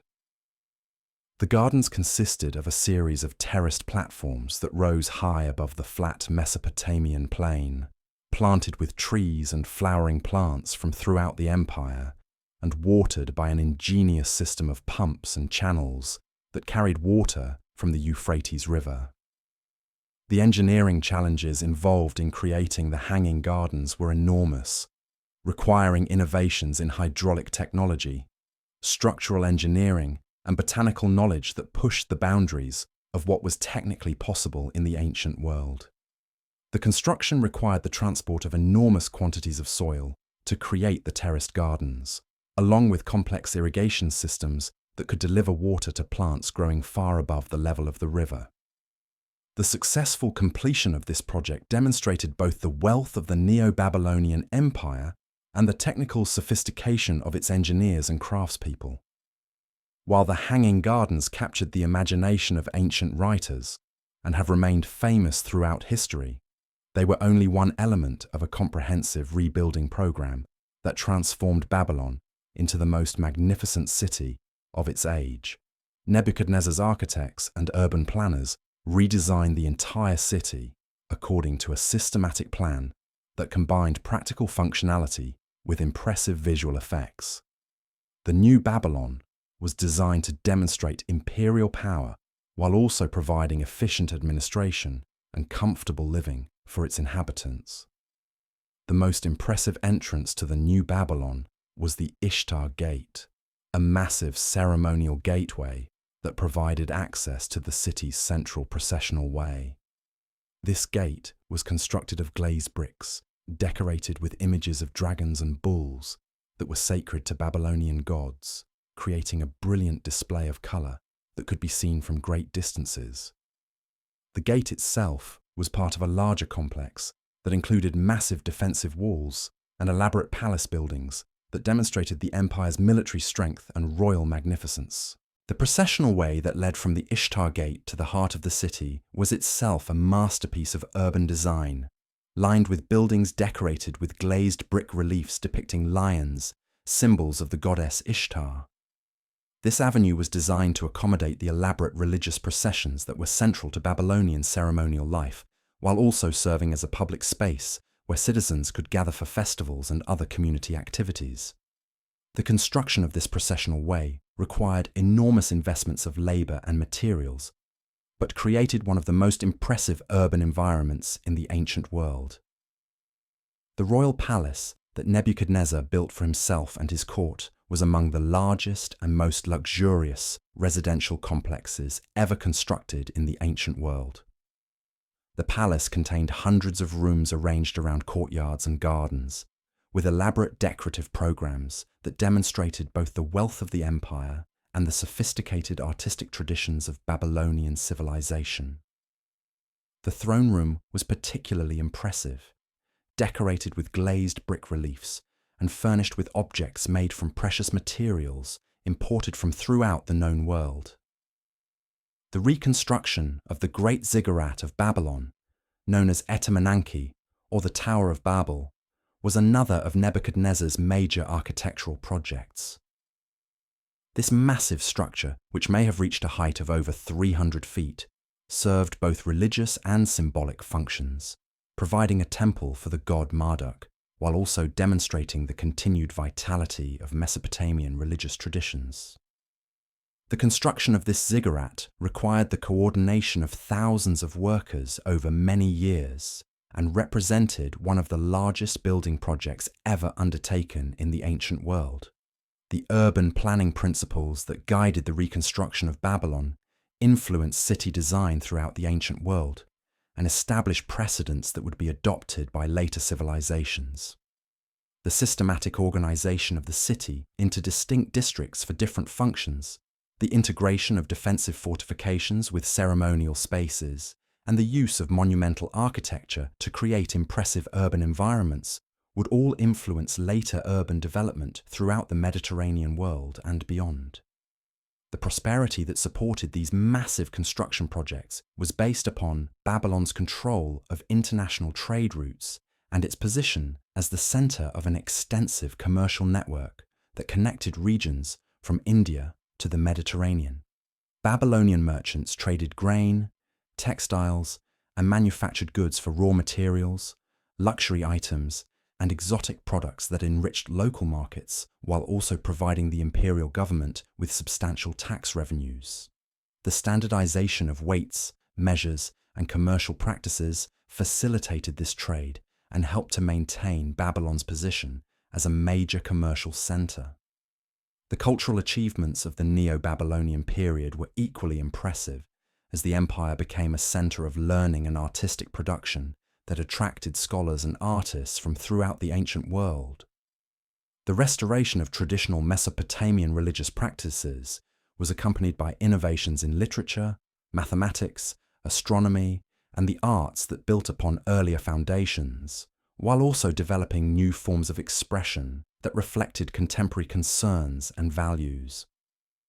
The religious policies of the Neo-Babylonian rulers emphasized the restoration and enhancement of traditional Mesopotamian religious practices, while also accommodating the diverse religious traditions of the empire's subject peoples. Marduk, the patron god of Babylon, was elevated to supreme status within the Mesopotamian pantheon, but the worship of other traditional gods continued to be supported and encouraged. This religious policy helped to maintain the loyalty of Mesopotamian populations while also demonstrating respect for ancient traditions. The most famous military campaign of Nebuchadnezzar's reign was his conquest of the kingdom of Judah and his siege of Jerusalem, which brought the small but culturally significant Jewish kingdom under Babylonian control. This campaign was part of Nebuchadnezzar's broader strategy for controlling the Levantine region and securing Babylonian access to Mediterranean trade routes. But it would have cultural and religious consequences that extended far beyond its immediate military and political objectives. The Siege of Jerusalem, which culminated in the capture of the city in 586 years before the Common Era, was notable not only for its military success, but also for the policies that Nebuchadnezzar implemented in its aftermath. Rather than simply destroying the captured city and dispersing its population, as had often been the practice of earlier conquerors, Nebuchadnezzar ordered the systematic deportation of the Jewish elite to Babylon, where they would live in exile but retain their cultural and religious identity. The Babylonian exile, as this deportation came to be known, had profound consequences for the development of Jewish religion and culture.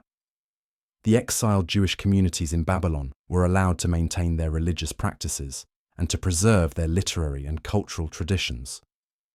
But they were also exposed to Mesopotamian civilization in ways that would influence their intellectual and spiritual development for centuries to come. The experience of exile would become central to Jewish historical consciousness and would influence Jewish literature, theology, and identity for thousands of years. The Jewish communities in Babylonian exile included some of the most important figures in Jewish religious history, including the prophets Daniel and Ezekiel, whose writings would become part of the Hebrew Bible and would influence Jewish and Christian thought for millennia. These prophetic figures interpreted the experience of exile not simply as a political disaster, but as part of a divine plan that would ultimately lead to the restoration and purification of Jewish religion and society. The cultural exchange that occurred between Jewish exiles and Babylonian civilization enriched both traditions and created new forms of religious and intellectual expression. Jewish scholars in Babylon were exposed to Mesopotamian learning in mathematics, astronomy, and literature, while Babylonian intellectuals encountered Jewish religious and ethical traditions that would influence their own thinking. This cultural synthesis would have lasting effects on both Jewish and Mesopotamian intellectual development. The religious and cultural policies that the Neo-Babylonian Empire pursued toward its subject, peoples reflected a sophisticated understanding of the relationship between political authority and cultural identity. Rather than attempting to suppress local traditions and impose Babylonian culture upon conquered populations, the empire generally allowed subject peoples to maintain their own religious practices and cultural institutions while requiring political loyalty and economic contributions to the imperial system. This policy of cultural tolerance was not simply humanitarian, but also reflected practical considerations about the most effective methods for governing diverse populations. The Neo-Babylonian rulers understood that attempts to suppress local traditions often provoked rebellions that were costly and difficult to suppress, while policies of tolerance and accommodation could maintain stability while also enriching imperial culture through the incorporation of new ideas and practices. The intellectual achievements of the Neo-Babylonian period included significant advances in mathematics and astronomy that built upon earlier Mesopotamian traditions, while also developing new techniques and theories. Babylonian astronomers during this period created some of the most accurate calendars and astronomical tables in the ancient world, while also developing new methods for predicting celestial events that would influence astronomical thinking for centuries. The mathematical innovations of Neo-Babylonian scholars included advances in algebraic techniques and geometric analysis that provided tools for solving complex practical problems in engineering, commerce, and administration. These mathematical developments were closely connected to the astronomical work being done during the same period, as accurate astronomical calculations required sophisticated mathematical techniques for analyzing observational data and predicting future events. The literary achievements of the Neo-Babylonian period included both the preservation of earlier Mesopotamian works and the creation of new compositions that reflected contemporary concerns and values. The epic and mythological literature of earlier periods was carefully copied and preserved, ensuring that these works would survive for future generations, while new poems, hymns, and narrative works were composed that addressed the religious and cultural concerns of the Neo-Babylonian world. As Nebuchadnezzar's long and successful reign drew to a close in 562 years before the Common Era, the Neo-Babylonian Empire appeared to be at the height of its power and prosperity. The magnificent city that he had created was the envy of the ancient world, while the empire's military strength and commercial prosperity seemed to ensure continued success for his successors. Yet the seeds of future problems were already beginning to germinate beneath this surface prosperity.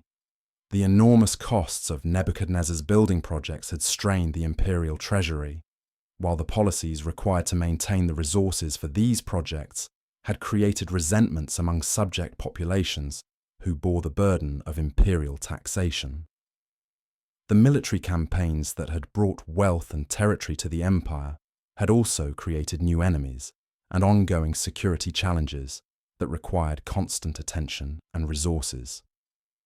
The succession of Nebuchadnezzar's throne brought to power a series of rulers who lacked his political skills and vision, creating instabilities that would ultimately prove fatal to the empire's survival. The most significant of these later rulers was Nabonidus, who came to power around 556 years before the Common Era, and whose religious innovations and political policies would create the internal conflicts that would make the empire vulnerable to foreign conquest. Nabonidus was a scholar and religious devotee who was deeply interested in the ancient traditions of Mesopotamian civilization, but his approach to kingship differed significantly from that of his predecessors. Rather than focusing primarily upon military campaigns and monumental construction projects, Nabonidus devoted much of his attention to religious reforms that he believed would restore the proper relationship between human society and the divine realm. The religious policies that Nabonidus pursued proved to be highly controversial and created conflicts with the established priesthood that had supported previous Neo-Babylonian rulers. His particular devotion to the moon god Sin, whose cult had been important in earlier periods, but had been overshadowed by the worship of Marduk during the Neo-Babylonian period, led him to promote religious changes that many of his subjects viewed as departures from proper tradition.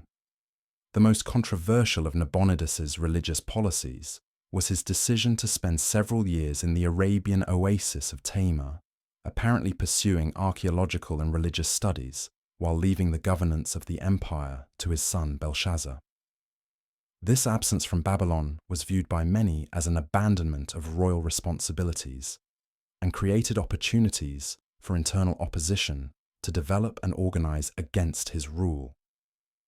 The religious and political conflicts that developed during Nabonidus's reign weakened the empire's internal unity and made it vulnerable to external threats that earlier Neo-Babylonian rulers would have been able to manage effectively.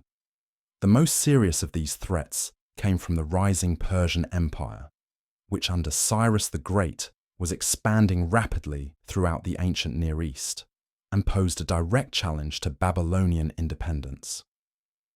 The internal divisions within the Neo-Babylonian Empire provided opportunities that Persian diplomats and military leaders were skilled in exploiting. Rather than simply launching military attacks against Babylonian territories, the Persians cultivated relationships with disaffected groups within the empire who might support Persian rule as an alternative to the controversial policies of Nabonidus. The biblical account of Belshazzar's feast, with its famous prophecy of the writing on the wall predicting the fall of Babylon, reflects the atmosphere of uncertainty and foreboding that characterized the final years of the Neo-Babylonian Empire. While the specific details of this account may be legendary, it captures the sense of impending doom that seems to have pervaded Babylonian society as internal conflicts and external threats multiplied. The weakness of the Neo-Babylonian Empire during its final years was particularly tragic because the civilization that Nebuchadnezzar had created represented such remarkable achievements in urban planning, architecture, and cultural development. The magnificent city of Babylon was still one of the wonders of the ancient world, while the empire's intellectual and artistic accomplishments continued to influence cultural development throughout the region. The evening hours in Babylon during the final years of the Neo-Babylonian Empire were filled with activities that reflected both the continued prosperity of the great city and the growing anxieties about its future. The workshops and markets that had made Babylon famous throughout the ancient world continued to function, producing goods that were traded across continents while also creating the wealth that supported the city's magnificent monuments and institutions. In the libraries and schools of Babylon, scholars continued the work of preserving and transmitting the intellectual heritage of Mesopotamian civilization, perhaps sensing that their peaceful scholarly activities might soon be disrupted by political changes. The astronomical observations and mathematical calculations that were recorded during these quiet evening hours would contribute to humanity's understanding of the natural world and would provide practical tools that would be used by future civilizations. The temples of Babylon remained centers of religious activity, though the controversies surrounding Nabonidus's religious policies had created tensions that affected traditional ceremonial practices.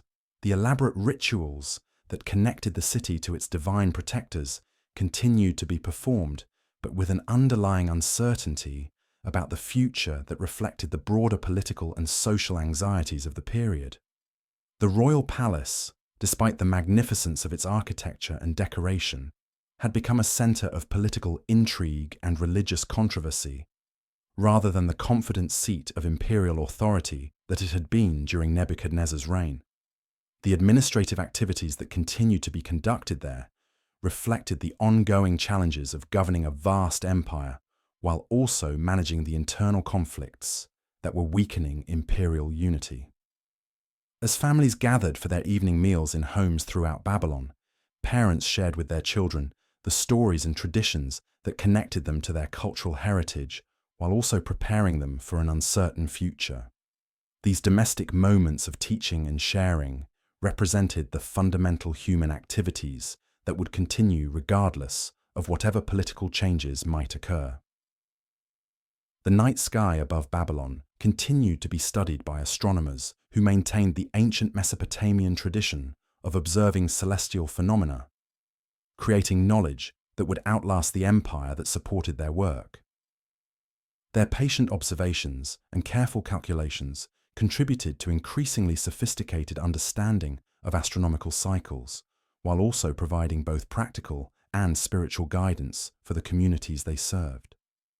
As sleep came to the inhabitants of Babylon during the empire's final years, they rested in a city that represented one of humanity's greatest achievements in urban civilization, even as they faced the possibility that their world might soon be transformed by forces beyond their control.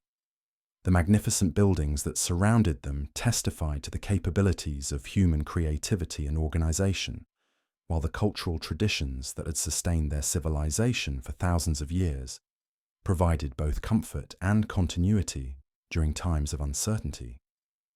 From the highlands of Iran, where the Zagros Mountains gave way, to the vast plateau that stretched towards Central Asia, a new power was emerging that would transform not only Mesopotamia, but the entire ancient world.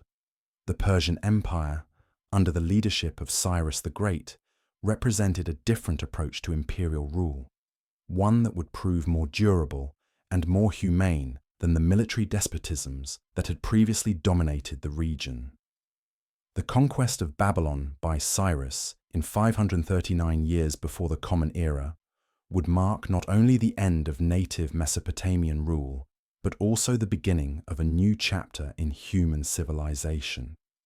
Cyrus the Great was the founder of the Achaemenid Persian Empire, a dynasty that traced its origins to the Iranian plateau, but had gradually expanded its influence throughout the region during the 6th century before the Common Era. Unlike the Assyrian and Babylonian empires that had been based primarily upon the exploitation of agricultural resources in Mesopotamia, The Persian Empire drew its strength from the diverse peoples and resources of a vast territory that would eventually stretch from India to Greece and from Central Asia to Egypt. The rise of Persian power was facilitated by the political fragmentation that had characterized the ancient Near East following the collapse of the Assyrian Empire. While the Neo-Babylonian Empire had restored Mesopotamian independence and created a magnificent civilization centered on Babylon, it had never achieved the comprehensive dominion over the region that the Assyrians had established. This left opportunities for other powers to expand their influence, and the Persians proved particularly skilled at exploiting these opportunities. The Persian approach to empire building differed significantly from that of their predecessors in ways that would prove crucial to their long-term success. Rather than simply conquering territories and extracting tribute from defeated populations, the Persians developed policies of tolerance and accommodation that allowed subject peoples to maintain their own cultural and religious traditions while participating in a larger imperial system. This approach created loyalties and allegiances that made Persian rule more acceptable to diverse populations than the harsh military occupation that had characterized earlier empires. The conquest of Babylon by Cyrus was accomplished through a combination of military pressure and diplomatic skill that exemplified the Persian approach to expansion. Rather than laying siege to the great city and risking the destruction of its magnificent monuments and institutions, Cyrus cultivated relationships with disaffected groups within the Neo-Babylonian Empire who were willing to support Persian rule as an alternative to the controversial policies of Nabonidus. The actual capture of Babylon appears to have been accomplished with relatively little violence, as Persian forces were able to enter the city through the cooperation of local supporters who opened the gates and welcomed the conquerors as liberators. This peaceful transition reflected both the internal divisions that had weakened the Neo-Babylonian Empire and the Persian skill in presenting their expansion as a restoration of proper order rather than as foreign conquest. The policies that Cyrus implemented following his conquest of Babylon demonstrated the Persian commitment to tolerance and cultural accommodation that would characterize their imperial administration for centuries. Rather than suppressing Babylonian religious traditions or destroying the city's magnificent monuments, Cyrus presented himself as a legitimate successor to the ancient Mesopotamian tradition of kingship, who had been chosen by the gods to restore proper governance to the region. The famous Cyrus Cylinder, a clay document that recorded the Persian king's policies toward his new Babylonian subjects, has been called the world's first charter of human rights because of its emphasis on religious tolerance and cultural accommodation. The cylinder describes Cyrus's restoration of temples that had been neglected during the religious controversies of Nabonidus's reign, his respect for Babylonian gods and religious traditions, and his policies of allowing displaced populations to return to their ancestral homes. One of the most significant consequences of Cyrus's conquest was his decision to allow the Jewish exiles who had been living in Babylon since Nebuchadnezzar's conquest of Jerusalem to return to their homeland and rebuild their temple. This policy, which was consistent with the Persian practice of supporting local religious traditions, had profound consequences for the development of Judaism and would influence Jewish attitudes toward foreign rule for centuries to come. The return of the Jewish exiles from Babylon was not simply a restoration of the previous situation, but represented a transformation of Jewish religion and society that reflected the influence of their experience in Mesopotamian civilization. The returning exiles brought with them literary, theological, and organizational innovations that had been developed during their time in Babylon, creating a form of Judaism that was both more sophisticated and more adaptable than what had existed before the exile. The Persian period in Jewish history, which lasted for over 2 centuries, was characterized by the gradual development of the religious and literary traditions that would become central to later Judaism. The Hebrew Bible began to take its final form during this period, incorporating both ancient traditions and new theological insights that had been developed during the exile and the return. The synagogue as an institution also emerged during this period, providing a form of religious organization that could function effectively under foreign rule. The Persian Empire's approach to governing Mesopotamia reflected their broader imperial strategy of maintaining local traditions while integrating diverse territories into a unified administrative system. Babylon continued to be an important center of government and culture under Persian rule, though it no longer served as the capital of an independent empire. The city's magnificent monuments were maintained and enhanced, while its commercial and intellectual activities continued to flourish under Persian patronage. The administrative efficiency of the Persian Empire was one of its most impressive achievements and contributed significantly to its longevity and success. The empire was divided into provinces called satrapies, each governed by a Persian official who was responsible for maintaining order, collecting taxes, and implementing imperial policies, while also respecting local customs and traditions.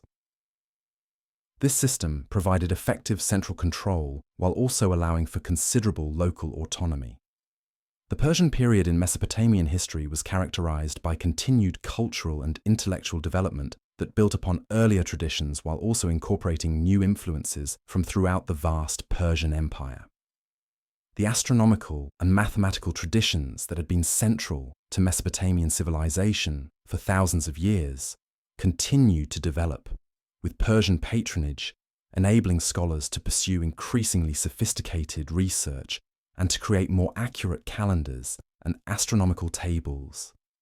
The religious syncretism that had always characterized Mesopotamian civilization became even more pronounced under Persian rule, as the empire's policy of tolerance encouraged the development of new forms of religious thought that incorporated elements from various traditions.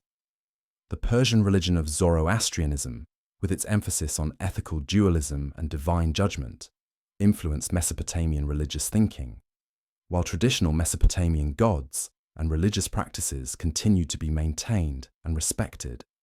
The commercial prosperity that had made Babylon famous throughout the ancient world continued under Persian rule, as the city's strategic location and established trade networks made it a natural center for the empire's extensive commercial activities. The standardization of currency and commercial practices throughout the Persian Empire facilitated long-distance trade, while the empire's security and administrative efficiency created conditions that encouraged commercial expansion and innovation. The artistic and literary achievements of the Persian period in Mesopotamia reflected both the continued vitality of local traditions and the influence of cultural exchange throughout the empire. New forms of artistic expression emerged that combined traditional Mesopotamian themes with Persian stylistic influences, while literary works were created that reflected the cosmopolitan culture of the imperial period. The Persian Empire proved to be more durable than any of its predecessors, lasting for over 2 centuries before being conquered by Alexander the Great in 331 years before the Common Era. This longevity was due partly to the empire's size and resources, but more importantly, to the policies of tolerance and accommodation that created loyalty among diverse subject populations and prevented the kinds of rebellions that had weakened earlier empires. The conquest of the Persian Empire by Alexander initiated a new phase in Mesopotamian history that historians call the Hellenistic period, during which Greek cultural influences became dominant throughout the region, while traditional Mesopotamian culture gradually declined. Alexander's successors, the Seleucid kings, established their capital at Antioch in Syria rather than in Mesopotamia, reducing the political importance of the ancient Mesopotamian cities. The Hellenistic period was characterized by the gradual displacement of traditional Mesopotamian culture by Greek language, literature, art, and political institutions. While Mesopotamian religious traditions continued to be practiced, they increasingly competed with Greek philosophy and religion for the allegiance of educated urban populations. The cuneiform writing system that had been central to Mesopotamian civilization for over 3,000 years began to be replaced by Greek alphabetic writing, which was easier to learn and more suitable for the new administrative and commercial needs of the Hellenistic world. The decline of cuneiform writing marked a crucial turning point in Mesopotamian cultural history, as it meant that the vast literary heritage of the region became increasingly inaccessible to contemporary populations. The temples and schools that had preserved and transmitted Mesopotamian literature for thousands of years gradually lost their functions, while the scribal traditions that had maintained these institutions were no longer economically viable in the changed cultural environment. The process of cultural transformation during the Hellenistic period was gradual rather than sudden, reflecting the deep roots that Mesopotamian traditions had developed over thousands of years.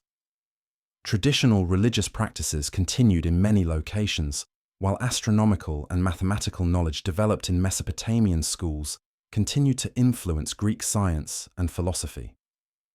The synthesis of Mesopotamian and Greek intellectual traditions would prove to be one of the most important cultural developments of the Hellenistic period. The political control of Mesopotamia changed hands several times during the centuries following Alexander's conquest, as the Seleucid Empire gave way to Parthian rule and eventually to the Sasanian Empire. Each of these political transitions brought new cultural influences while also contributing to the gradual erosion of traditional Mesopotamian civilization. The great cities that had been centers of Mesopotamian culture for thousands of years gradually declined in importance as new political and commercial centers emerged elsewhere. The Parthian period, which lasted from approximately 250 years before the Common Era to 224 years of the Common Era, was characterized by the revival of Iranian cultural influences and the decline of Greek political control. The Parthians were more sympathetic to traditional Near Eastern culture than the Seleucids had been. But by this time, the damage to Mesopotamian civilization had already been substantial. Many of the ancient temples had been abandoned, while the scribal schools that had preserved Mesopotamian learning had largely disappeared. The Sasanian period, which lasted from 224 to 651 years of the Common Era, marked the final phase of ancient Mesopotamian civilization. The Sasanians were Persian rulers who claimed to be heirs to the Achaemenid tradition, and they showed some interest in reviving ancient Iranian traditions, but they made little effort to restore Mesopotamian culture. By this time, the cuneiform writing system had been almost entirely abandoned, and the last known cuneiform text was written around 75 years of the Common Era. The disappearance of cuneiform writing marked the effective end of ancient Mesopotamian civilization as a living tradition, though archaeological evidence suggests that some traditional religious practices continued for several more centuries. The knowledge and literature that had been preserved in cuneiform script became inaccessible to contemporary populations, creating a cultural rupture that would not be bridged until the decipherment of cuneiform writing in the 19th century.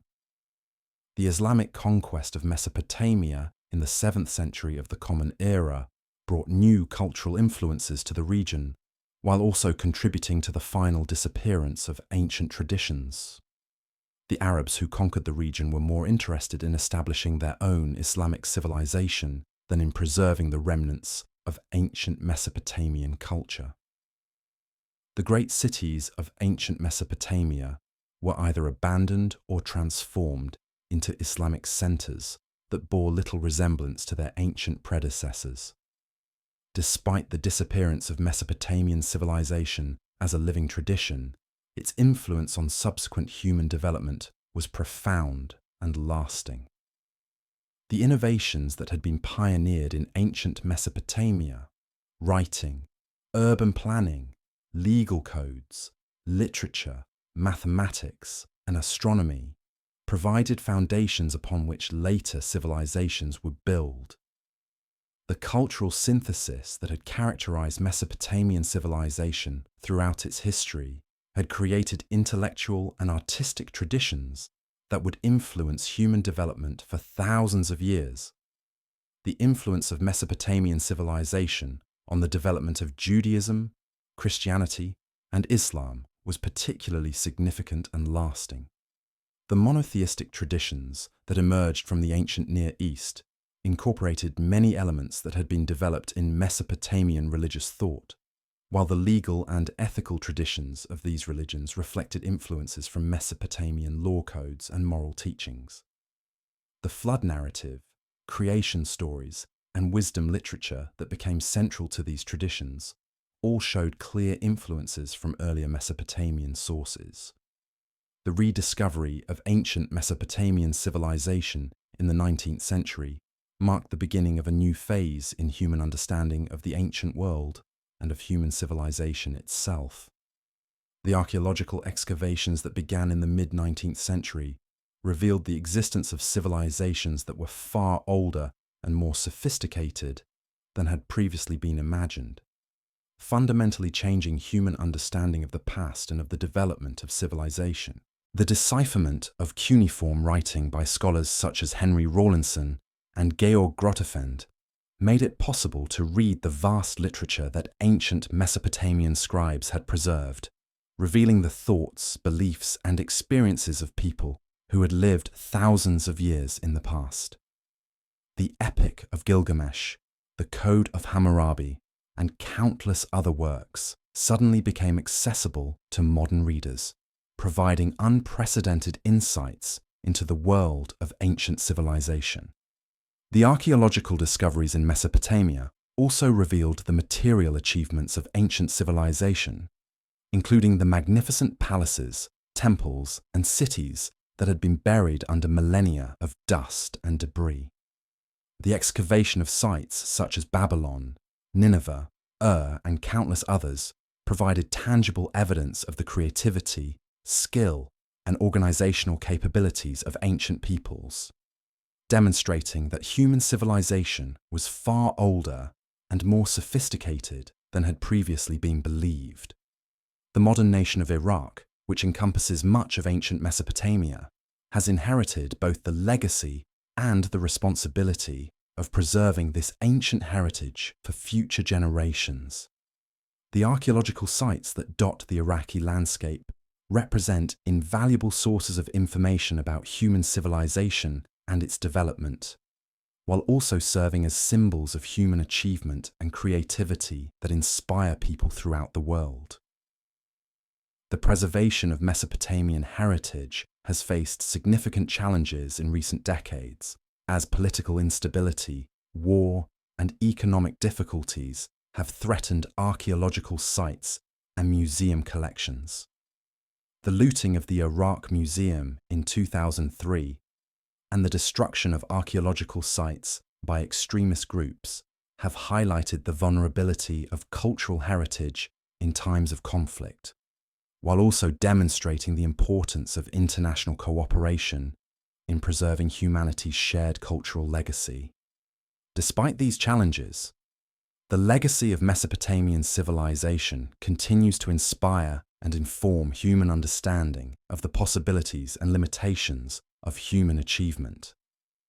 The innovations that were pioneered in ancient Mesopotamia, writing systems that preserve and transmit knowledge, legal codes that establish justice and order, urban planning that creates livable communities, and intellectual traditions that explore the deepest questions of human existence, remain relevant to contemporary human societies facing their own challenges and opportunities.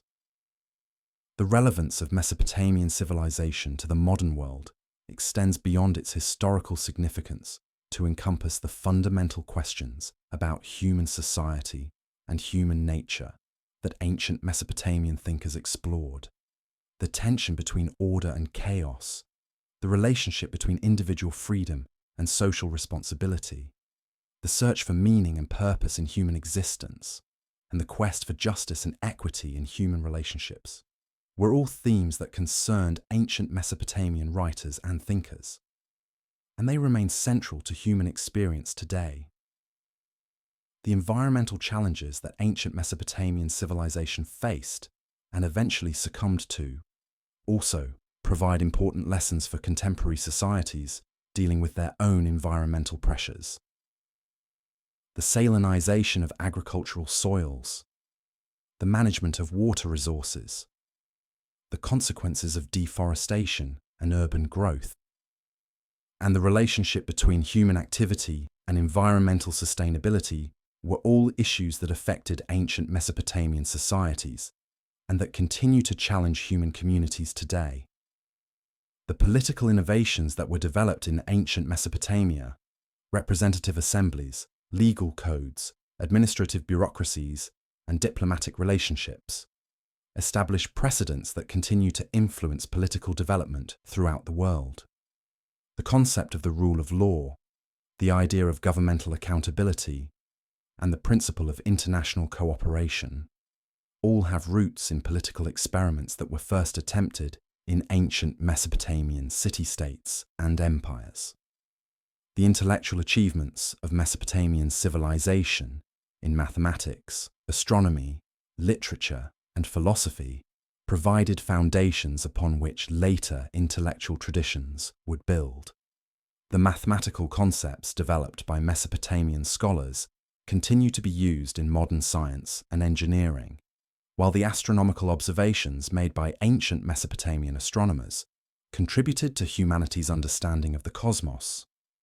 The literary works created by Mesopotamian writers established narrative and poetic traditions that continue to influence world literature, while the philosophical questions they explored remain central to human intellectual inquiry. As the night deepens over the lands where ancient Mesopotamian civilization once flourished, the great rivers that gave birth to human civilization continue their eternal journey toward the sea.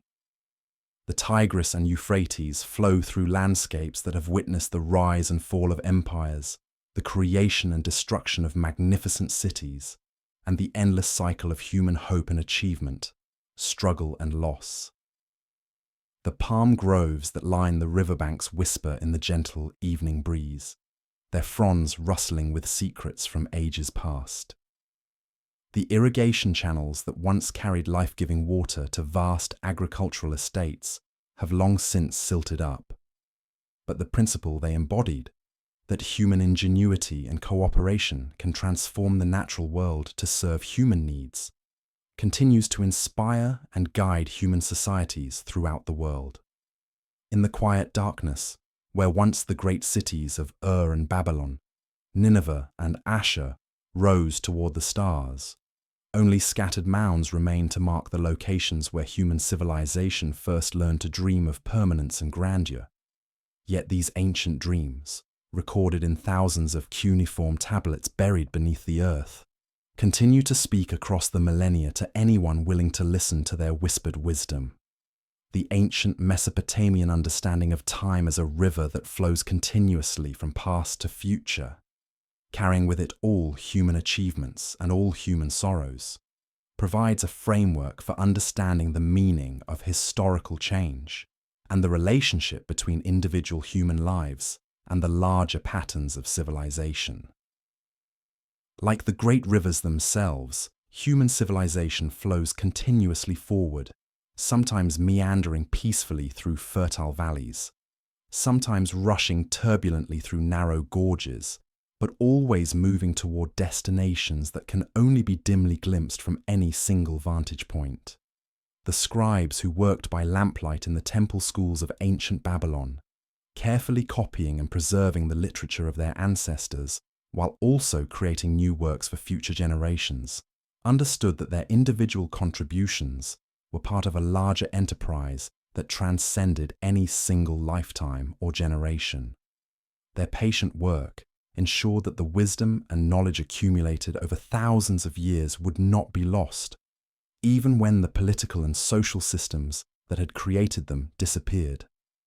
The farmers who tended the irrigated fields of ancient Mesopotamia, rising before dawn to check the water levels in their channels, and working until sunset to ensure that their crops received the care they needed, understood that their individual efforts were part of a larger system that connected them to their neighbors, their community, and future generations who would depend upon the fertility of the land they maintained. The merchants who traveled the ancient trade routes connecting Mesopotamia to distant lands, carrying goods and ideas across deserts and mountains, understood that their individual journeys were part of a larger network of human relationships that transcended political boundaries and cultural differences, creating connections that enriched all the communities they touched. The kings and queens who ruled the great empires of ancient Mesopotamia, making decisions that affected millions of lives and building monuments that would endure for thousands of years, understood that their individual reigns were part of a larger historical process that connected them to the rulers who had preceded them and to those who would follow, creating a continuity of human authority and responsibility that transcended any single dynasty or political system. As the ancient rivers continue their timeless flow through the darkness, carrying their burden of silt and memory toward the distant sea, they remind us that human civilization, like the rivers themselves, is part of a larger natural process that connects all generations in a continuous stream of experience and aspiration. The innovations and achievements of ancient Mesopotamian civilization, the first writing systems, the first cities, the first law codes, the first empires, were not isolated accomplishments, but rather stages in an ongoing human journey toward greater understanding, greater justice, and greater beauty.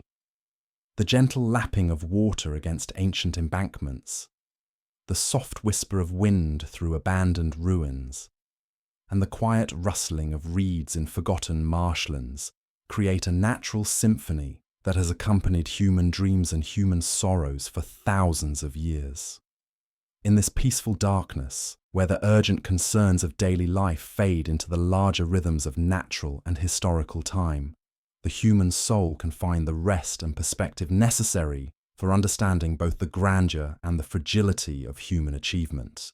The stars that shine down upon the land between the rivers are the same stars that guided ancient Mesopotamian astronomers in their patient observations and careful calculations, and their constant presence reminds us that some things endure beyond the rise and fall of civilizations.